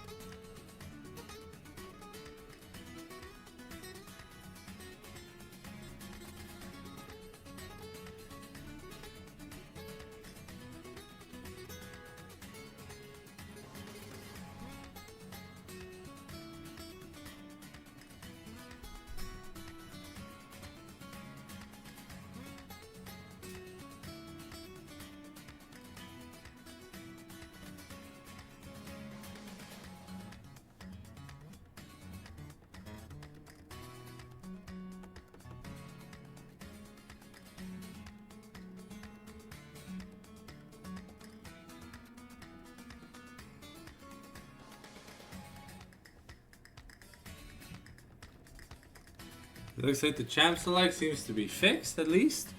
So we'll see if we get a real Champ Select or if we get a redo. Okay, well, Caitlyn looks like a real pick. So we're going to get Caitlyn for blue side, for Lotus on blue side.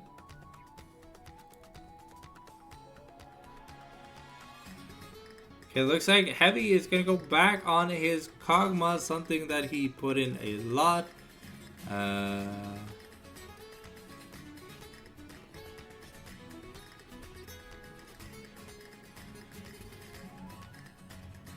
Well, I mean, it's 2:03, so we just don't want to waste any time. Well, I don't know. We started pretty late, but it looks like Lotus and Bucheron are gonna be playing.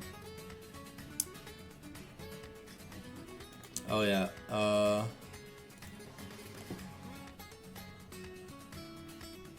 Yeah, I think Lotus is a big game, yeah.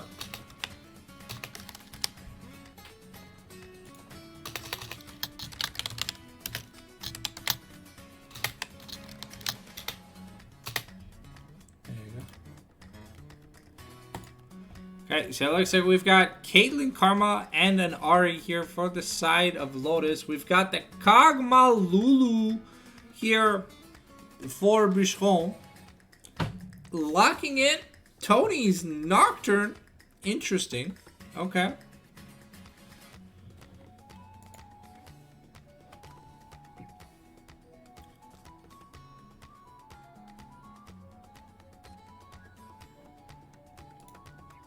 I mean, to be fair, Lotus were ready like when there was 10 minutes. There was more than 10 minutes left on the timer, so.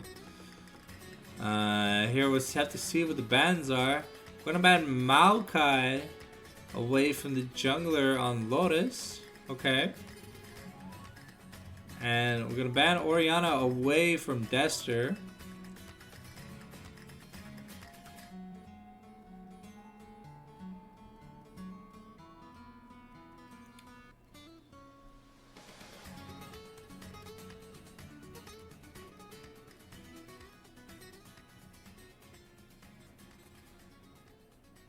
The big game, I think, is gonna be between Limulu Trap and Bucheron, though.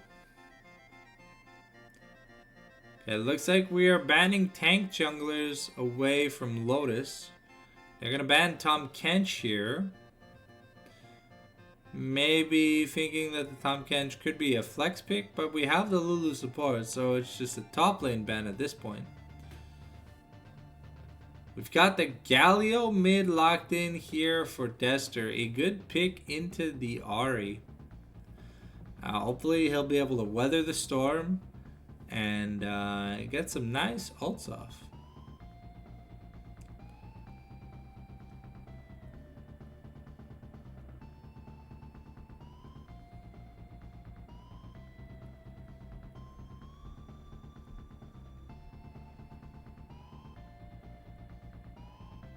Okay, we've got Morgana jungle. Okay, Morgana jungle.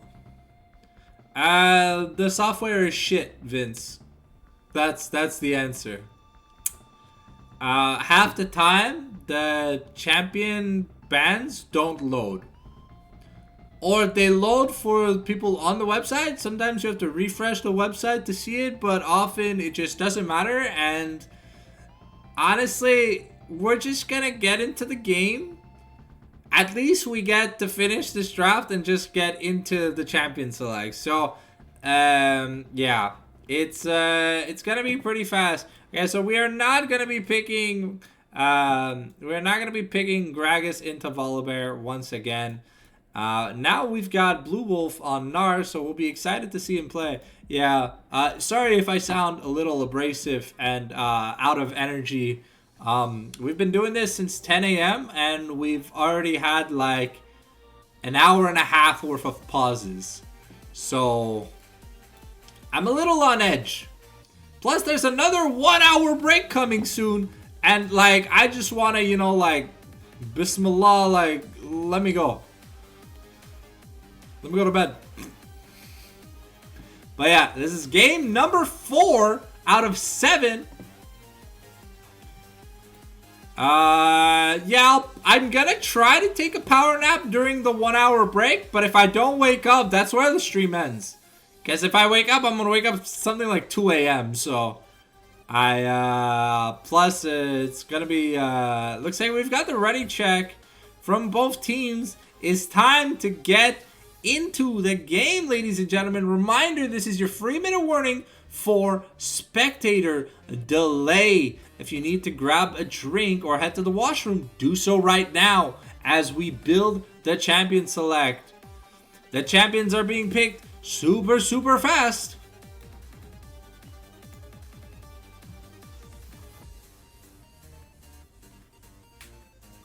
Alright, should be getting into game very shortly once the players are done setting up their rune pages. Interested in seeing this Morgana jungle. Normally only a pseudo-typical answer into Vi jungle, but interested to see what it'll be able to do against a Nocturne. We've seen Volibear top plenty of times today. It seems to be pretty impressive. We'll see if Gnar is finally the catalyst that can quell the storm. Caitlyn Karma is a hell of a disgusting lane, but we've seen what Heavy's Kog'Maw can do in the mid to late game. If this man pops up, this man going to murder the entire team. That was game 2. Alright, come on, Heavy, lock in. Lock in, lock in, lock in, lock it in, lock it in, lock it in. We're probably going to run out the timer though, unfortunate. Make sure everyone has all the time they need.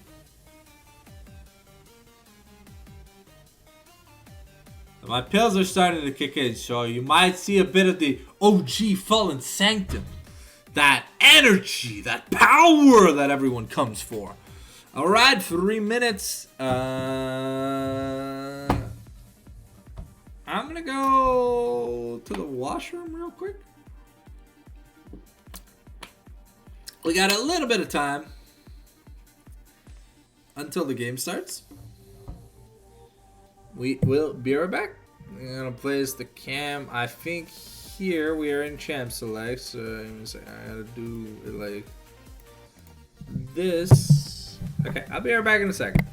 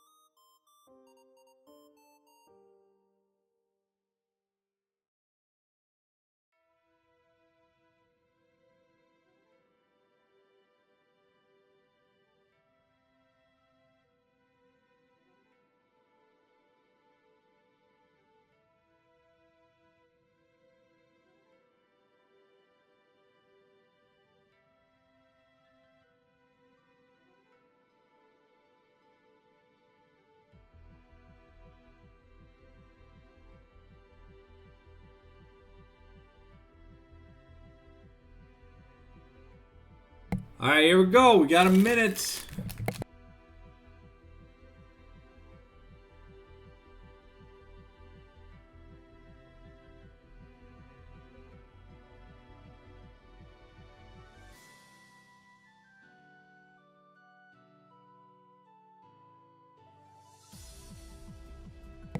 What is Sag? What are you Sag about? Yeah, it was very hard to watch indeed. But at the end of the day, it was really just a draft diff. And there was a lot of misplays. But, hey, I'll have the Super Week VOD to review all the mistakes you guys made. Hoping we only go up from here would be nice.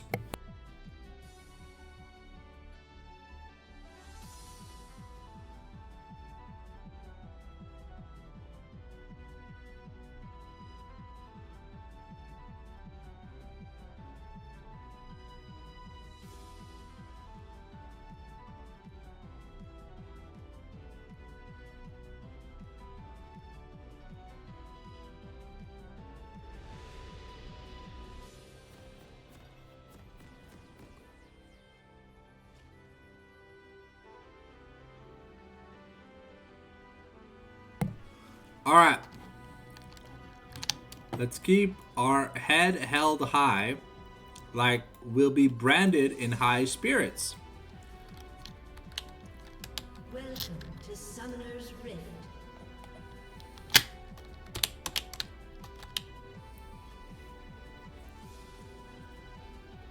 Seconds until minions spawn. Looks like we are back on a decent amount of comfort picks.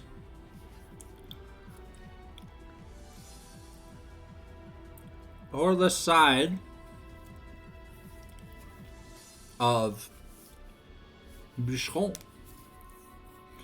Can the Lumberjacks make a comeback? They've got 4 games to do so. Currently, at this projected pace, we're going to become the 3rd place seed. But this is a big game. This will maybe reshift the momentum. I feel like the last game felt hard because the plays just felt desynchronized. But it's okay. We've got vision on Morgana early. Dester should have a good laning phase against Ahri. We're locked in. We're ready to fucking win a game. Alright, we've got BB versus Dester. Tony versus Filet. Pizza Vegan versus Blue Wolf. Heavy and Mystic versus Baba and Resius. Alright. We've got Grass versus PTA. Interesting that we went Dark Harvest on Morgana. But Electrocute versus Aftershock is normal. Double lethal tempo, double summon Ahri. We'll have to see what Dester and Blue Wolf can do to help protect the little Coggy Woggies. Alright, unfortunately Dester not hitting that level 2. Gonna gladly though dodge that Orb of Deception. Mystic and Heavy getting pushed in super early. But it's expected for Caitlyn lane to get lane priority. The Shielded Ren picked up here by Dester to be able to mitigate some of that magic damage. It regenerates every 15 seconds. Also, for those that do not know, when Galio ults, his W is what is given to his teammates. Okay, we're going to be putting a good amount of pressure on a Pizza Vegan. Up about 10 CS. There's a really big wave at the turret. We'll have to see how much the poke matters. Here we get another beautiful grass proc. Oh, but we gotta be careful if we're Blue Wolf. Oh, unfortunately we choose to hop on top of Volibear's head. And Volibear is just gonna go nom nom nom nom nom. And while it's a vegan pizza, Gnar is anything but vegan. Ooh, okay, Tony trying to make it to the play. The flash expended by BB early means that Tony's Tony's tether gets to lock in. Unfortunately,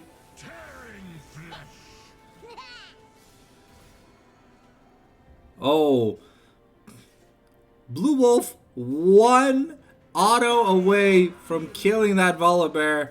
Feels bad. We teleported. We have 100 HP. Now forced to take another back. Things are going from bad to worse top lane. But we can pray. We just gotta peel for the Coggy Woggies. The Karma going to be a pain to Mystic. But we've got the Bio Arcane Barrage. The help pick's gonna give Heavy a big shield. We've got also Cleanse here for Heavy. So should he run into any CC problems, let's hope that he can make it out. The Yordle Snap Traps are going to be annoying to deal with when the Bio Arcane Barrage is not on. Gogma does not have enough range to contest Caitlyn in auto attacks. Dester gonna have a good time fighting this Ahri. Gonna be able to build the Merc Treads into the Hollow Radiance. But the Baba and Resius going to be bullying our cute little duo in the bot lane. A Justice Punch coming in. The Winds of War going to do a bit of damage to BB, but BB's going to find some trade damage back. Heavy, however, really wants to get some damage onto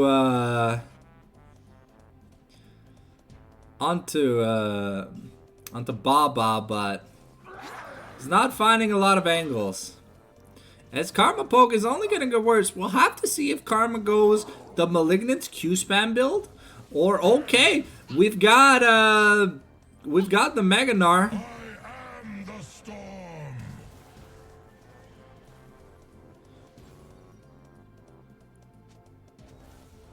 Okay, it looks like Blue Wolf is just going to get run down.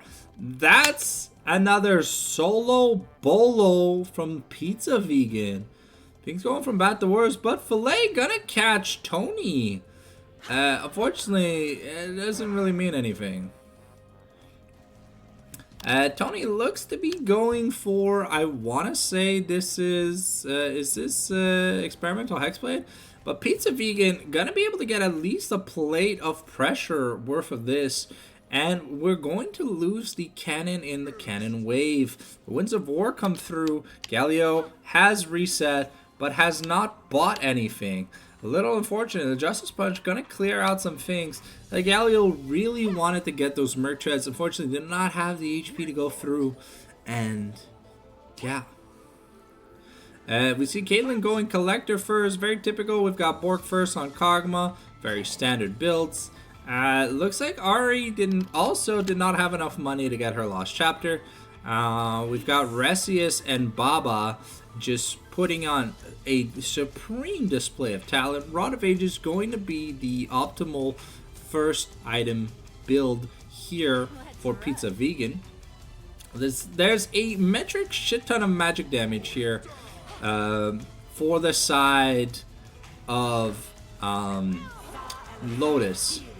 If Kog'Maw can make it...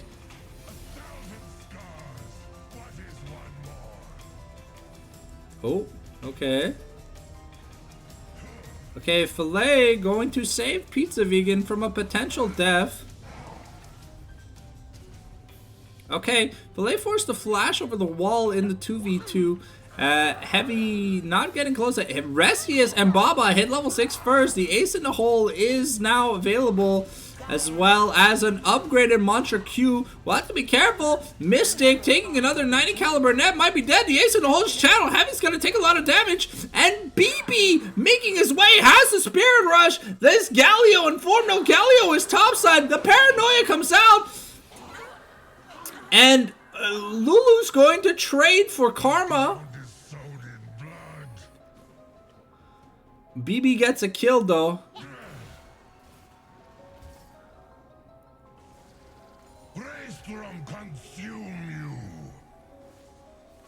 And Blue Wolf, unfortunately, gonna bite the dust one more time. Now down about 1,500 gold.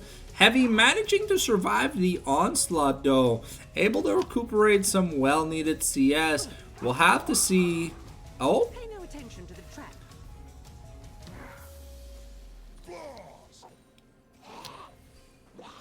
Okay, Mystic maybe looking for an angle, but there are no summoners on this Lulu. Caitlyn still is at full power. Looks like we traded 2 to 1 for Grubs, but ooh, Heavy going to take a really bad set of pokes, and it might indeed be the Malignance first on Karma.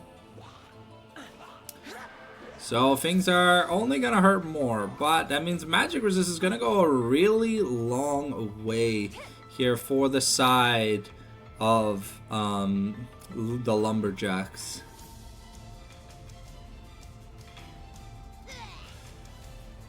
Okay, Pizza Vegan gonna put some pineapple slices on Blue Wolf and start smacking his ass. A Stormbringer's gonna get called. The ult's not available yet, but Blue Wolf has to be careful. Ressi is doing a lot of damage.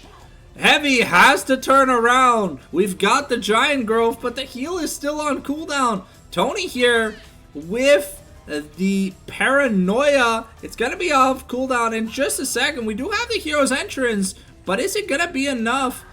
The Blue Wolf doing what he can to draw pressure. Down about 1,000 gold. Okay, Ressi is looking to get a cheeky Mantra Q. The Lulu shield gonna be enough. Pizza Vegan about to get his ultimate back. But the Meganar's coming through. Oh, the shutdown, the solo bolo by Blue Wolf. All right, a sign of life from our top laner. A nice inclusion. We now get a plate. We got to be careful. Can we get 2 plates? Ari gonna look for a bag. BB gonna have his bag interrupted. The Wings of War are gonna do a lot of damage. Aftershock comes through. BB's on half health. Has his teleport, but has about 900 gold. Probably wanted to buy a large rod or the Sork shoes. Unfortunately, Blue Wolf gonna take 1 too many turret shots and going to fade away there. Now has his Merc Treads, and we're working towards finishing the Stridebreaker. Filet is sitting in a bush, hoping to find something. We almost have the Blade of the Rune King here for Kog'Maw, which is going to be a really nice thing.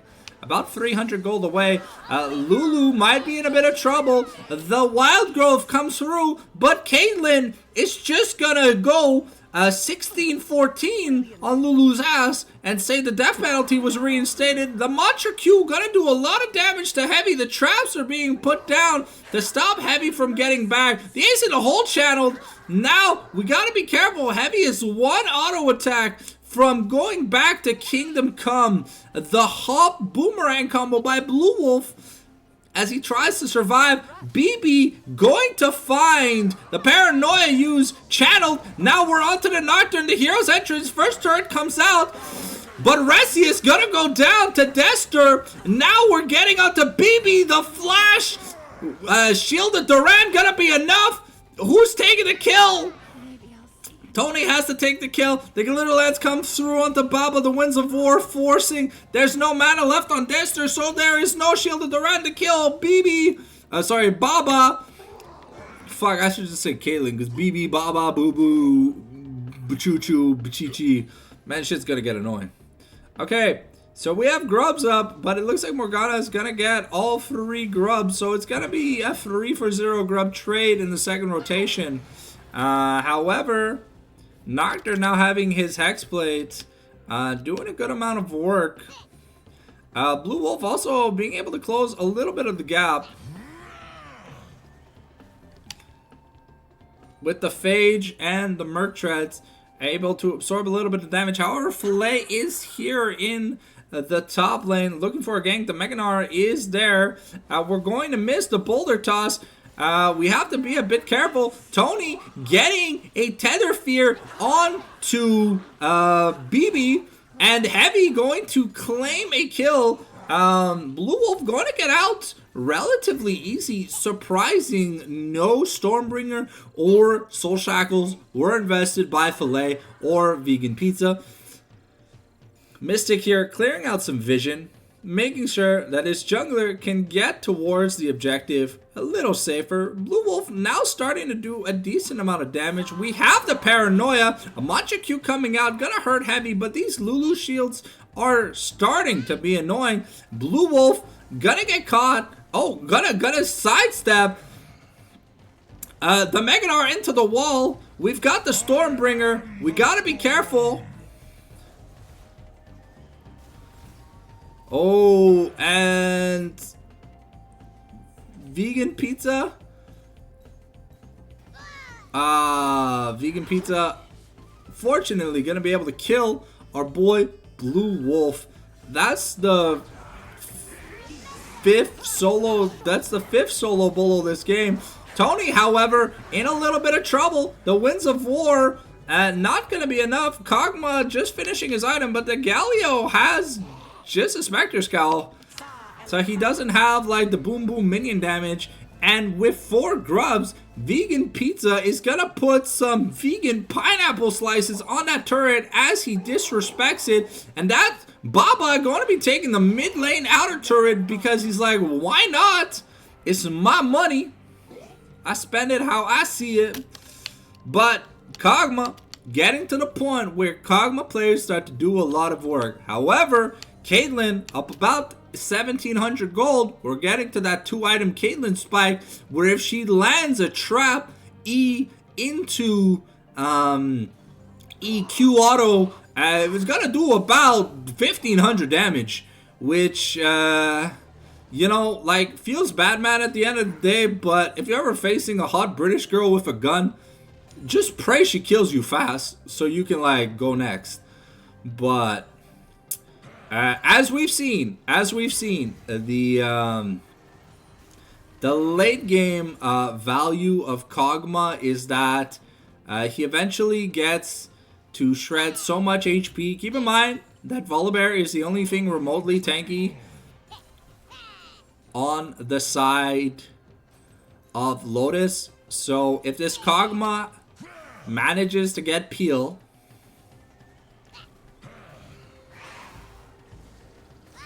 unfortunately, Vegan Pizza gonna put the meat slices all over Heavy. Going to be Flash Mantra W'd. Okay, interesting approach. We try to get the root onto Heavy, but Heavy holds on to his cleanse. The Winds of War not going to be doing much damage. We are going towards the Riftmaker, but we have summoned the Rift Herald in the mid lane, taking the mid inner. We're going to get a charge onto the inhib turret. It is going to die, however, but this Caitlyn is starting to be pretty big. This Ahri also finding a good amount of catches. Vegan Pizza also going to be taking another turret.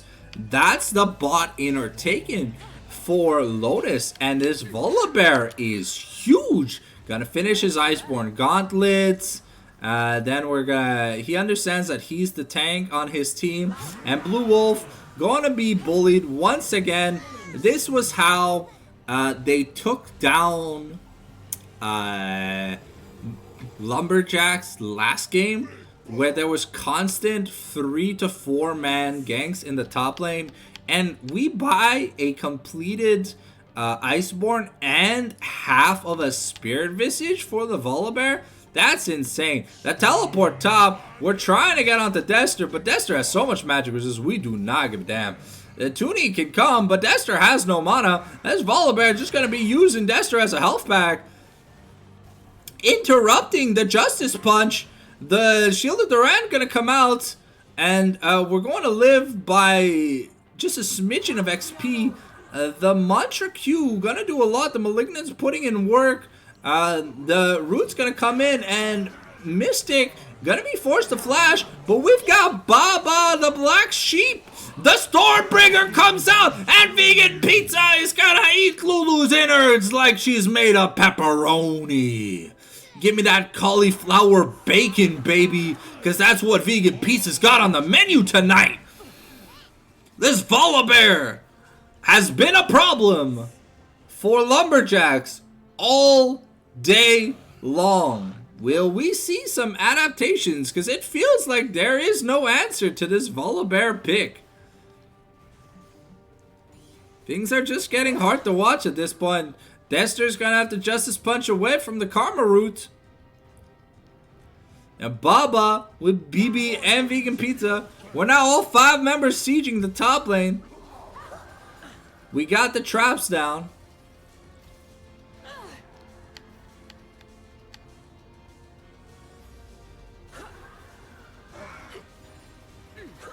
Okay, we've got the traps down. We're setting up. We're doing damage. Tony gonna get caught by a charm. Gonna set up the spell shield. Not gonna be able to find an engage. Blue Wolf trying to restore some money and some faith to his team, at least on the side of Lumberjacks. We are up 2 dragons, but I don't know if this game's gonna last that long. See, the Caitlyn just finished her IE. Morgana's close to finishing her next item. Volibear almost has a Spirit Visage already.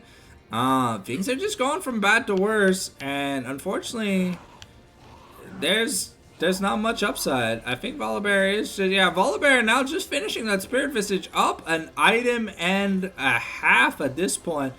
We managed to get the bot turret here for from Blue Wolf, and we're forcing the teleport. We're forcing the Cloud Soul point because we have to at this point. The paranoia comes through, but we really need this objective. But if everyone dies, is it just the end of the game? Heavy's going ham, but he's only got a Blade of the Ruined King. He can't do it. Morgana gonna steal, and Heavy's gonna go down. BB's gonna find Mystic, and Vegan Pizza's just gonna annihilate this Lulu.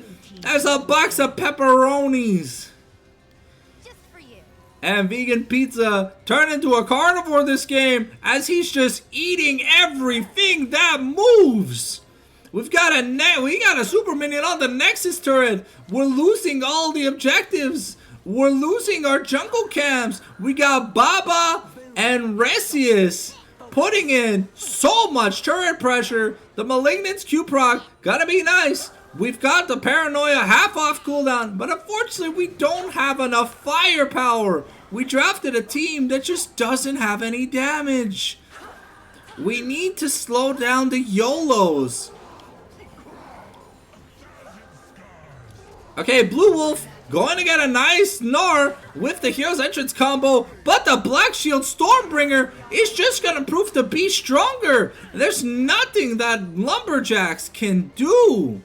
Yeah, well, it's hard to play it when your top laner has the same KDA as Hylissang does in Pro, which is negative. I don't know what happened to Blue Wolf, but I think Blue Wolf might be cracking under pressure.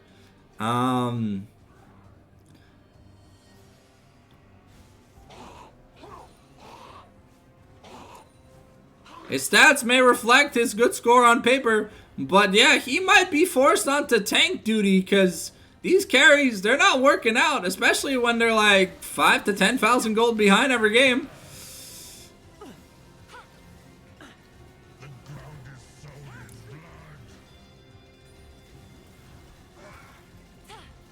Not the basalt in the wound. Tony gets blast coned over the wall, forced the flash, has the paranoia, but there's no vision. There's a peek in the Baron pit. We can't get back in.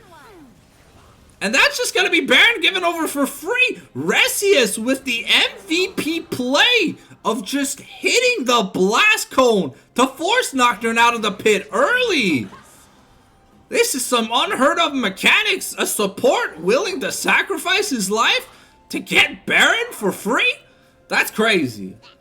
At least Blue Wolf gonna try and get red buff for his team. Oh, Filet not gonna spot it.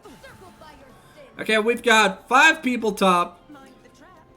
Oh, sorry, we got 4 people top with Ari pushing in mid. The paranoia is coming through, and Tony's gotta make this count. Okay, we hop in. We get the two-man Gnar. The Caitlyn and Morgana are feared, but Caitlyn is just popping up. Volibear's going to town. He's hungry. He's gonna choke slam heavy, eat the shit out of Mystic, and that's gonna be the end of the game, ladies and gentlemen. It looks like Volibear said, "Meat's back on the menu, boys." With a Baron, 4 grubs, and 4-1 alive, it looks like that's gonna be the end of the game. Alright, on to game number 5. But we have 23 minutes of fuck all. Jesus. Jesus Christ. What am I gonna do? What the fuck do I do for 23 fucking minutes? Okay, Daxter, you go talk to your team. Make them lock in. Give them a motivational speech from like Morgan Freeman and like Neil deGrasse Tyson. You got this, bro. I'm gonna be on my phone because I don't know what the fuck else to do.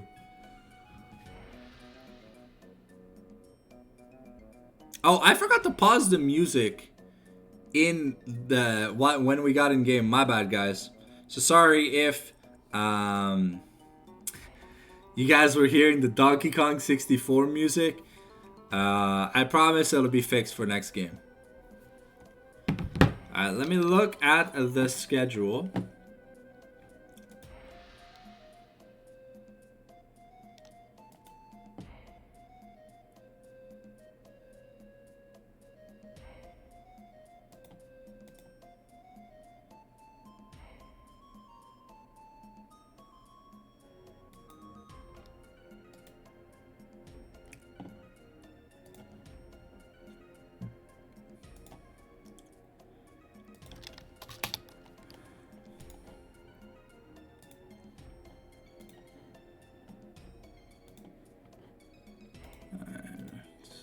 Round 5 is we play Piff Diff.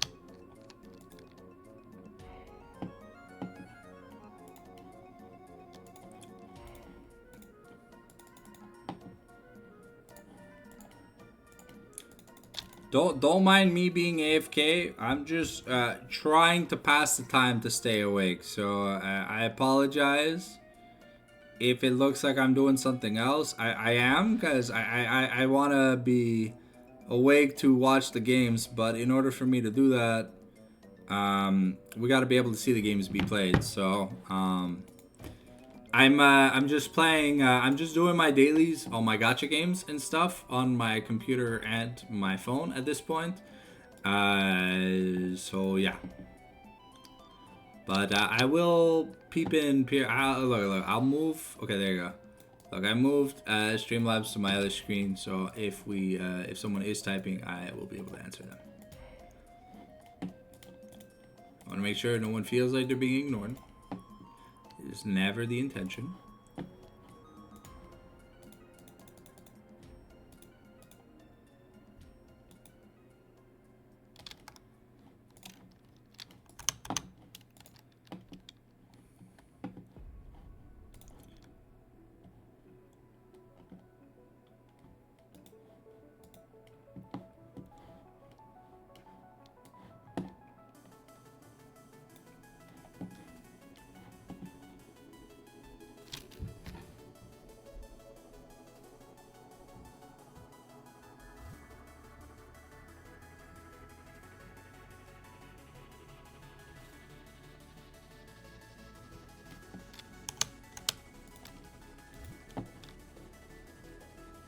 We got 20 minutes to kill, so.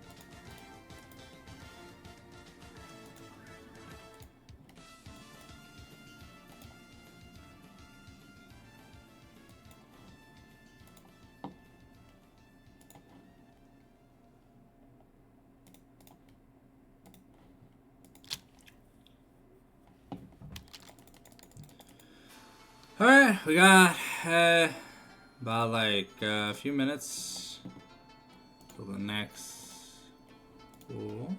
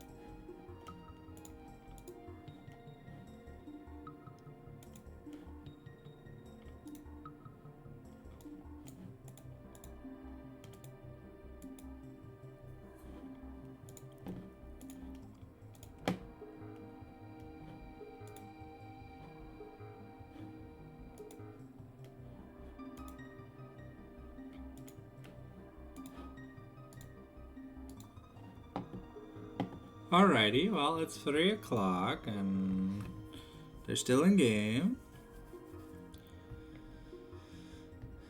Okay, let me move the stuff back. Apologies for the AFK period. I was just catching up on my gacha games. Trying to stay awake. This is rough. I have no idea how I'm going to do a 24 and a 48-hour stream. I'm probably going to have to sleep on stream when we do that.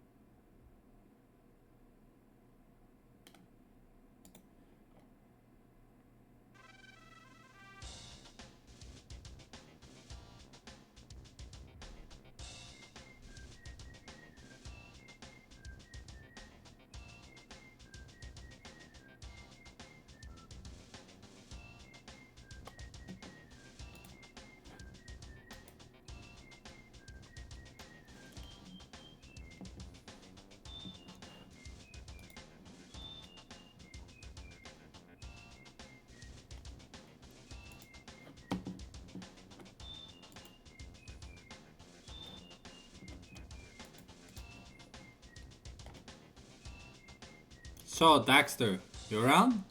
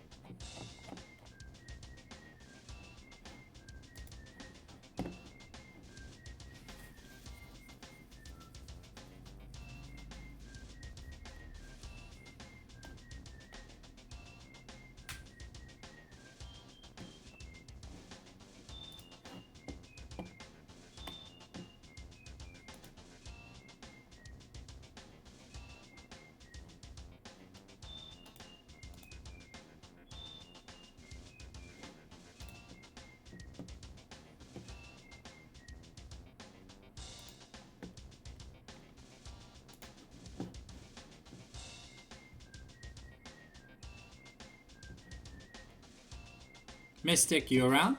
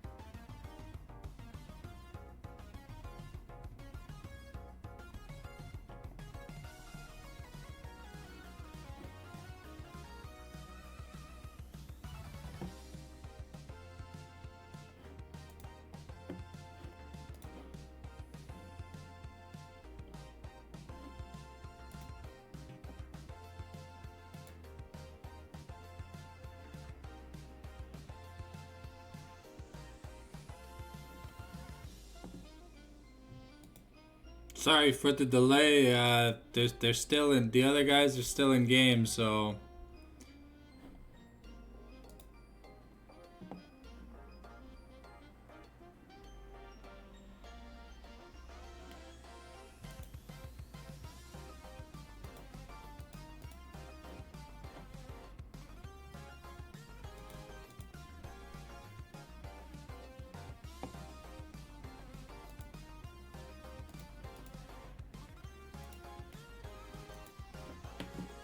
I was waiting for the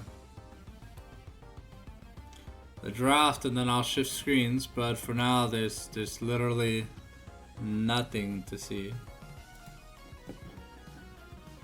Do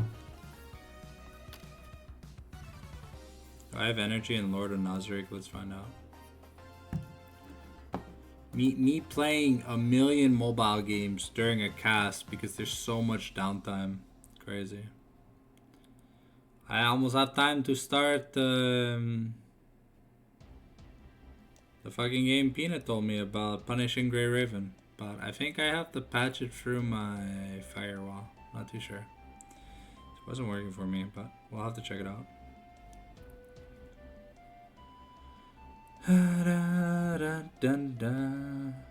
So right now, there's a 3-way tie for like before last place, and then there's the TMNT or the turtles in last place. But outside of that, there's legit nothing going on. So I do apologize. All right, I can do some holy floors. Something I can do. Oh. Alright, the draft is gonna start. Let's go. Progress. Progress. Progress.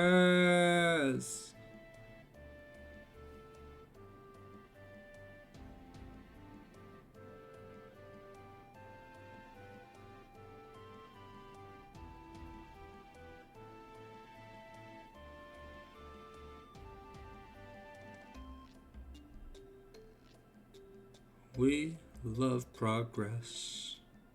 Progress is fantastic. We love progress.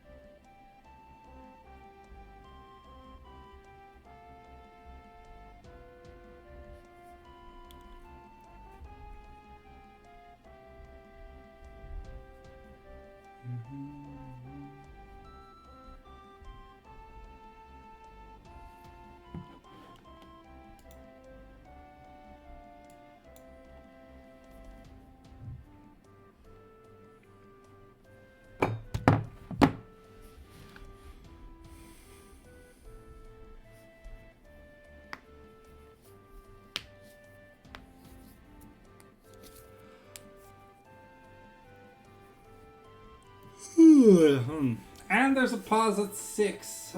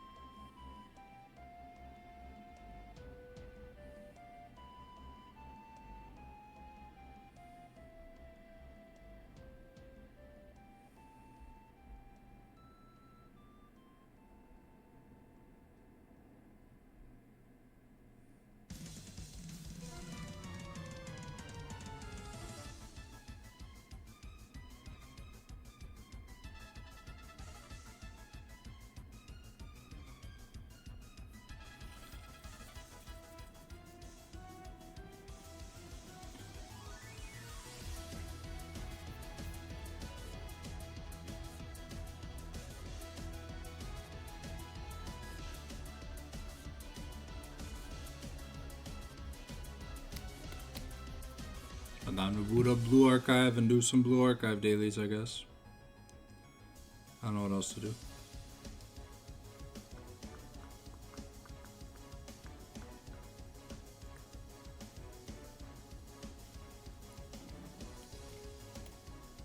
So what I like about my cast normally is there's not this much dead air.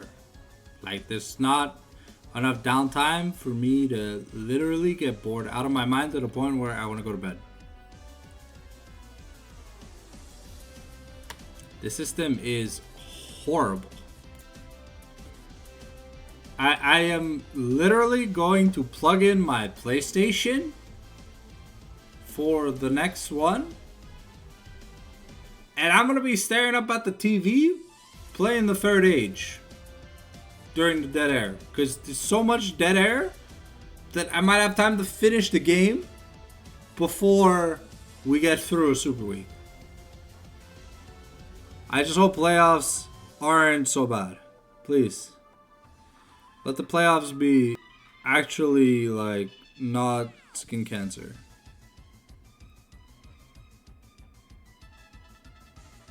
Please, I'm begging you. I'm begging. Okay, so we've got the Lumberjacks with the ready check.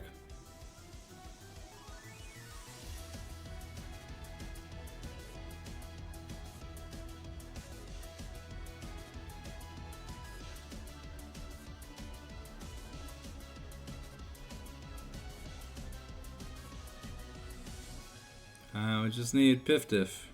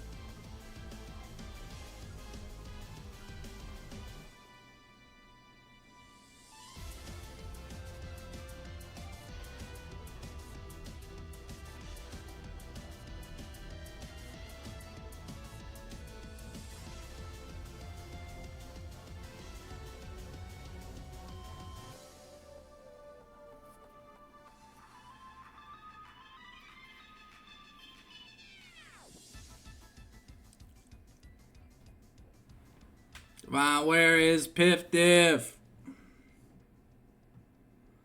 Show up, Piff Diff.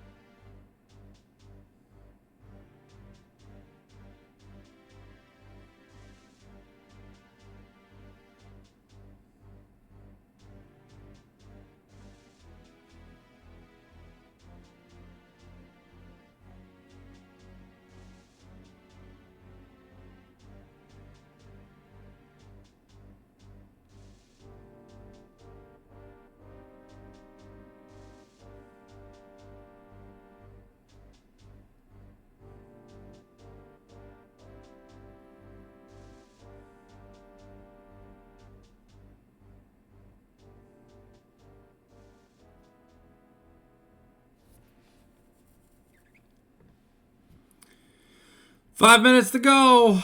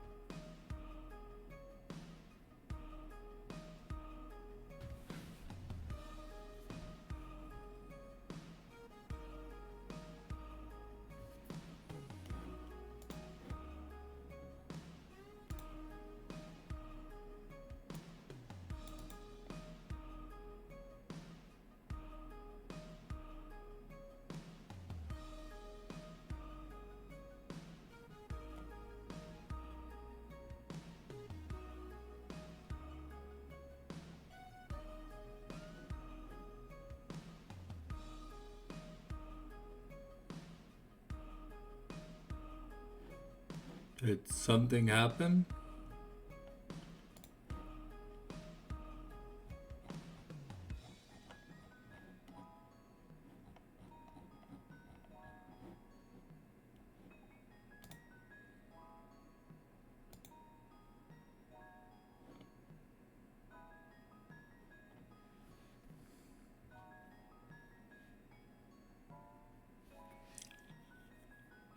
Okay, well, we got 2 minutes before the draft technically auto starts.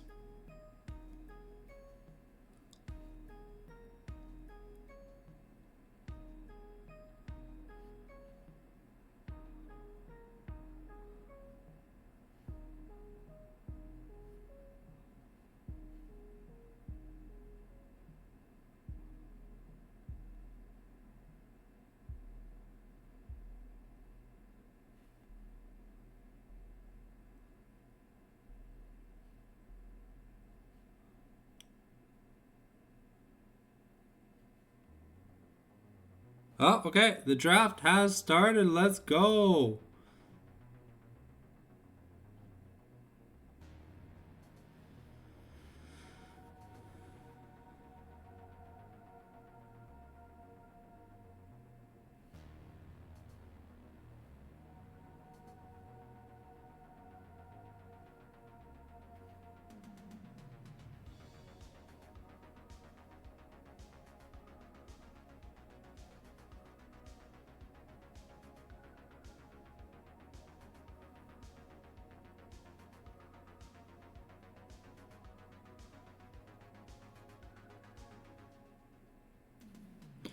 Alright, so it looks like Piftif is going to ban Smolder, Syndra, and Skarner. We're from the side of Lumberjacks. We're going to be banning Bran, Cassiopeia, and J4. Okay, insta-locking the Jhin. We're going to answer with a possible Thresh.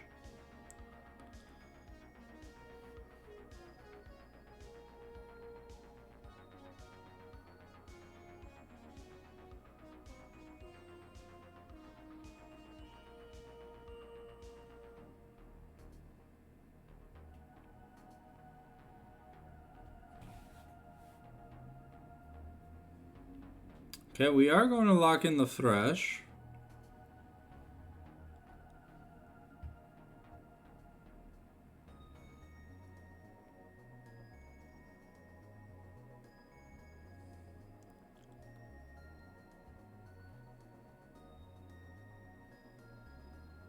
Okay, we're also going to pick up on the Mumu. Insta-logging the Aatrox. Yo, Piff Diff are going pretty ham-bony in this champ select. They're picking like really fast.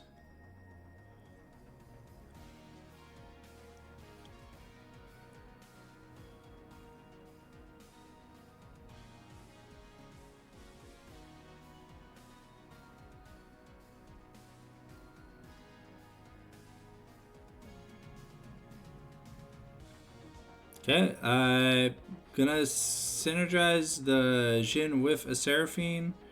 Pretty good choice.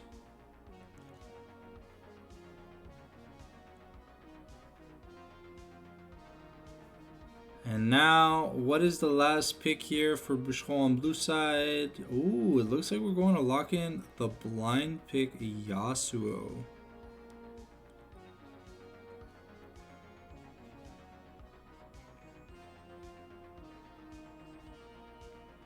And we are banning. We have a solid front line.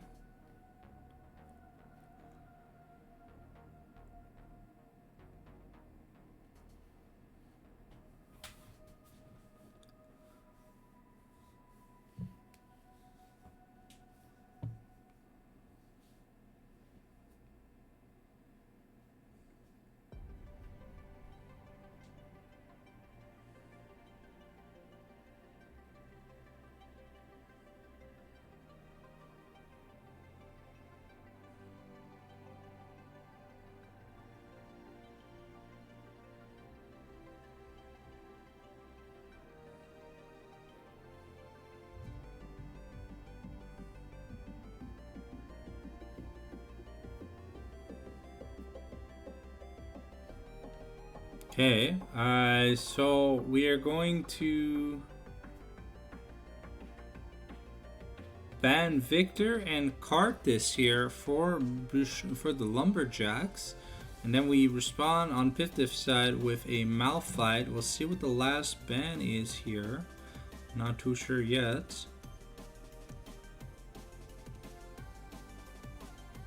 Looks like it's gonna be a Jinx. Okay.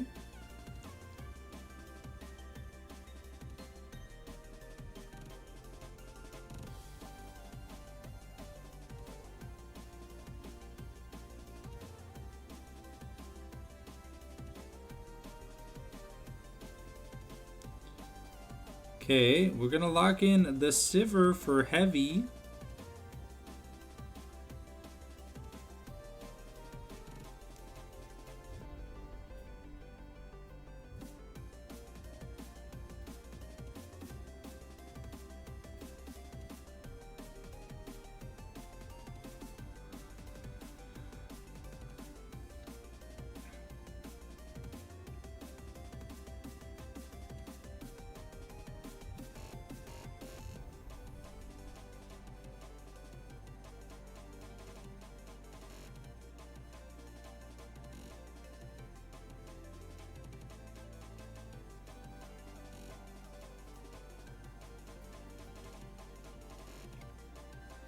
Okay, we're gonna answer with a Wukong pick here for the jungle.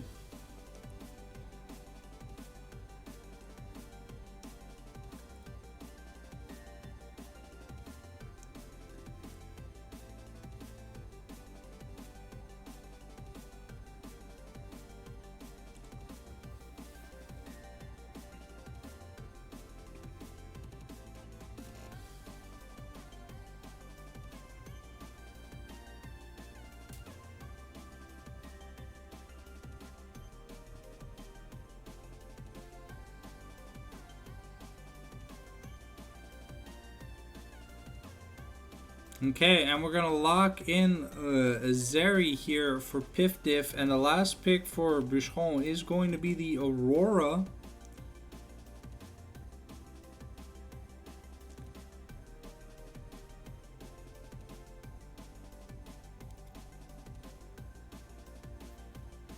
Now we should be getting into the game pretty quickly. So interesting draft here from the side of both Bucheron and Pifdiff.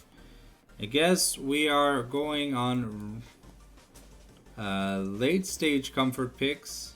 And since we had no AP, we're putting Blue Wolf on another AP carry.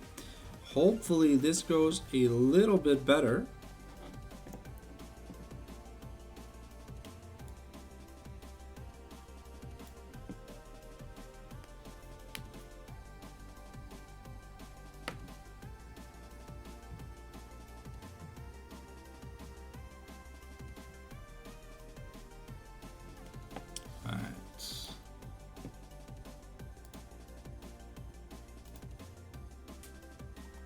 Here we go.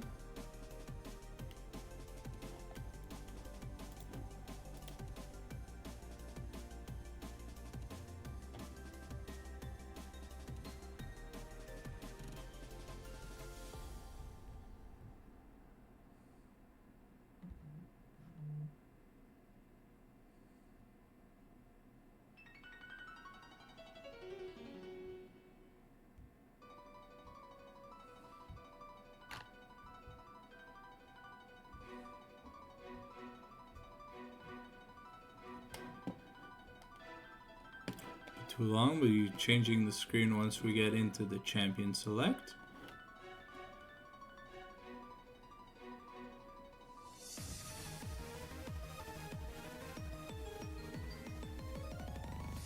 Alright, the players are getting ready. They're positioning themselves, so I imagine we are going to get a ready check pretty soon. Once we get the ready check, we'll be in the champion selection.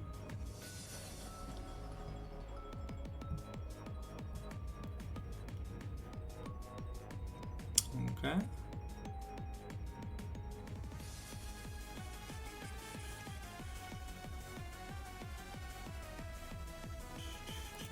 Looks like we're ready to get into the game.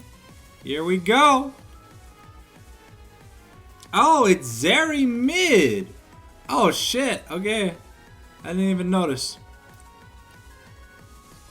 Okay, I wonder how Zeri's gonna do into Yasuo. I mean, everything she has gets blocked by this is a counter pick. I guess maybe we ran out of options, but Medusa was really good on Corki. Maybe he's not comfortable in the matchup.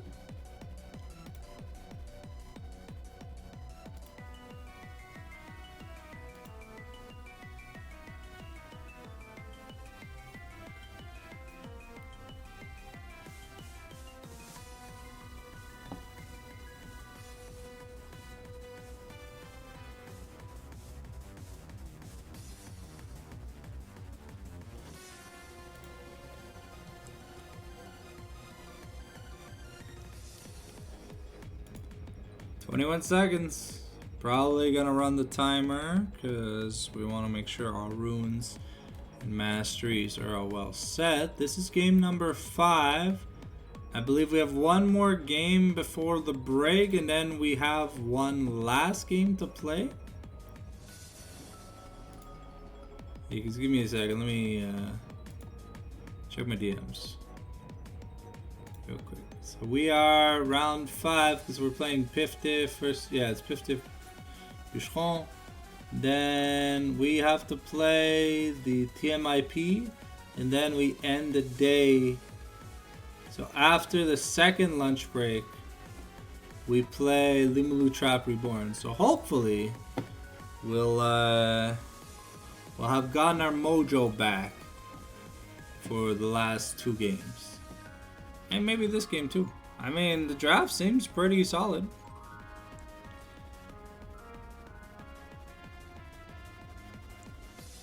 The only thing that could go wrong is if Aatrox gets really big.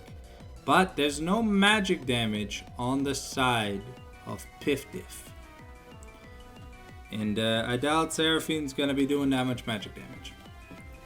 So we're gonna pause the playlist here because we kind of forgot to do so last series. I apologize. That was my fault.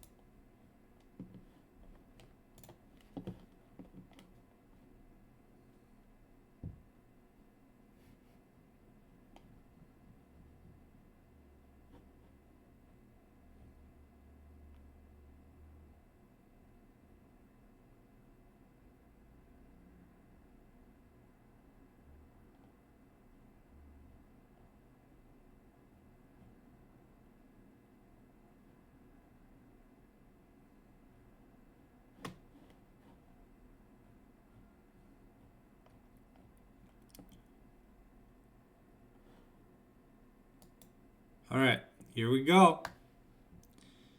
Here we goddamn go.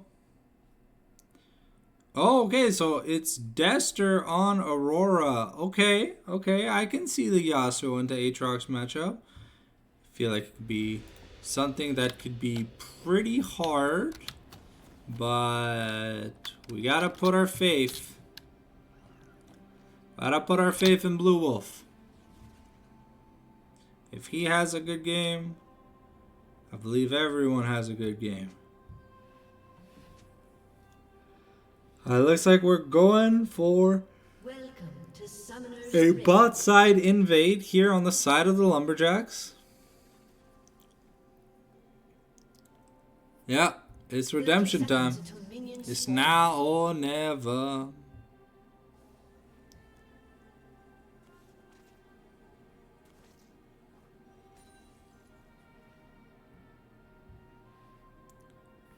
Wukong is going to go get some vision coverage in the Raptors.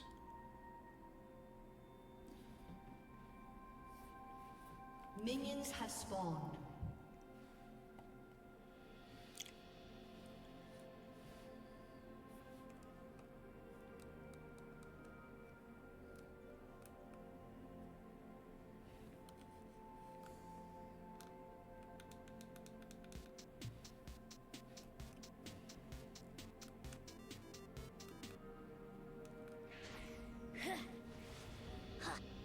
There you go.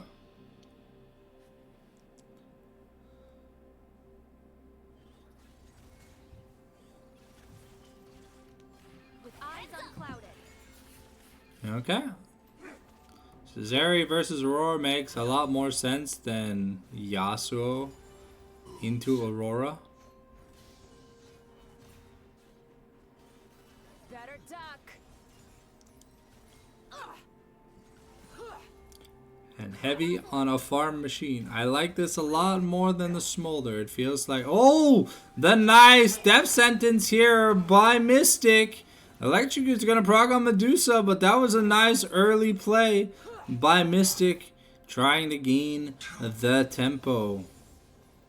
Blue Wolf up quite a bit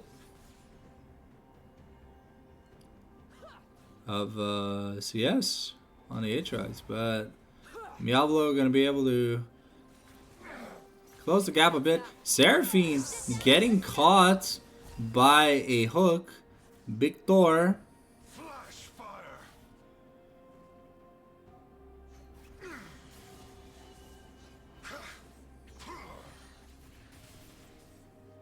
Okay, Blue Wolf putting the smooth moves on. We styling on Diablo. Diablo already out of pots. Medusa going to get hit by the flash.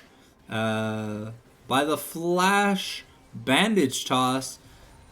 Tony here for the redemption arc.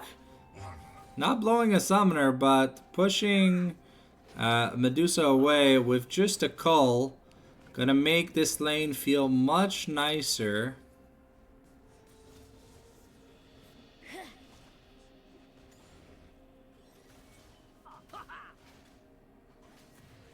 Oh! Blue Wolf with the blue steel! Wukong's gonna be behind now! He lost a buff! Okay. Blue Wolf with the momentum.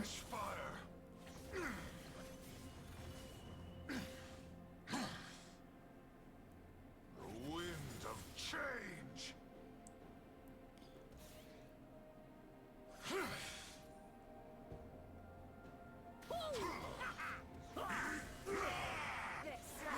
Okay, Big Thor gonna get caught out once again. The heal doesn't come out.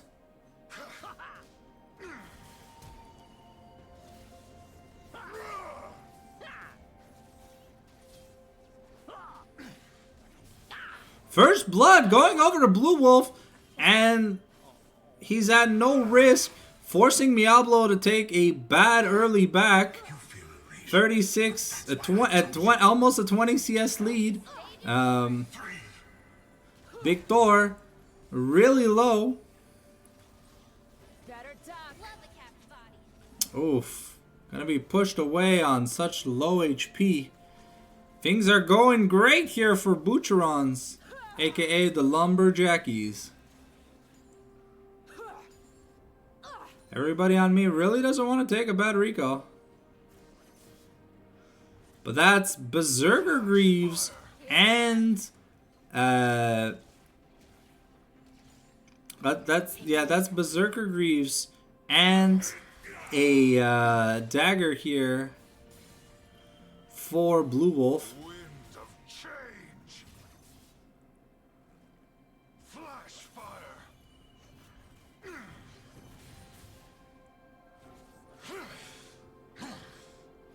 Anger builds.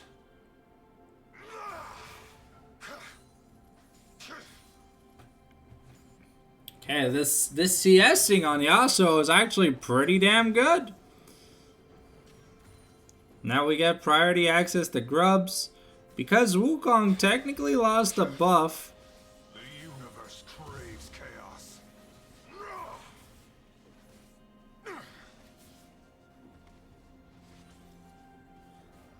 he's gonna be forced to just ignore the development happening. The wind of change. Anger builds.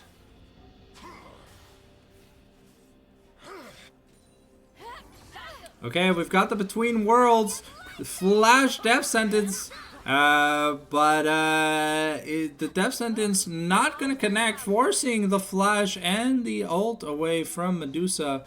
Pretty important. Now Blue Wolf gonna start proxy farming.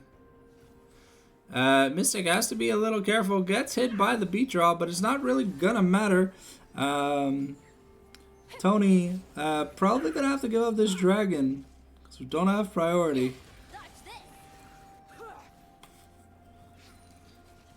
But yeah, Yasuo putting in a lot of work against Aatrox. And so far this is an amazing early game. Sit down and listen up.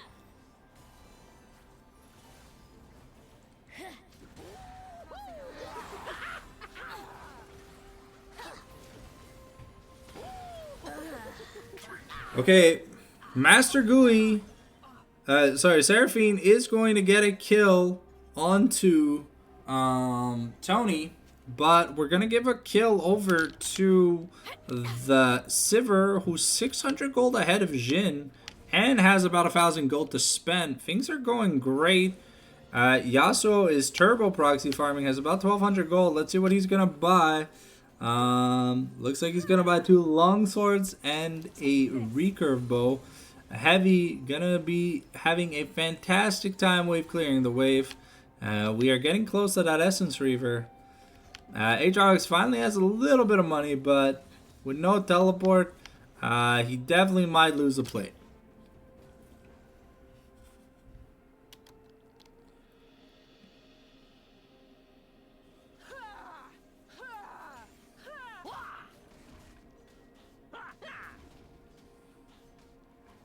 Okay, we finished the boots here for Aatrox.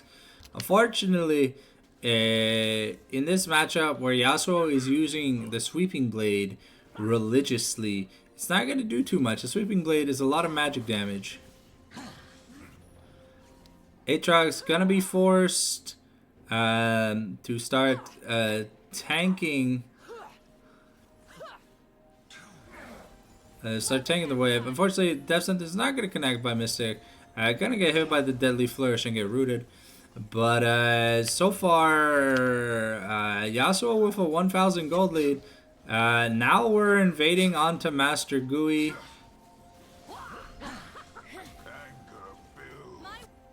Okay, we've got the Between Worlds. We got Master Gui getting slain by Blue Wolf. Aatrox being pushed away. But yeah, Master Gui not really gonna have a jungle to play in. Heavy gonna get hit by the beat drop Deadly Flourish into the Encore. But the Lantern from Thresh gonna be pretty clutch. The game plan is going well. Feed Blue Wolf money. Let him be your MVP. Because if he's fed, oh boy, you bet they ain't gonna be focusing heavy. And a Sivir that can free fire on a backline.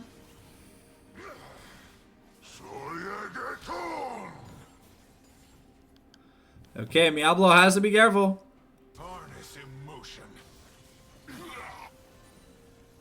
Is Yasuo dead here?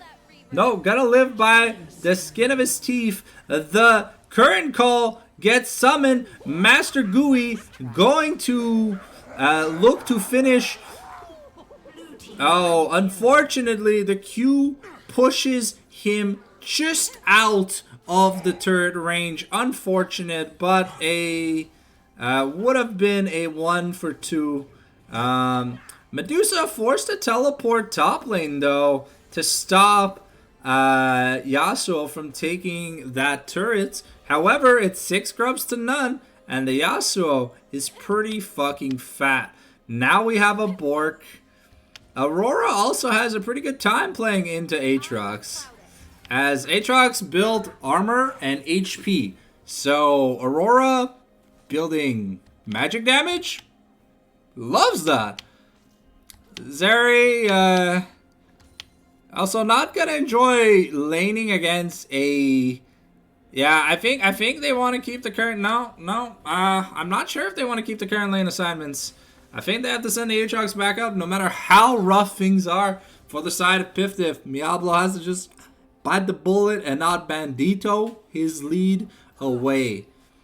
Okay, Big Thor gonna get caught by a death sentence, but unfortunately, the Boomerang Blade not gonna be synced up. We're gonna miss out on a lethal double shot. Another death sentence. Unfortunately, this one goes wide, but with double grubs, Tony getting a bandage toss.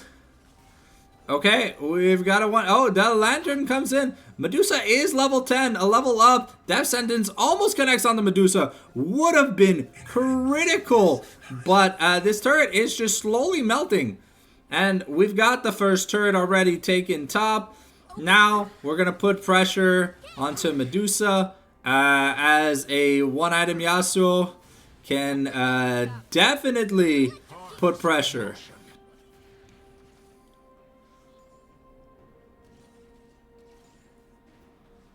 Okay. Take this.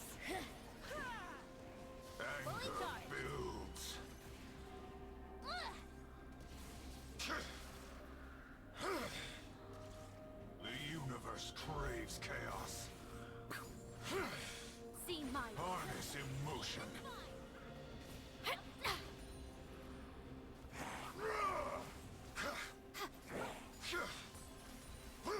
Okay, we took a plate top lane.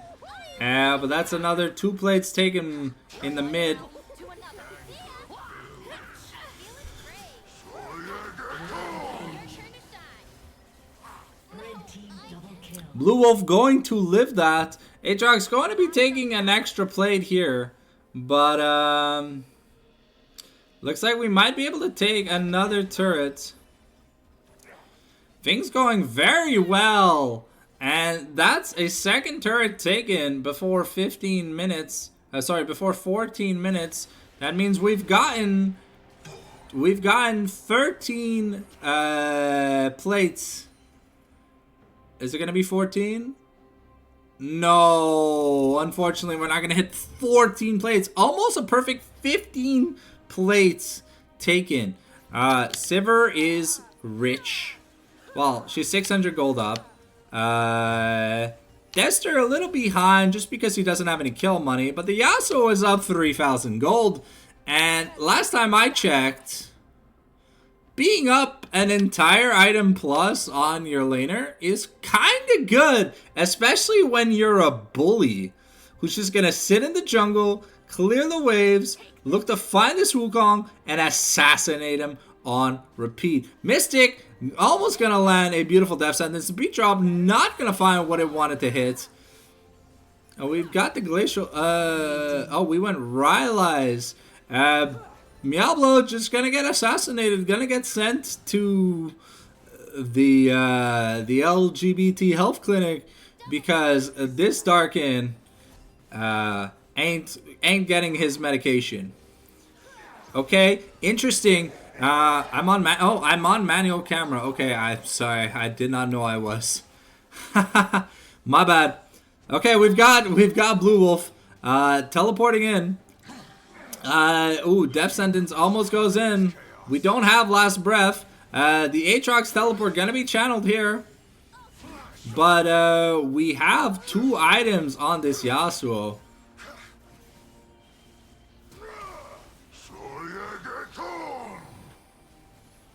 Surprise!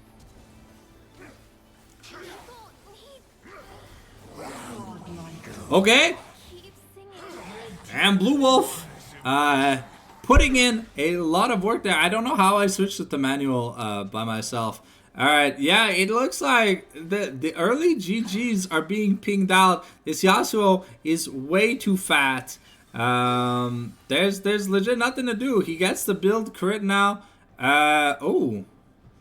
Blue team wanted to just call it there.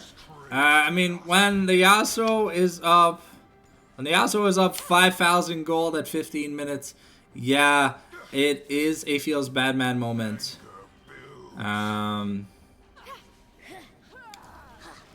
Now we get a free Herald.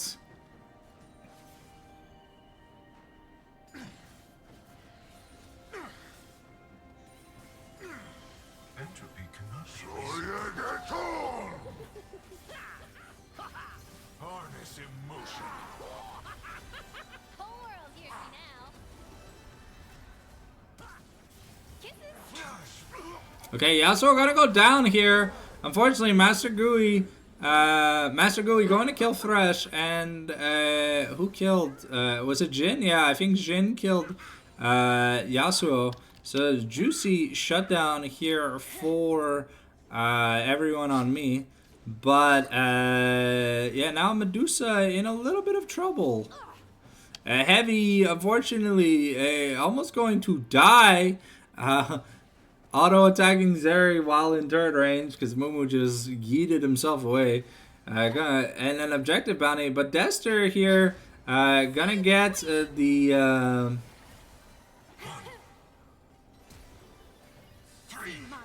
But is it? Oh, Dester with the smooth moves. Chose not. Going to get the easy double kill. And, yeah. Now Dester's pretty well in the game. However, Master Gooey looking for a play. Only going to find a ward. Yasuo now building crit. Still about 4,500 gold ahead. Once he gets his first crit item, things are going to go from bad to worse. And for those that don't know, whenever Yasuo uses Last Breath, his ultimate, he gains 50% bonus armor pen on critical strikes. And whenever Yasuo builds critical strike chance, he gets double the amount. So 25% is 50 and 50% is 100. So after 2 items, you really don't need any more crit. However, if you do choose to build more, for every extra percentage you have, you will get more AD.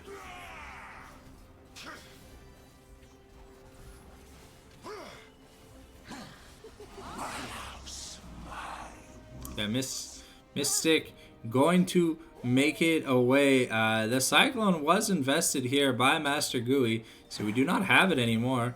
It's going to look to go over the wall. The Deadly Flourish, not going to find anything. Yasuo here just winning the 1v2. Now we have Dester putting some pressure in the bot lane while we got the Rift Herald gonna crash and take the turret in the mid lane. Now we're gonna drive it again. We're gonna get an inhibitor charge off of that. And there's a lot of grubs.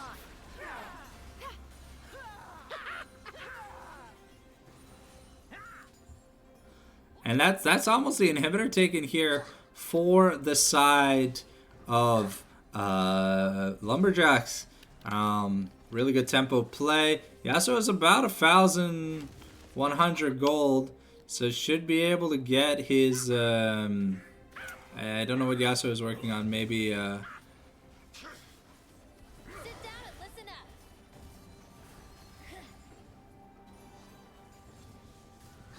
Okay, the current call gonna be summoned, and we're gonna shoot Namumu, who has some armor. Jhin has no armor pen. So Master Gui has to be a bit careful. The Cyclone is almost off cooldown.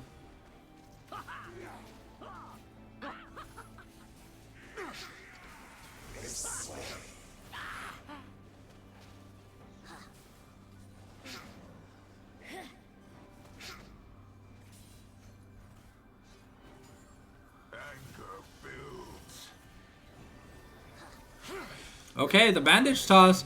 Curse of Sad Mummy not gonna land the stun, but the Last Breath gonna be enough. Yasuo will force the flash because we hit the turrets. Unfortunately, Zeri going to get a shutdown on Yasuo. It's only about 400 gold though, so it's not gonna be that big. Mystic and Tony have to be a little bit careful. Zeri is only 1 item, but she kind of does a bit of damage. Give you a hug.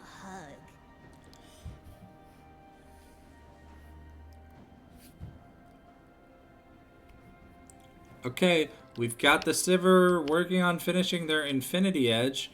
Dester's putting some pressure in the bot lane. You're in my realm now. Unfortunately, that's going to be a 600 gold shutdown here to the side of Master Gui. Another beautiful death sentence, but unfortunately, Blue Wolf is trying to connect the dots. This Yasuo is gonna take over though. Almost an instant triple kill from that Last Breath EQ combo. And yeah, Yasuo is pretty big at this point of the game. Has another 1,500 gold to spend. The universe craves chaos.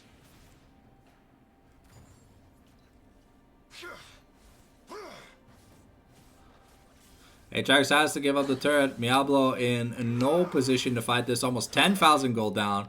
This Yasuo is the entirety of the gold lead here for the side of Lumberjacks. 15-2. He has more kills on Yasuo than Piftif have as a team. We've got the Between Worlds. The Encore's gonna come through, but gonna get Windwall. Big Thor gonna be sent to the Shadow Realm. And now we have 2,800 gold on this Yasuo. That's the Infinity Edge if I've ever seen one. Oh, actually, it might be Mortal Reminder.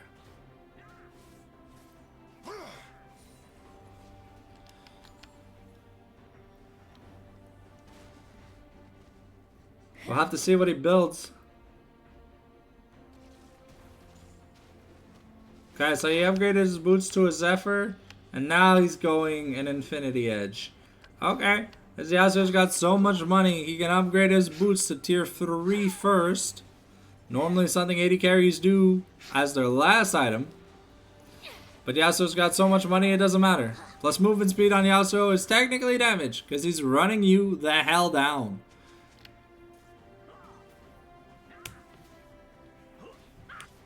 We are about at the 2 item point for everyone else in the game.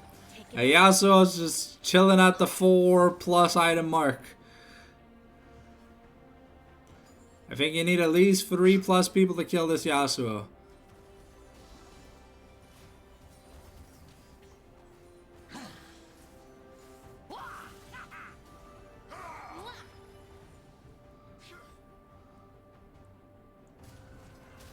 Through the looking glass.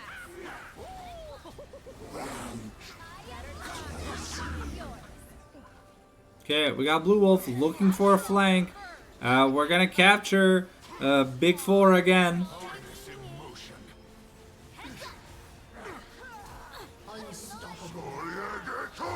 Everybody on me going to die. And yeah, that's not Baron, but I mean, we proc the shield bow. But we have 6 grubs. And yeah, that might just be the end of the game. There's a wave coming in. And once these minions hit the turret... Yeah, it's going to be a convincing win here for the side of Lumberjacks. A really nice comeback from the previous games. And it looks like we're going to be moving towards game number 6, the last game before our little 1 hour break. I'm still wondering what the hell I'm going to do during that 1 hour break, but yeah. A really nice game from the side of Lumberjacks. Let me update the scoreboard real quick.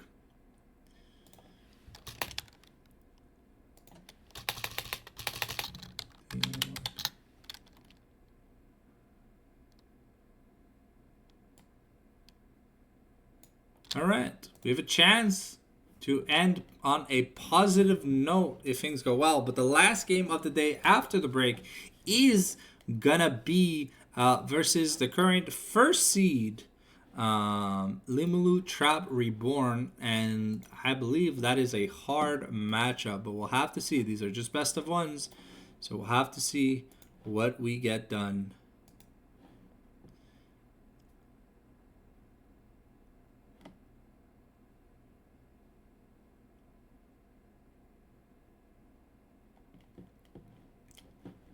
While we do that, I'm going to get the playlist back up and running.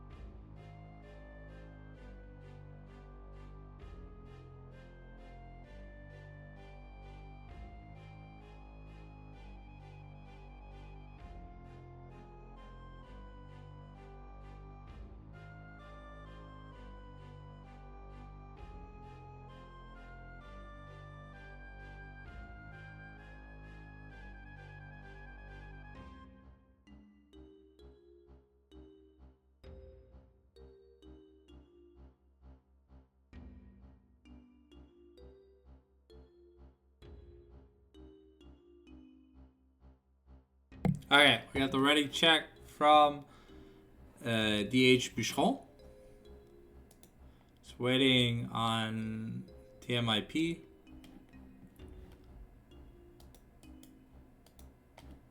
Hey, there's a chance that we finish all our games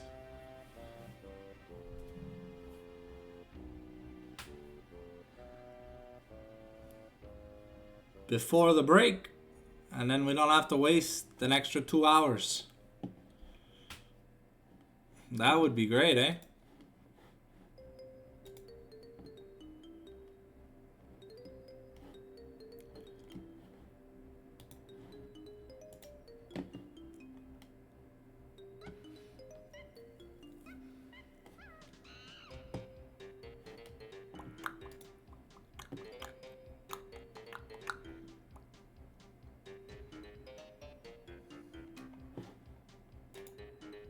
There's just something about monkey noises that kind of just go hard. Donkey Kong 64 music is just so cool.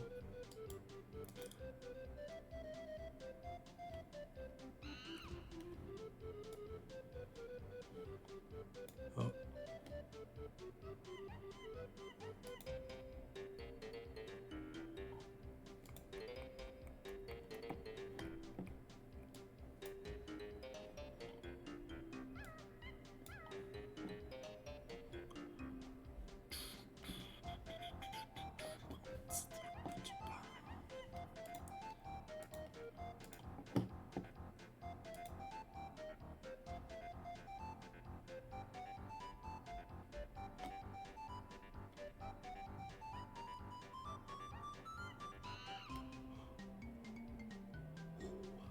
Oh yeah, oh yeah.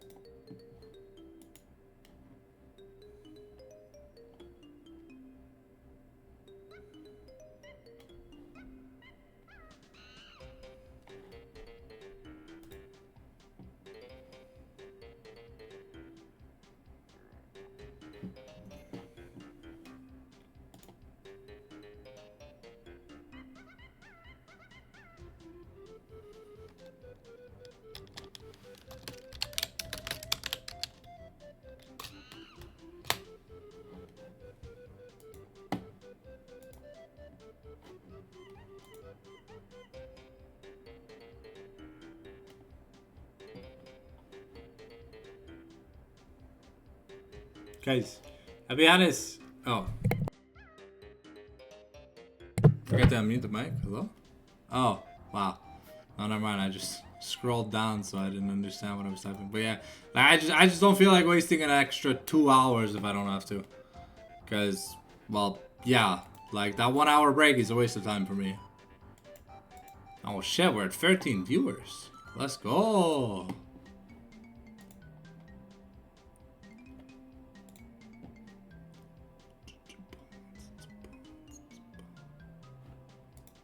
Because technically, by the logic or whatever, by the time we finish this, we still have time to play the last game with Limalu Trap before the break officially starts or whatever. And if you finish when the break started or whatever, I guess you just take an extended part of your break or whatever, or you lose a bit of your break. But I just want to be done for today, man. Not that the games aren't fun to cast, it's just waiting an extra 2 hours just because someone wants to go get some like fries at McDonald's. Like, no thanks, man. Just play the extra game, like grab a bear paw, play the extra game, and just like shut up. That's all it is, man. At the end of the day, that's all it is. You're like, I got my bear paw right here.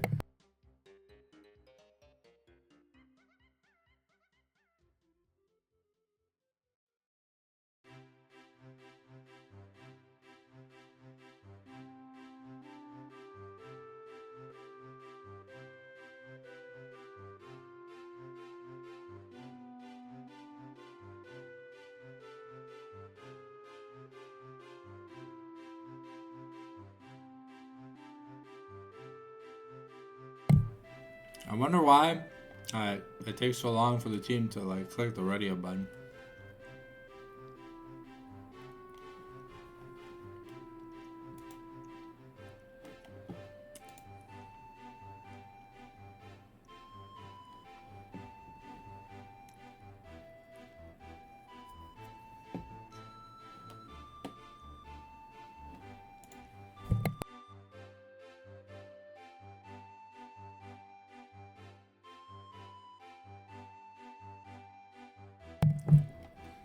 Alright.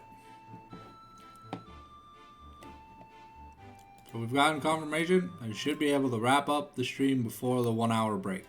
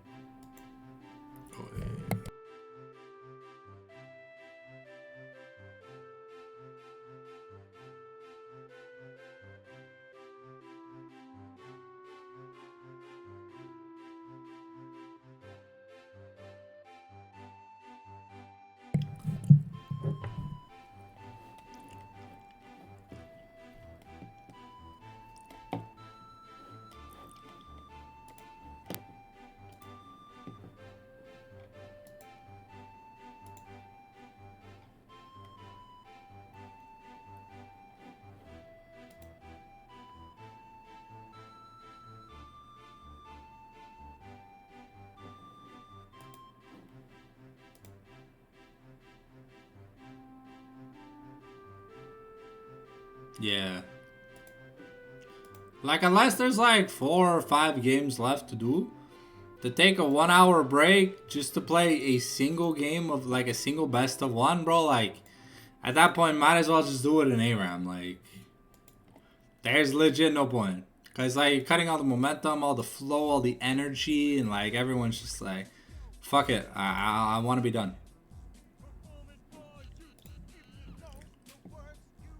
Join in too. Put your hands together if you wanna clap. As we take you through this monkey rap. Oh, DK. Like, I understand if a team has like 15 teams, but there was so much dead air today that like it doesn't make sense to have an extra. Like, people that work 8 hours a day don't even get 2 hours off. They get an hour off. 30 minutes for lunch and 2 15-minute breaks.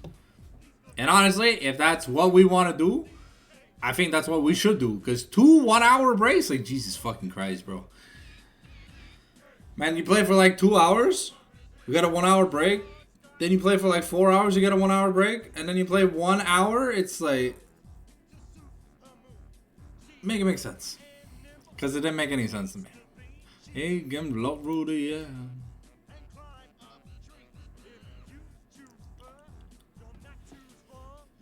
Alright, we've got the draft live, ladies and gentlemen.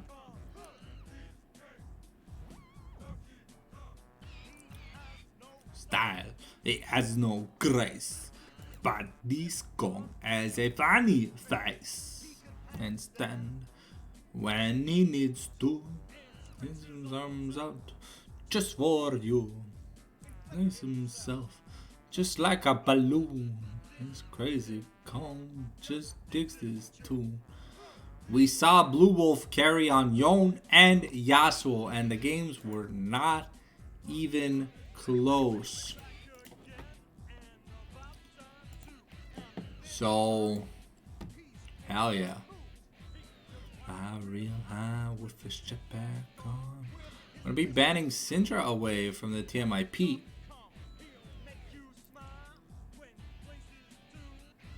Kremlin's beware, cause it's out for you. We're gonna ban. Okay, interesting that we're looking to ban. Alright, it's still a hover right now. It's not locked in.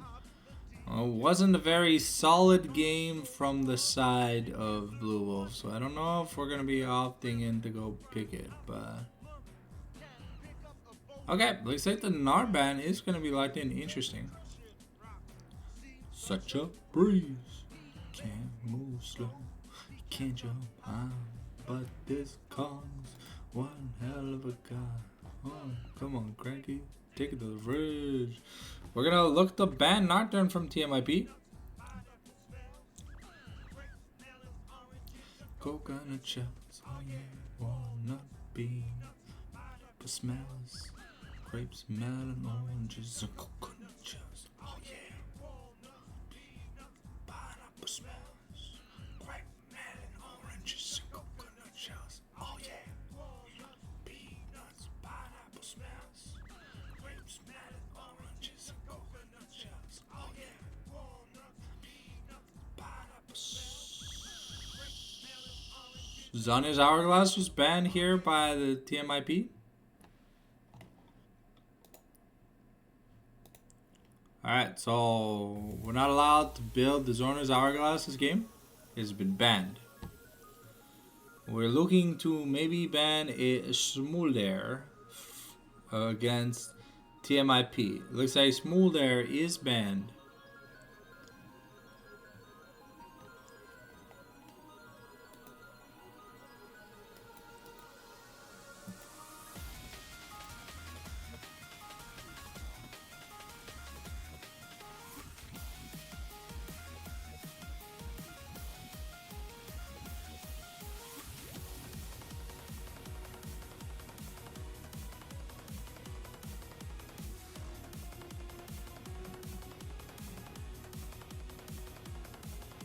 Okay, we are going to lock in, blind pick the Graggy here for TMIP.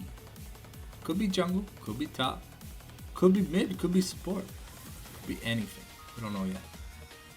But let's see if the Lumberjacks can figure out where this guy is going. Mystic looking to hover Zyra for the support position. Interesting choice. Okay, Zyra gets locked in for the Lumberjacks. I'm not sure if this is like a takeaway pick. Oh, we're going to pick the Tom Kench here. Okay. Is this Blue Wolf's Tom Kench or is this Mystic's Tom Kench? About to find out. Could also be Zyra Jungle.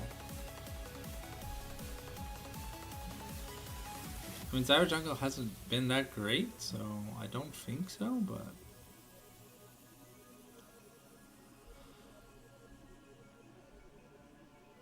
Oh, we're going to be taking the Kog'Maw away from Heavy here on TMIP. What are we going to pair it with? I'm probably going to want to pair it with a Lulu. Yeah, that makes a lot of sense. This combo, too strong.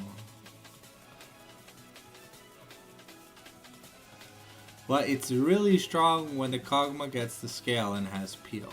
It's pretty bad if the Kog'Maw is gunned down every living moment of his waking life.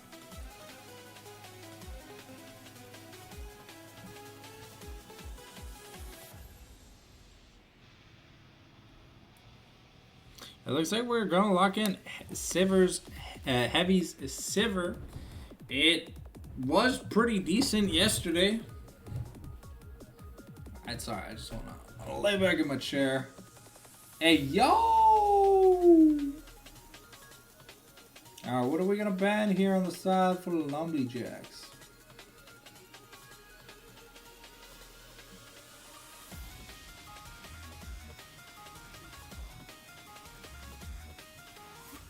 We're gonna ban Xin Zhao. Okay. So this would be a Gragas top lane?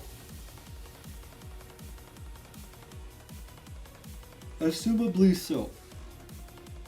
It looks like we're also going to be taking away the vibe from Tony. Okay, so... He's not Zyra Jungle?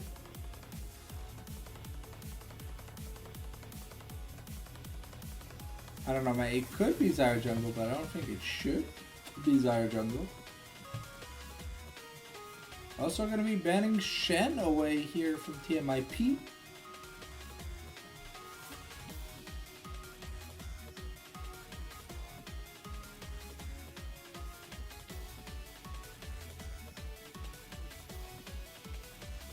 TMFP, 10 seconds on the clock. What are you banning?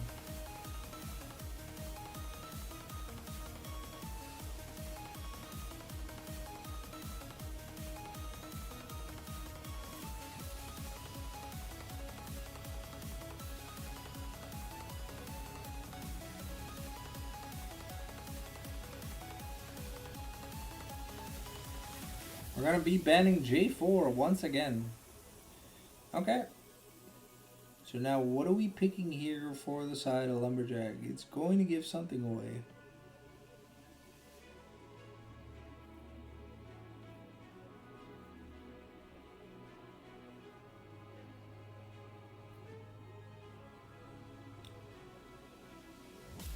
Okay, so support could still be between Zyra and Tahm Kench, but I think it would make a lot of sense if we put Tahm Kench top, Zyra support.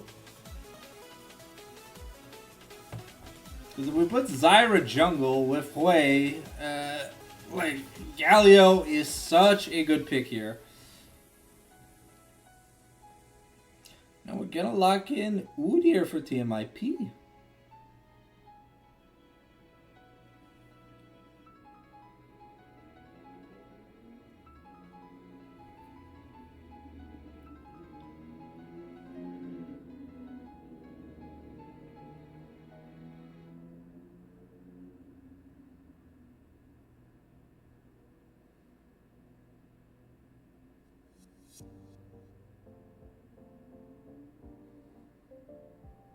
We're looking to take a Nico.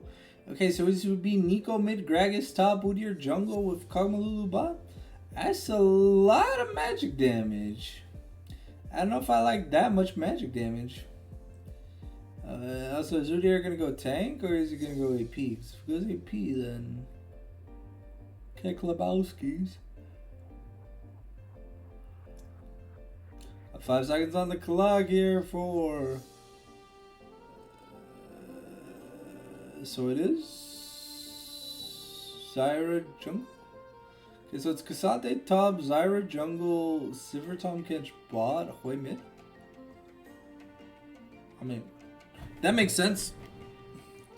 Let's get into the pin ultimate lobby for DH Lumberjacks SuperWeek.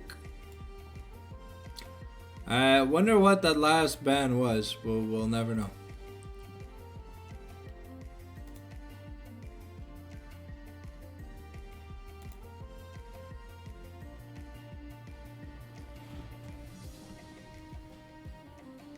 Alright, here we go. So now I had the draft.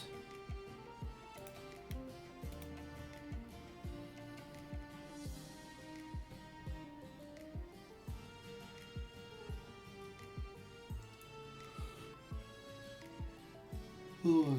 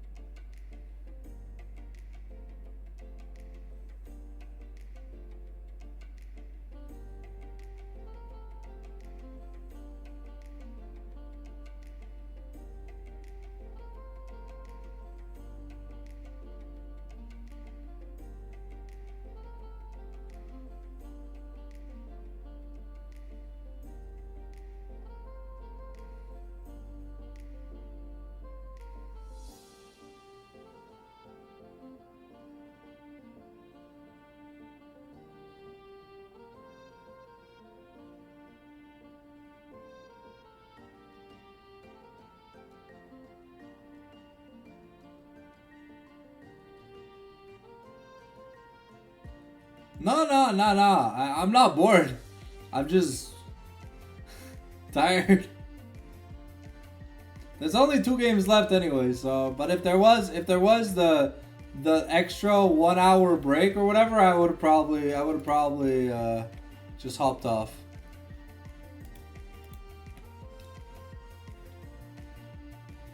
I don't know. I should be good to go.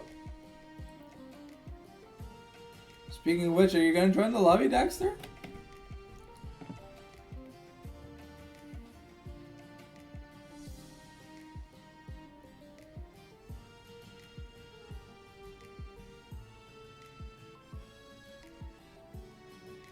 Okay, no worries. I guess we're just waiting on the Fui guy. Hey, no, it's been fun today. It's just there was a lot of dead air, you know? And not that I don't have anything to do, but like when you're live streaming on Twitch, there's just only so much you can talk about. I did my post-game analysis every game when I had time to, but other than that, I don't really know what else I'm supposed to bring up. Can't really put any other music on because everything gets copyright claimed. And can't really play any other game because, well, everyone leaves. So, oh.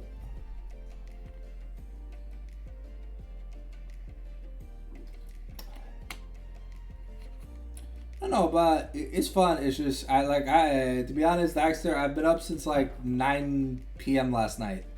So I'm just a little dead inside.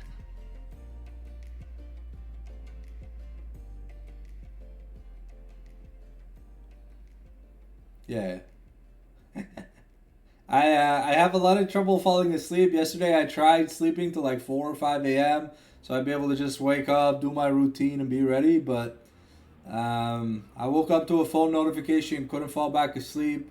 Tried a few times, but by the time I was starting to fall asleep, it was already like 8 a.m. and I was like, ah, fuck, well, no sleeping now. So I just popped my meds and, well, here we are.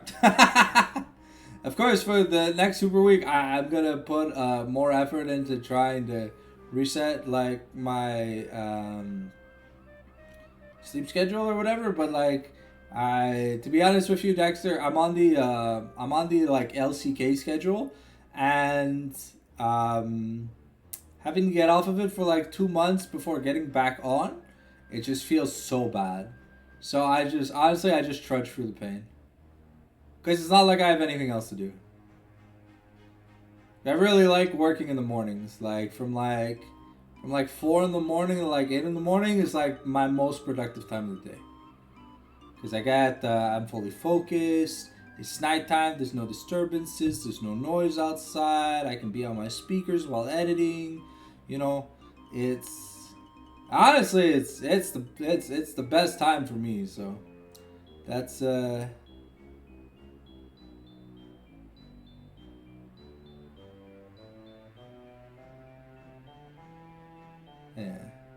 Well, that's my TLDR.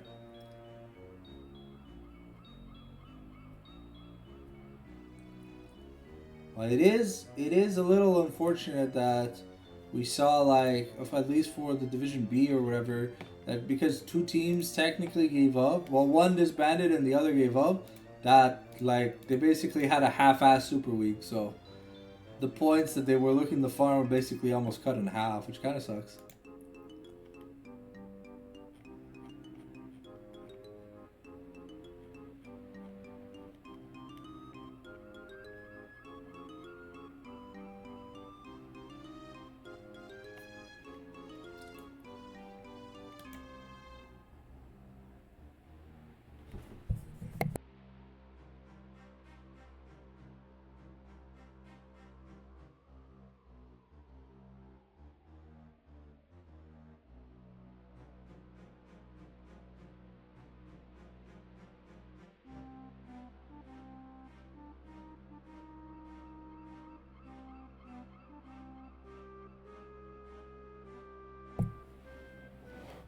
Yeah. Oh.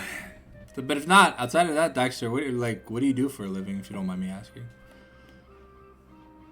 Because I imagine like the coaching is, you know, it's voluntary, right? Like since it's been about. Oh, nice.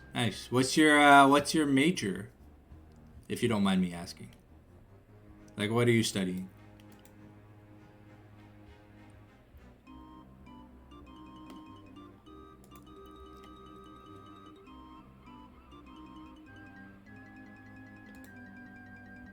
Nice. Nice. A good field, a good field.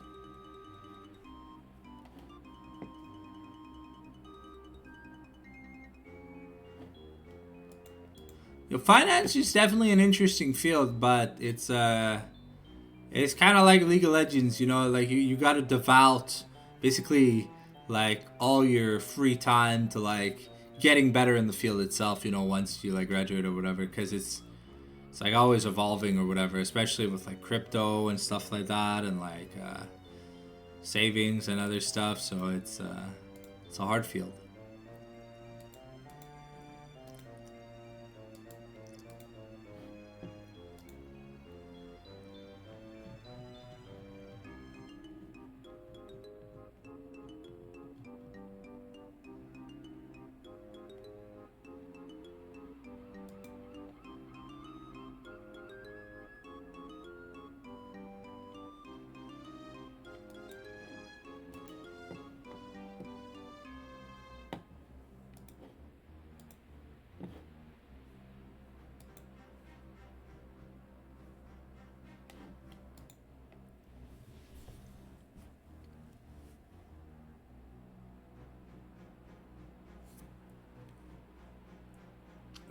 They had an emergency sub because the guy just like, I don't know, mental boomed, and he's like, fuck League, I'm done.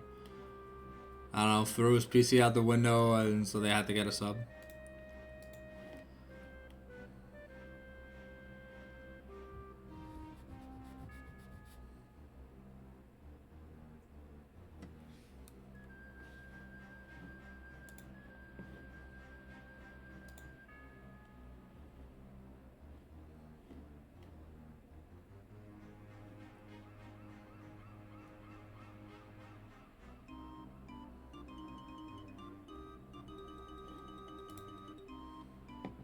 Ah, looks like he's on his way. Okay, there you go.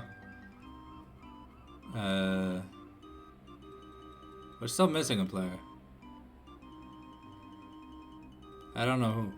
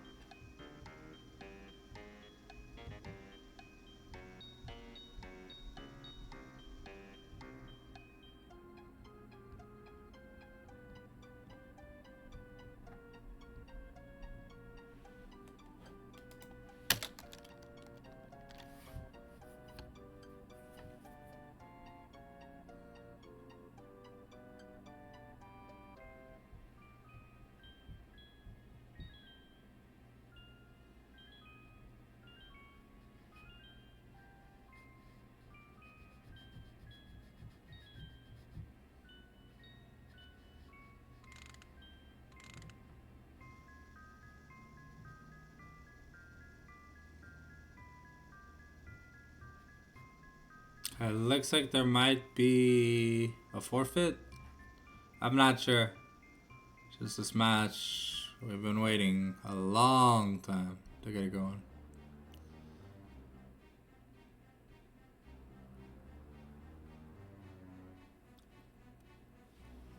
So let's see.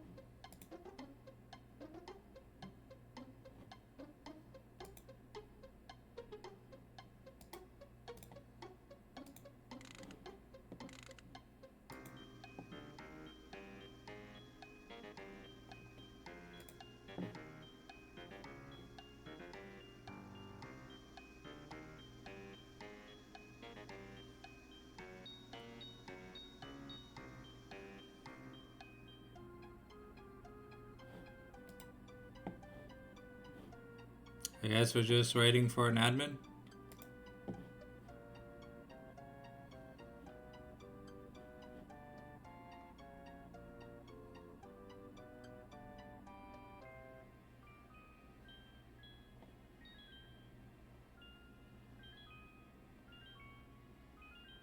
Is there like some kind of ticket they have to open or something? Like...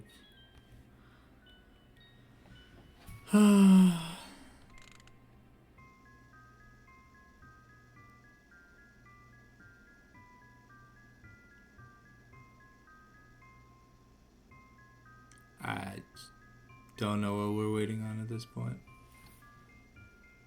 I think someone joined. Oh, yeah, okay. I think someone joined the talk to an admin chat.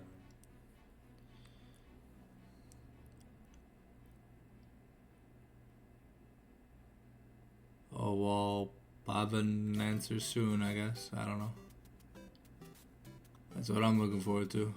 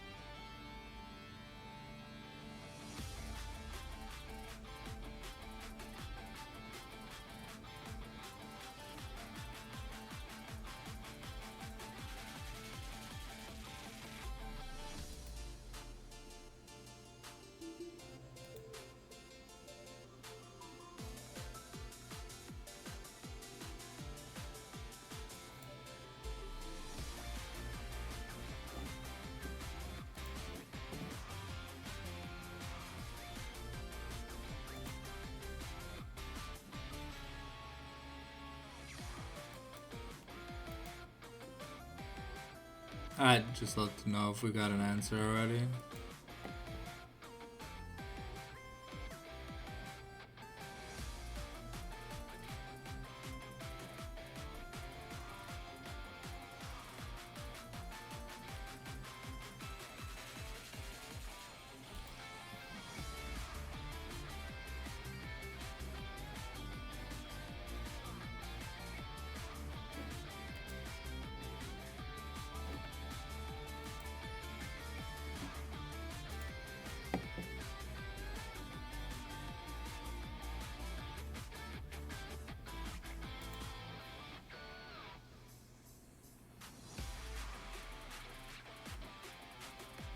Doesn't look like anything happened.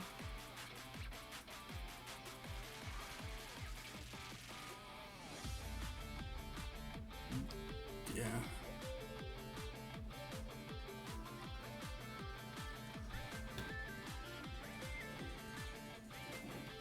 Yeah, because I'm taking like 30 minutes to get a player who feels bad, man, you know.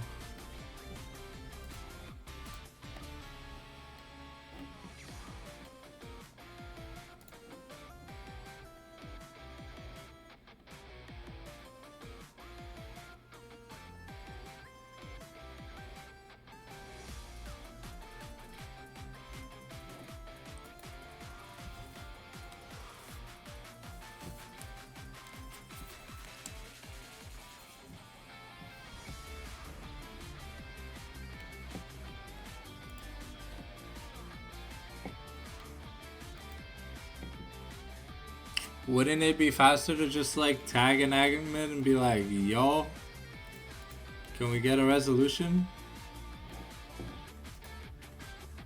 Because it's been like 10 minutes. I think so, I'm not too sure. I don't have the rulebook with me. To be fair, they make interesting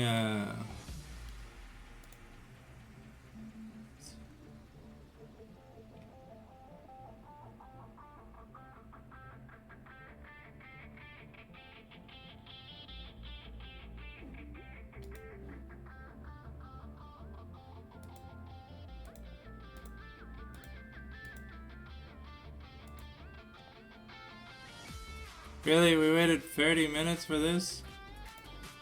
Oh god.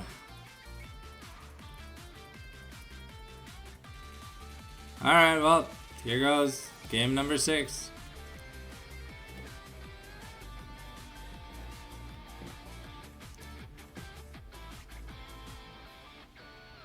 Oh. Okay.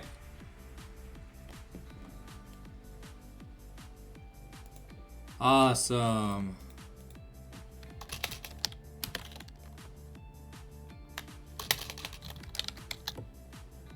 There you go.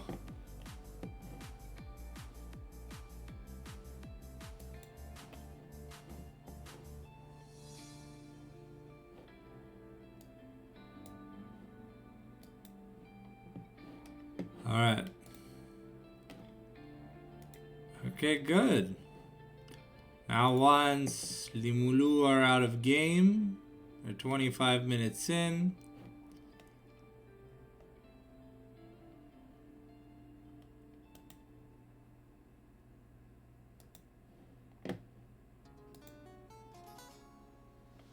We can snipe them and just start the last game. No breaks, no guts, no glory.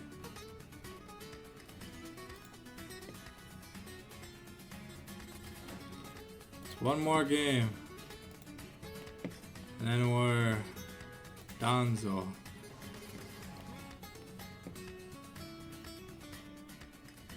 Oh, we just have to wait for the game against Greed to end.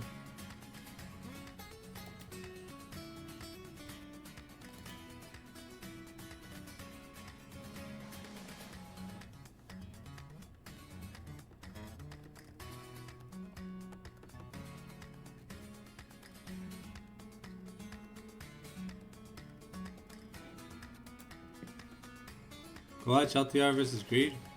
No, they're casting it.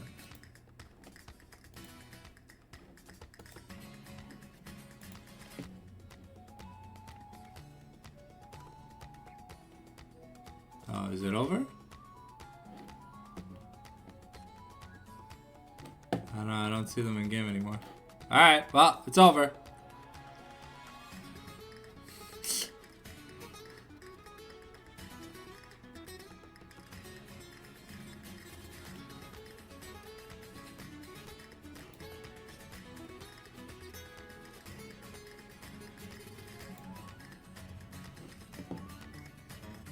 Alright. Go, snipe them, snipe them. I don't want to wait another 15 minutes to start a game, please.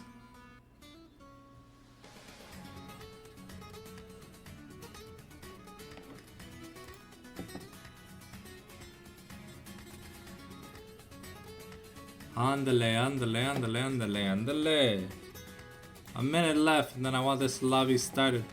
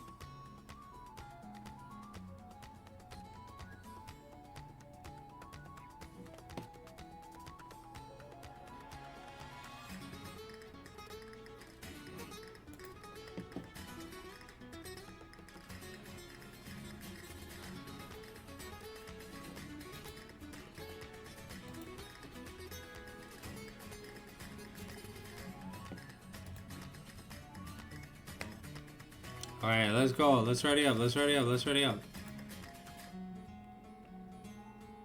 Let's get the show on the road, boys.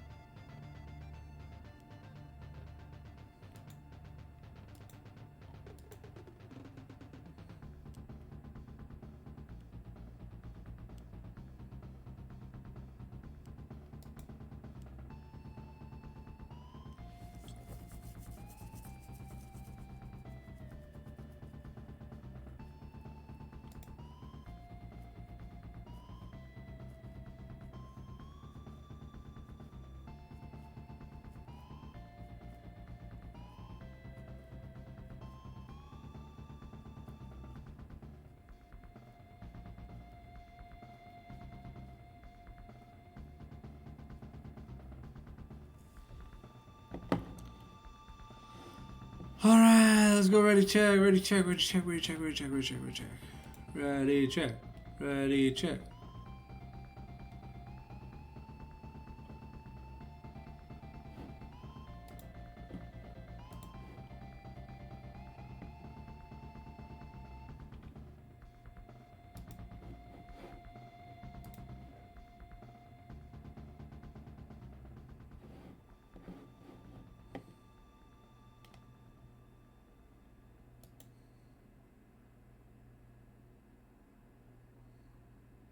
Ready, check.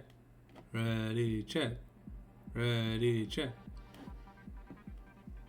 Come on.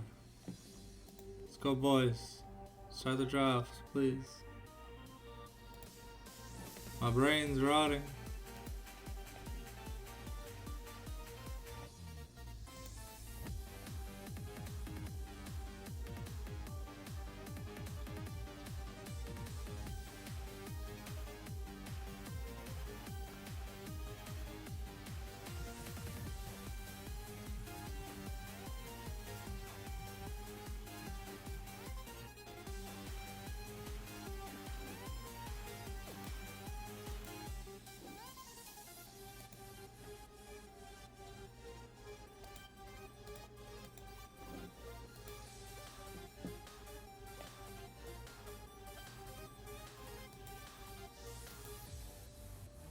Please.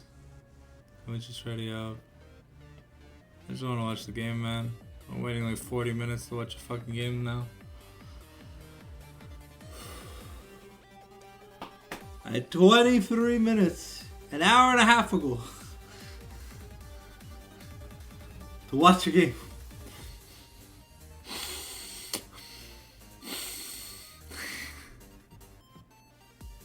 Oh, it feels like forever.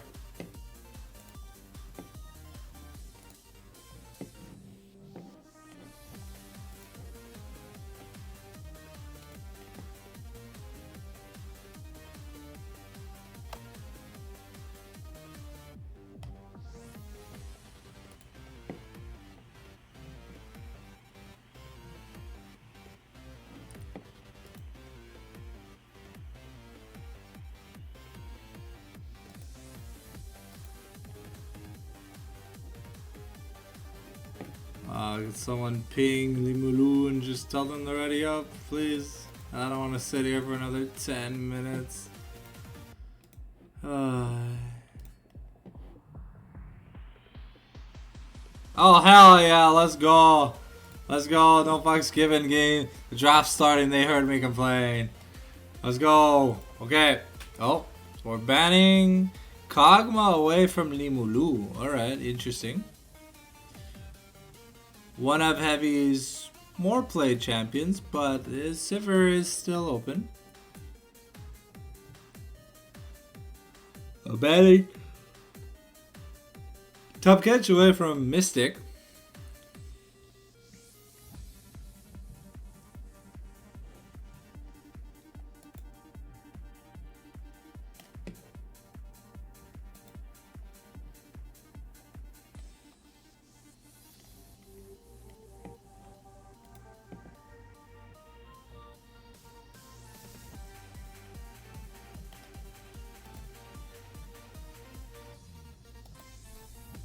Banning Gangplank. Okay, interesting, interesting.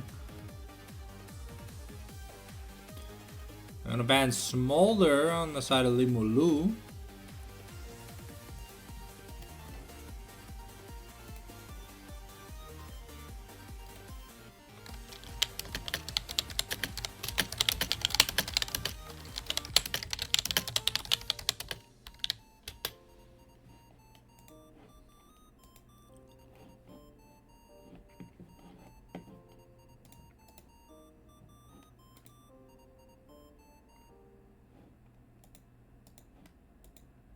We're banning Yasuo, okay. And now we're gonna ban Dester's Hui.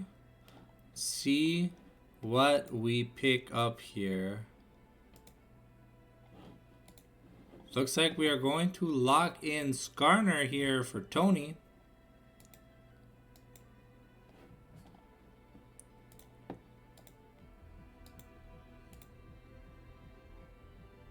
We've got a Varus lock in here with an Ivern. Okay, Limulu bringing the heat.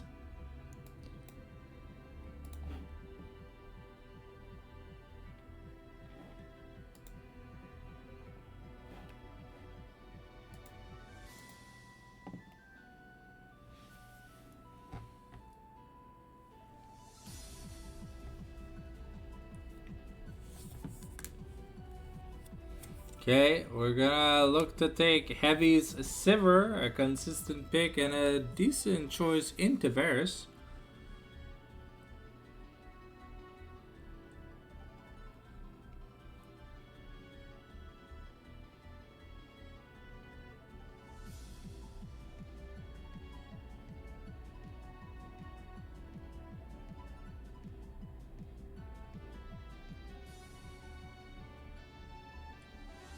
Okay. Alright, so we're gonna run back the Sivir Thresh combo. It worked pretty well last time. Some really nice death sentences by Mystic. I feel like it's one of his better supports. Here we're logging in Swain. I think that's support Swain. I don't think that's mid lane or top lane Swain.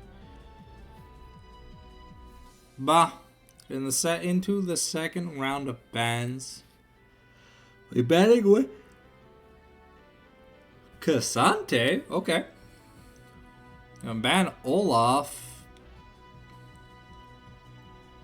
A lot of top laners gonna get targeted. I'm gonna be banning Yone. So ban Yone and Yasuo. So we ban the 2 super comfort picks from Blue Wolf. See what else of comfort he has in the tank. And we're gonna be well, okay, we're banning Fiora. Holy shit. The champion pool must be deep if we're banning Fiora. That is not a very good team champion. Oh. Is Varus mid?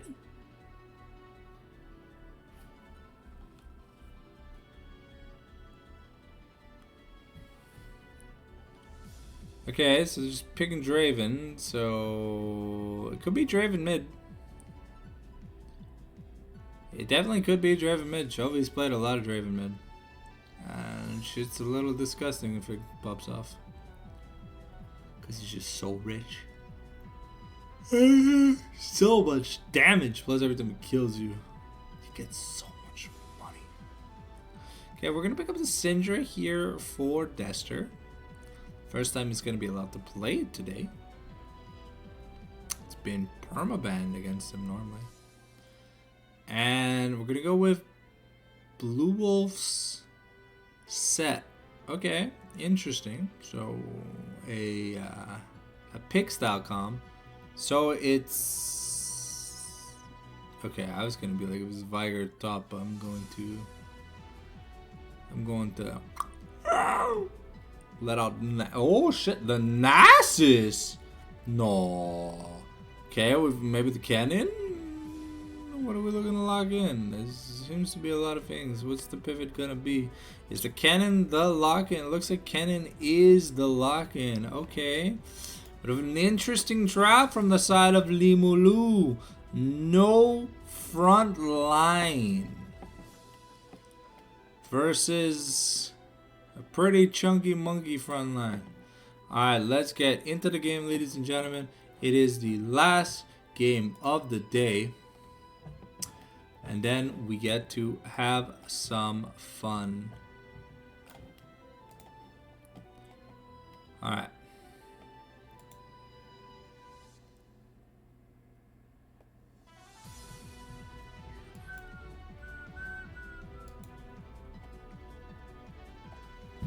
There we go.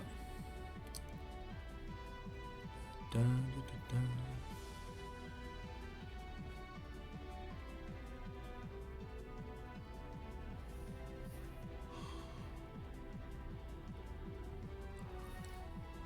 Okay.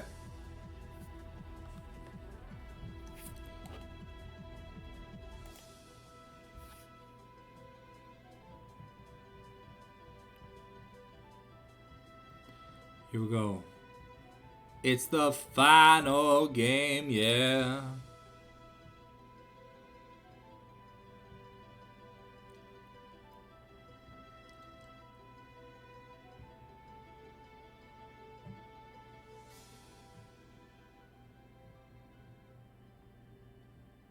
Alright, looks like we got the ready check from the Maloo. Do we get the ready check from the Lumberjacks?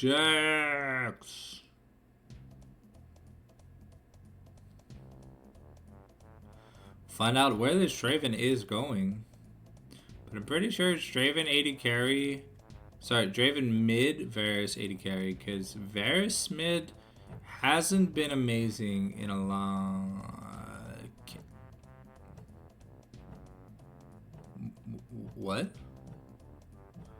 It's Cannon jungle, Ivern mid? No.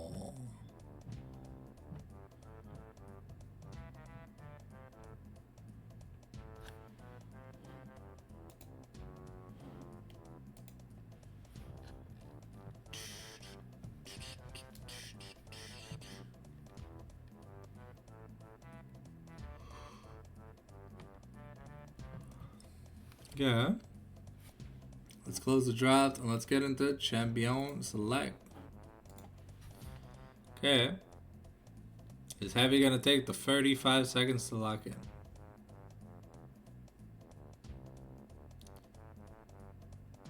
I don't want to believe that it's Draven top. There's no way that it's Draven top, Kennen jungle, Ivern mid.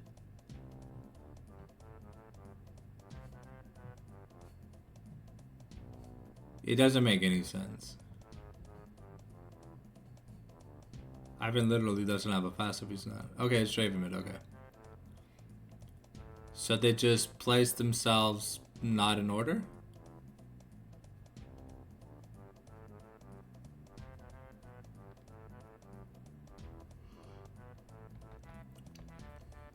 Alright, the last game. 3 minutes to go. Yeah, because when I saw the Ivern locket, I'm like, okay, it's Ivern jungle, but then like Ivern was in the middle, and I was like, oh. I mean, props to people that can make Ivern solo lane work, but I really don't think that's the case. If ever.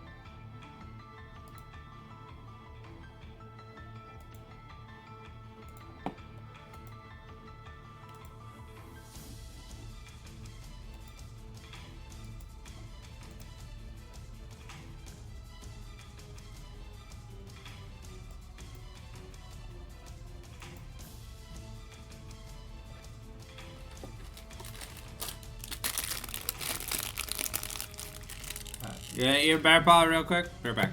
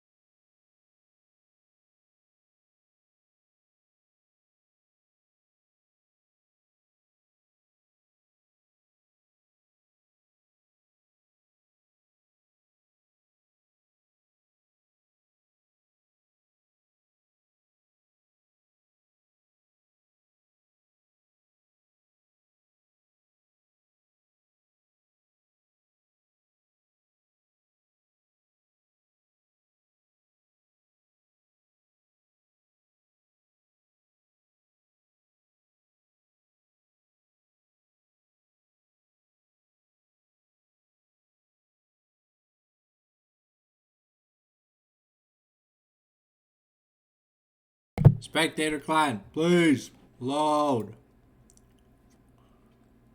I think I'm in game already.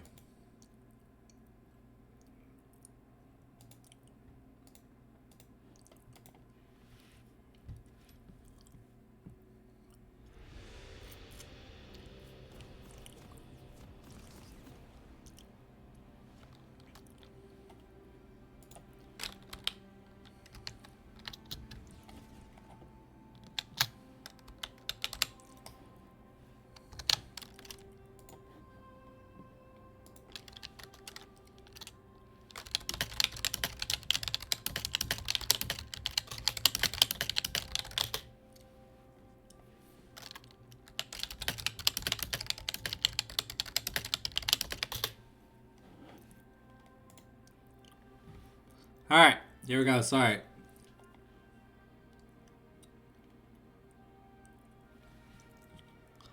Live for 7 hours and 40 minutes.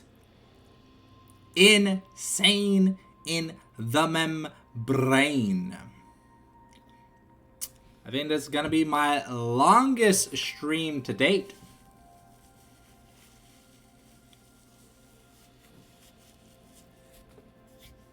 Okay, looks like we've got a bot side invade planned by the Lumberjacks.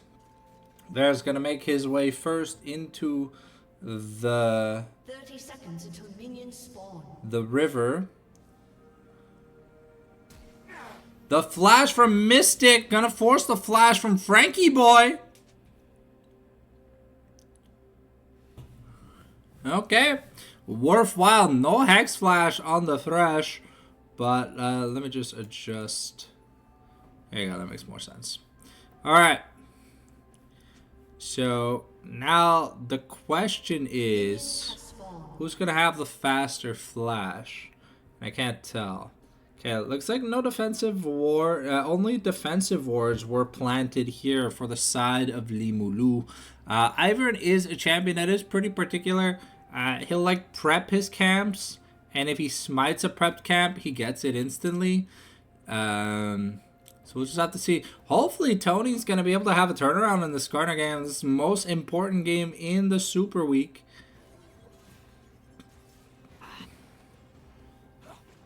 We're going to start Never Move on the Swain. Unfortunately, it's going to miss. Excited to see this bot lane. Yeah, Dester's gonna be struggling a bit in this lane because once the Vera's gonna get caught. Gonna take a bit of damage. Unfortunately, Sivir's gonna miss some CS, but Varus takes about 200 damage for his troubles. We'll have to see if Blue Wolf able to play into this cannon. Rather rough matchup. Electromad. First blood, but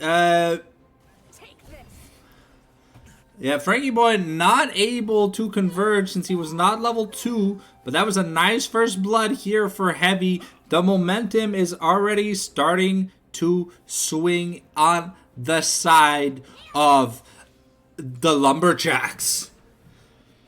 The Thresh recall gonna get interrupted, gonna be pretty important, but Mystic should be. Dester gets a nice stun onto Stefan Noah. Stefan Noah gonna get impaled by and he's gonna get impaled by the Ishtal Impact and not going to make it. Tries to get the revenge kill on the Skarner, but Blue Wolf actually bullying.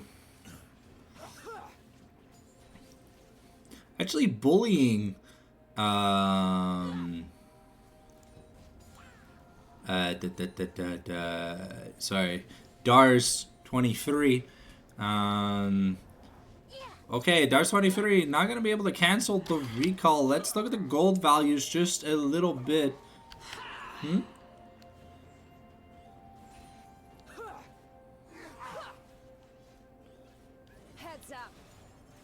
Yeah, no, I was trying to say the player's name. Sorry, I had a brain fart. I've been up for a little too long.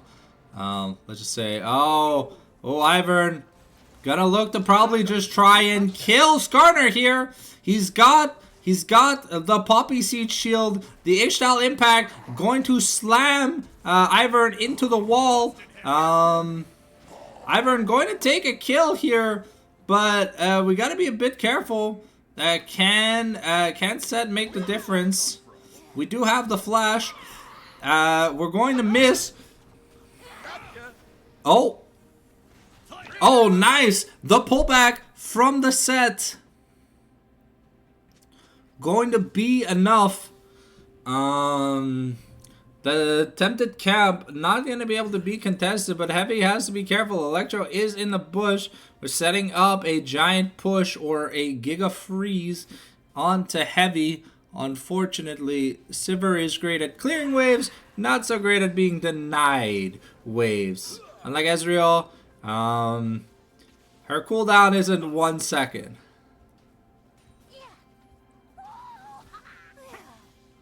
Oof. Blue Wolf gonna be taking a decent amount of damage here. Has the no magic mantle, but we got Ivern here in the bush looking for a gank. Gonna throw out the Rukala. Rukala gonna go wide. Electromad not gonna look for the never move, but the blue buff on Set really does help with his Q and well just his general cooldowns and overall. Set also has an amazing health regen passive, so once Set gets access to something like a Spirit Visage or a Spectre's Cowl or a pair of Mercury Treads, it's going to make the trades with the Kennen a little bit easier. Has to be careful though. And the never move gonna miss. Death Sentence gonna go wide. Looks like the 80 carries are just trying to fight over who gets access to this wave.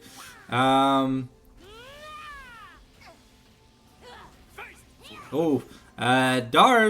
going to have the momentum to kill. The Ignite from Electromad going to be put on the Misty to dissuade that Death Sentence.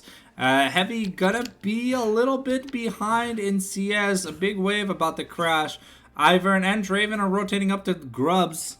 We'll see if we can make it happen. Stavinoa first to rotate in the mid lane. The Ishtal Impact going to find no one. The Haymaker gonna find Stavinoa. The true damage gonna be dodged away from the Haymaker. The true damage is going to be flashed away from the flash. Death Sentence not gonna be enough. Though we are able to push Ivern off the Grubs, and because Ivern doesn't have access to Daisy yet, Ivern needs some help. Sivir is also going to take this opportunity. We just burned the Varus Flash for the Fresh Flash once again. So now Blue Wolf having access to a pair of Merc Treads, gonna find it easier to absorb the poke. Kennen has also not taken a reset yet. Has about 1900 gold to spend. And yeah, Blue Wolf gonna take a recall. Sivir going to spell shield the Vision of the Empire to heal up a little bit. Dester doing decently in this matchup. Honestly, just wants to finish their mana item. And Stavinoa understands this.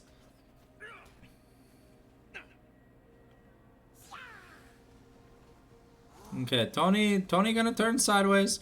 Has the impact now, but a little too late. Draven does have 150 stacks of adoration, so I believe that's like 500 gold if he does get a kill.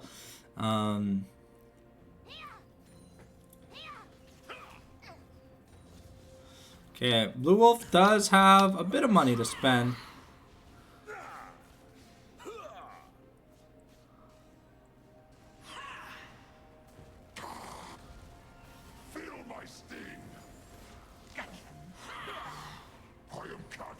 Oh, Dester not going to pull the trigger on the Force Unleash. I believe that would have killed. Draven was on 200 HP. The minimum damage Force Unleash does feels a little higher. The red team has slain the Mountain Dragon, but now Stavinoa is in a one-on-one duel. Swain Flash Q, the Root Collar, gonna get dodged out. The bushes for the auto attack. The Varus gonna try and land the poke, but unfortunately, we're gonna lose the dragon, but we're gonna kill the Draven, reducing his stacks to less than 100, which is good. But using the Ivern Flash, oh, Misty is looks like we're teleporting Dester to catch the wave.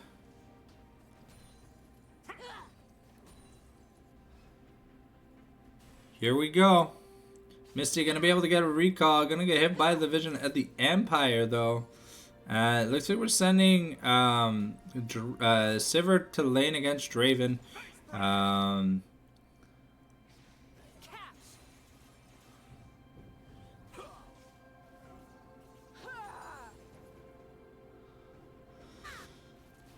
Or was it just a rotation to not miss too many waves? Okay, looks like we're sending Dester back to lane against the Draven.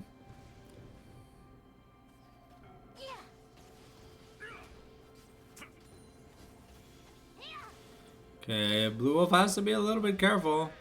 He is taking a lot of damage.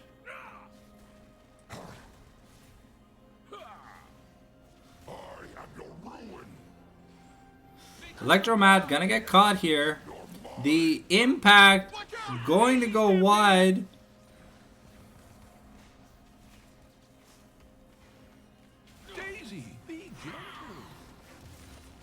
Okay, we're going to kill off Daisy here. Dester really wants his item. It looks like we have Luden's Companion on recall. Here's Set now working towards, I believe, a Stridebreaker. Cannon's going straight for the Leandries. Really important. Skarner should be getting closer to hitting his... Ooh, that was close. But Frankie Boy did have the flash. The flash is back up for the Thresh though, so we might be looking at your typical summoner exchange.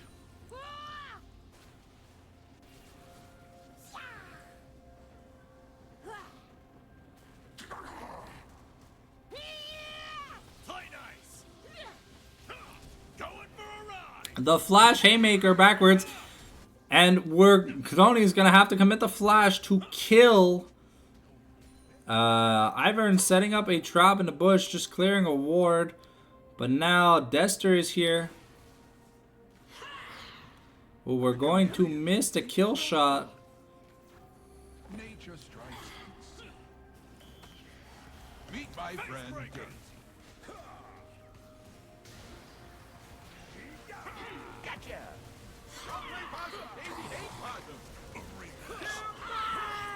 Stefanoa now taking a lot of damage, but this Swain is putting in work. Gonna be able to secure the kill.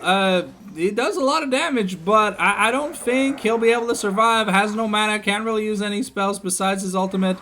And that's going to be the killing spree here for Tony.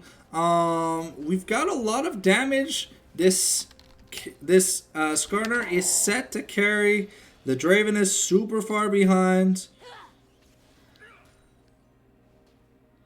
We've got a giant ass wave. I don't think we can give it up.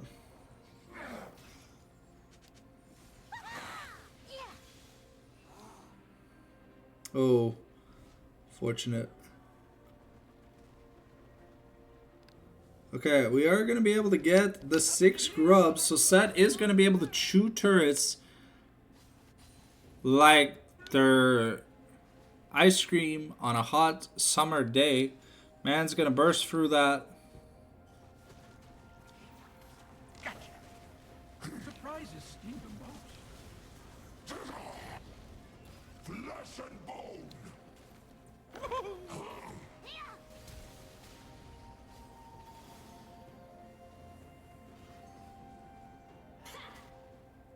Okay. Ivern gonna have to flash away from that play. In a little bit of trouble. Sivir now just doing okay. About 100 gold behind, but able to just farm. Has the Essence Reaver. Mystic looking for a play here. Was spotted. Now has found the ward he was spotted on. Oh, okay. Stefanoa almost gonna go down, but the shield from the Ivern is really powerful. Electromad going to miss his skill shot, but we got to be careful. Mystic is in potential trouble. We are dodging a lot of skill shots, but Frankie Boy is taking a lot of damage. Unfortunately, going to die. The Skarner is going to pivot away using the Ishtal Impact. We do have almost the 2-item power spike of Sterix plus Heartsteel.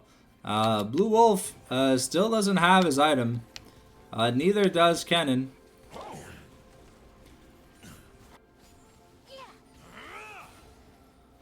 Okay.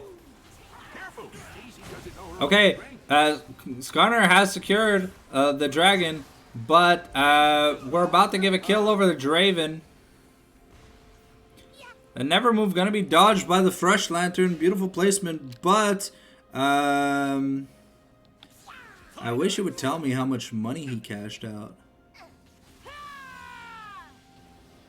Oh, unfortunately, Blue Wolf going to be taking an L on that.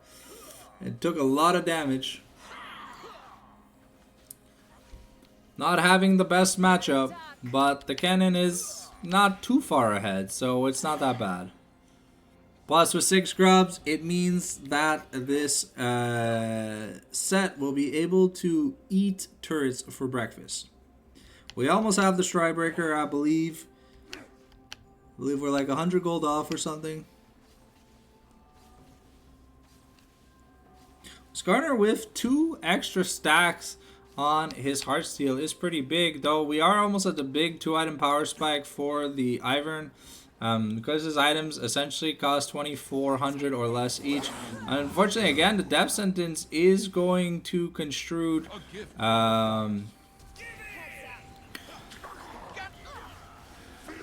up high.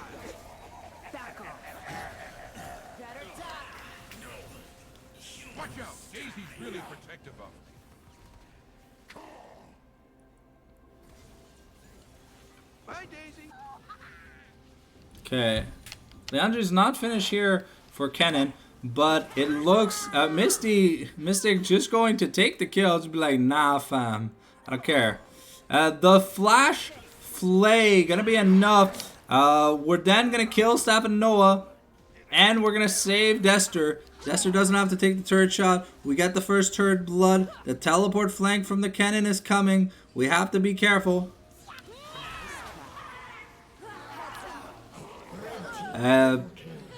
Kennen just presses W and he wins that.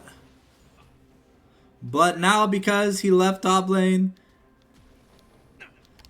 I mean now he's up about 1,800 gold, but Seth gonna get a little bit of money from a turret. Only 300.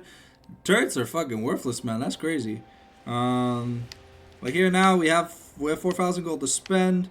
So now we're gonna work right away onto a Void Staff. Almost have it too. About I think like 600-700 gold off of it. Where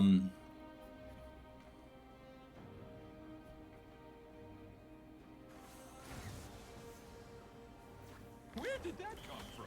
Okay, Tony gonna find a Heartsteel stack, but at what cost? He really wants that pink ward. Unfortunately, Greeting not flashing the ultimate. We're just gonna give up the Herald. Unfortunately, things are starting to crumble. But at least this Draven isn't popping off.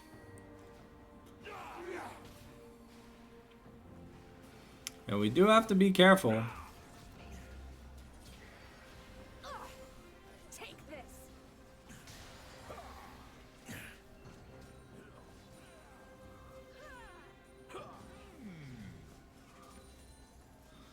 The chameleons.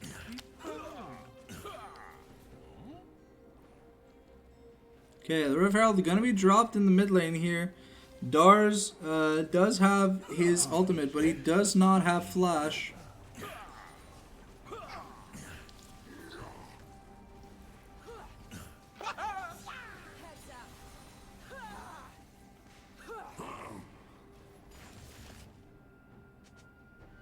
Okay, Infernal Dragon comes, but Dars without flash in a little bit of trouble.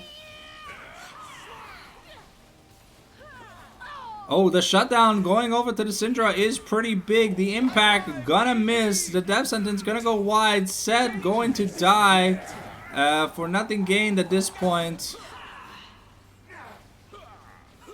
Also, ooh. Yeah, Misty probably also just dead.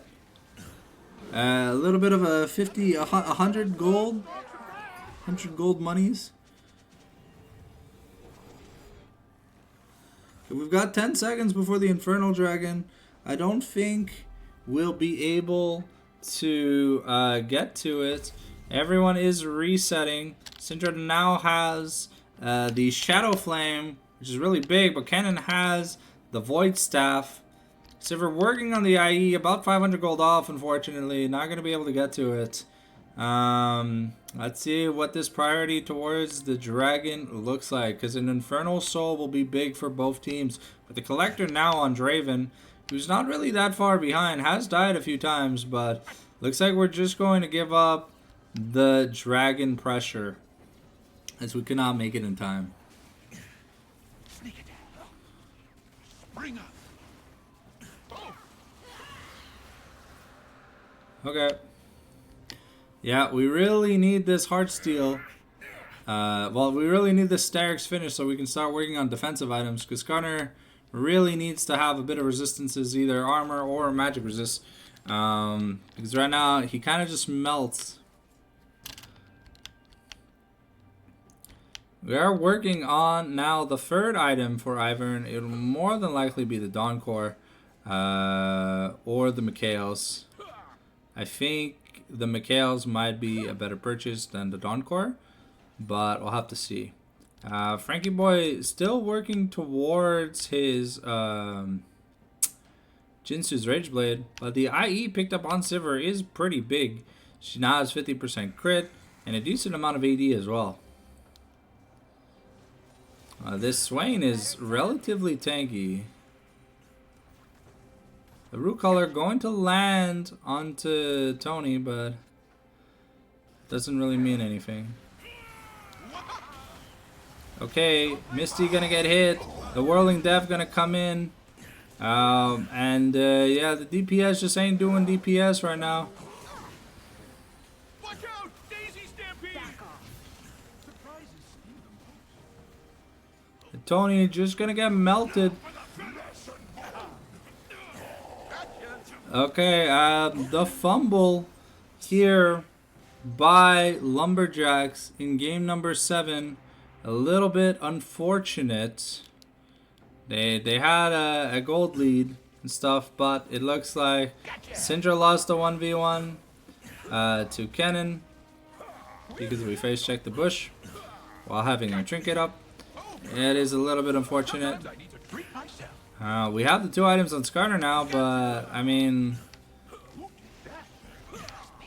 the Draven about to buy his armor pen item, so it's not gonna matter.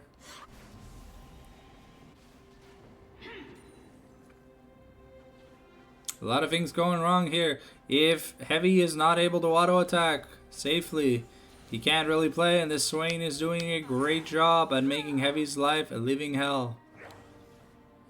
Heads up.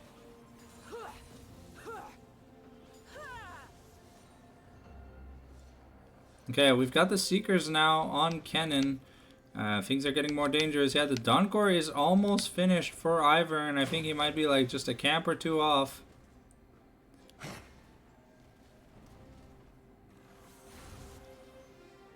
Okay, we're gonna be clearing a lot of vision here in the on the top side of the map. We've got Baron, but no grubs, so pushing is a little harder. But Sivir is really good at clearing waves. The Whirling Death gonna come through. The Root Color gonna miss. But we gotta kill that cannon minion. It's in Fog of War. But when it attacks, it comes out of it. Okay, so far we've been able to save this turret, but for how long? Mystic had some really nice plays early, but unfortunately a few fumbles kind of go hard. A Root Collar, Vision of the Empire, Mystic gonna get caught by a Chain of Corruptions and just gonna get exploded. Not even gonna use, not even gonna try to use, but we caught Draven. And yeah, is that just the end of the game? We have Baron buff, and it's Set versus 4 people. Plus, we have access to Daisy. Is Daisy stuck or? No, she's just chilling. A little bit unfortunate to see the game fumble so hard from a positive position. Frankie Boy going to kill Set. And that might just be the end of the game. Mystic gets caught in another never move. And it looks like we're just going to focus on ending the game. Limalu going to end Super Week on a victory. Unfortunately, we could not carry the momentum to end positively. We end with a 3-4 record. And I want to thank everyone who took the time to watch like my perspective for the Super Week run. As always, if you are interested, you can drop me a follow here on Twitch, or if you are not already subscribed, we do daily uploads every day at 10 a.m. So you will catch the Super Week VOD tomorrow morning if you miss any parts of it. So including for you guys over at Lumberjacks, you guys can use it as a VOD review as early as tomorrow, 10 a.m. Eastern. So look forward to it. Thank you for joining me on this long-ass live stream. And I had a lot of fun. I wish there was a little bit less dead air. But hey, it is what it is at this point. And we'll see you guys next time. Thanks for coming and have a great one. See ya.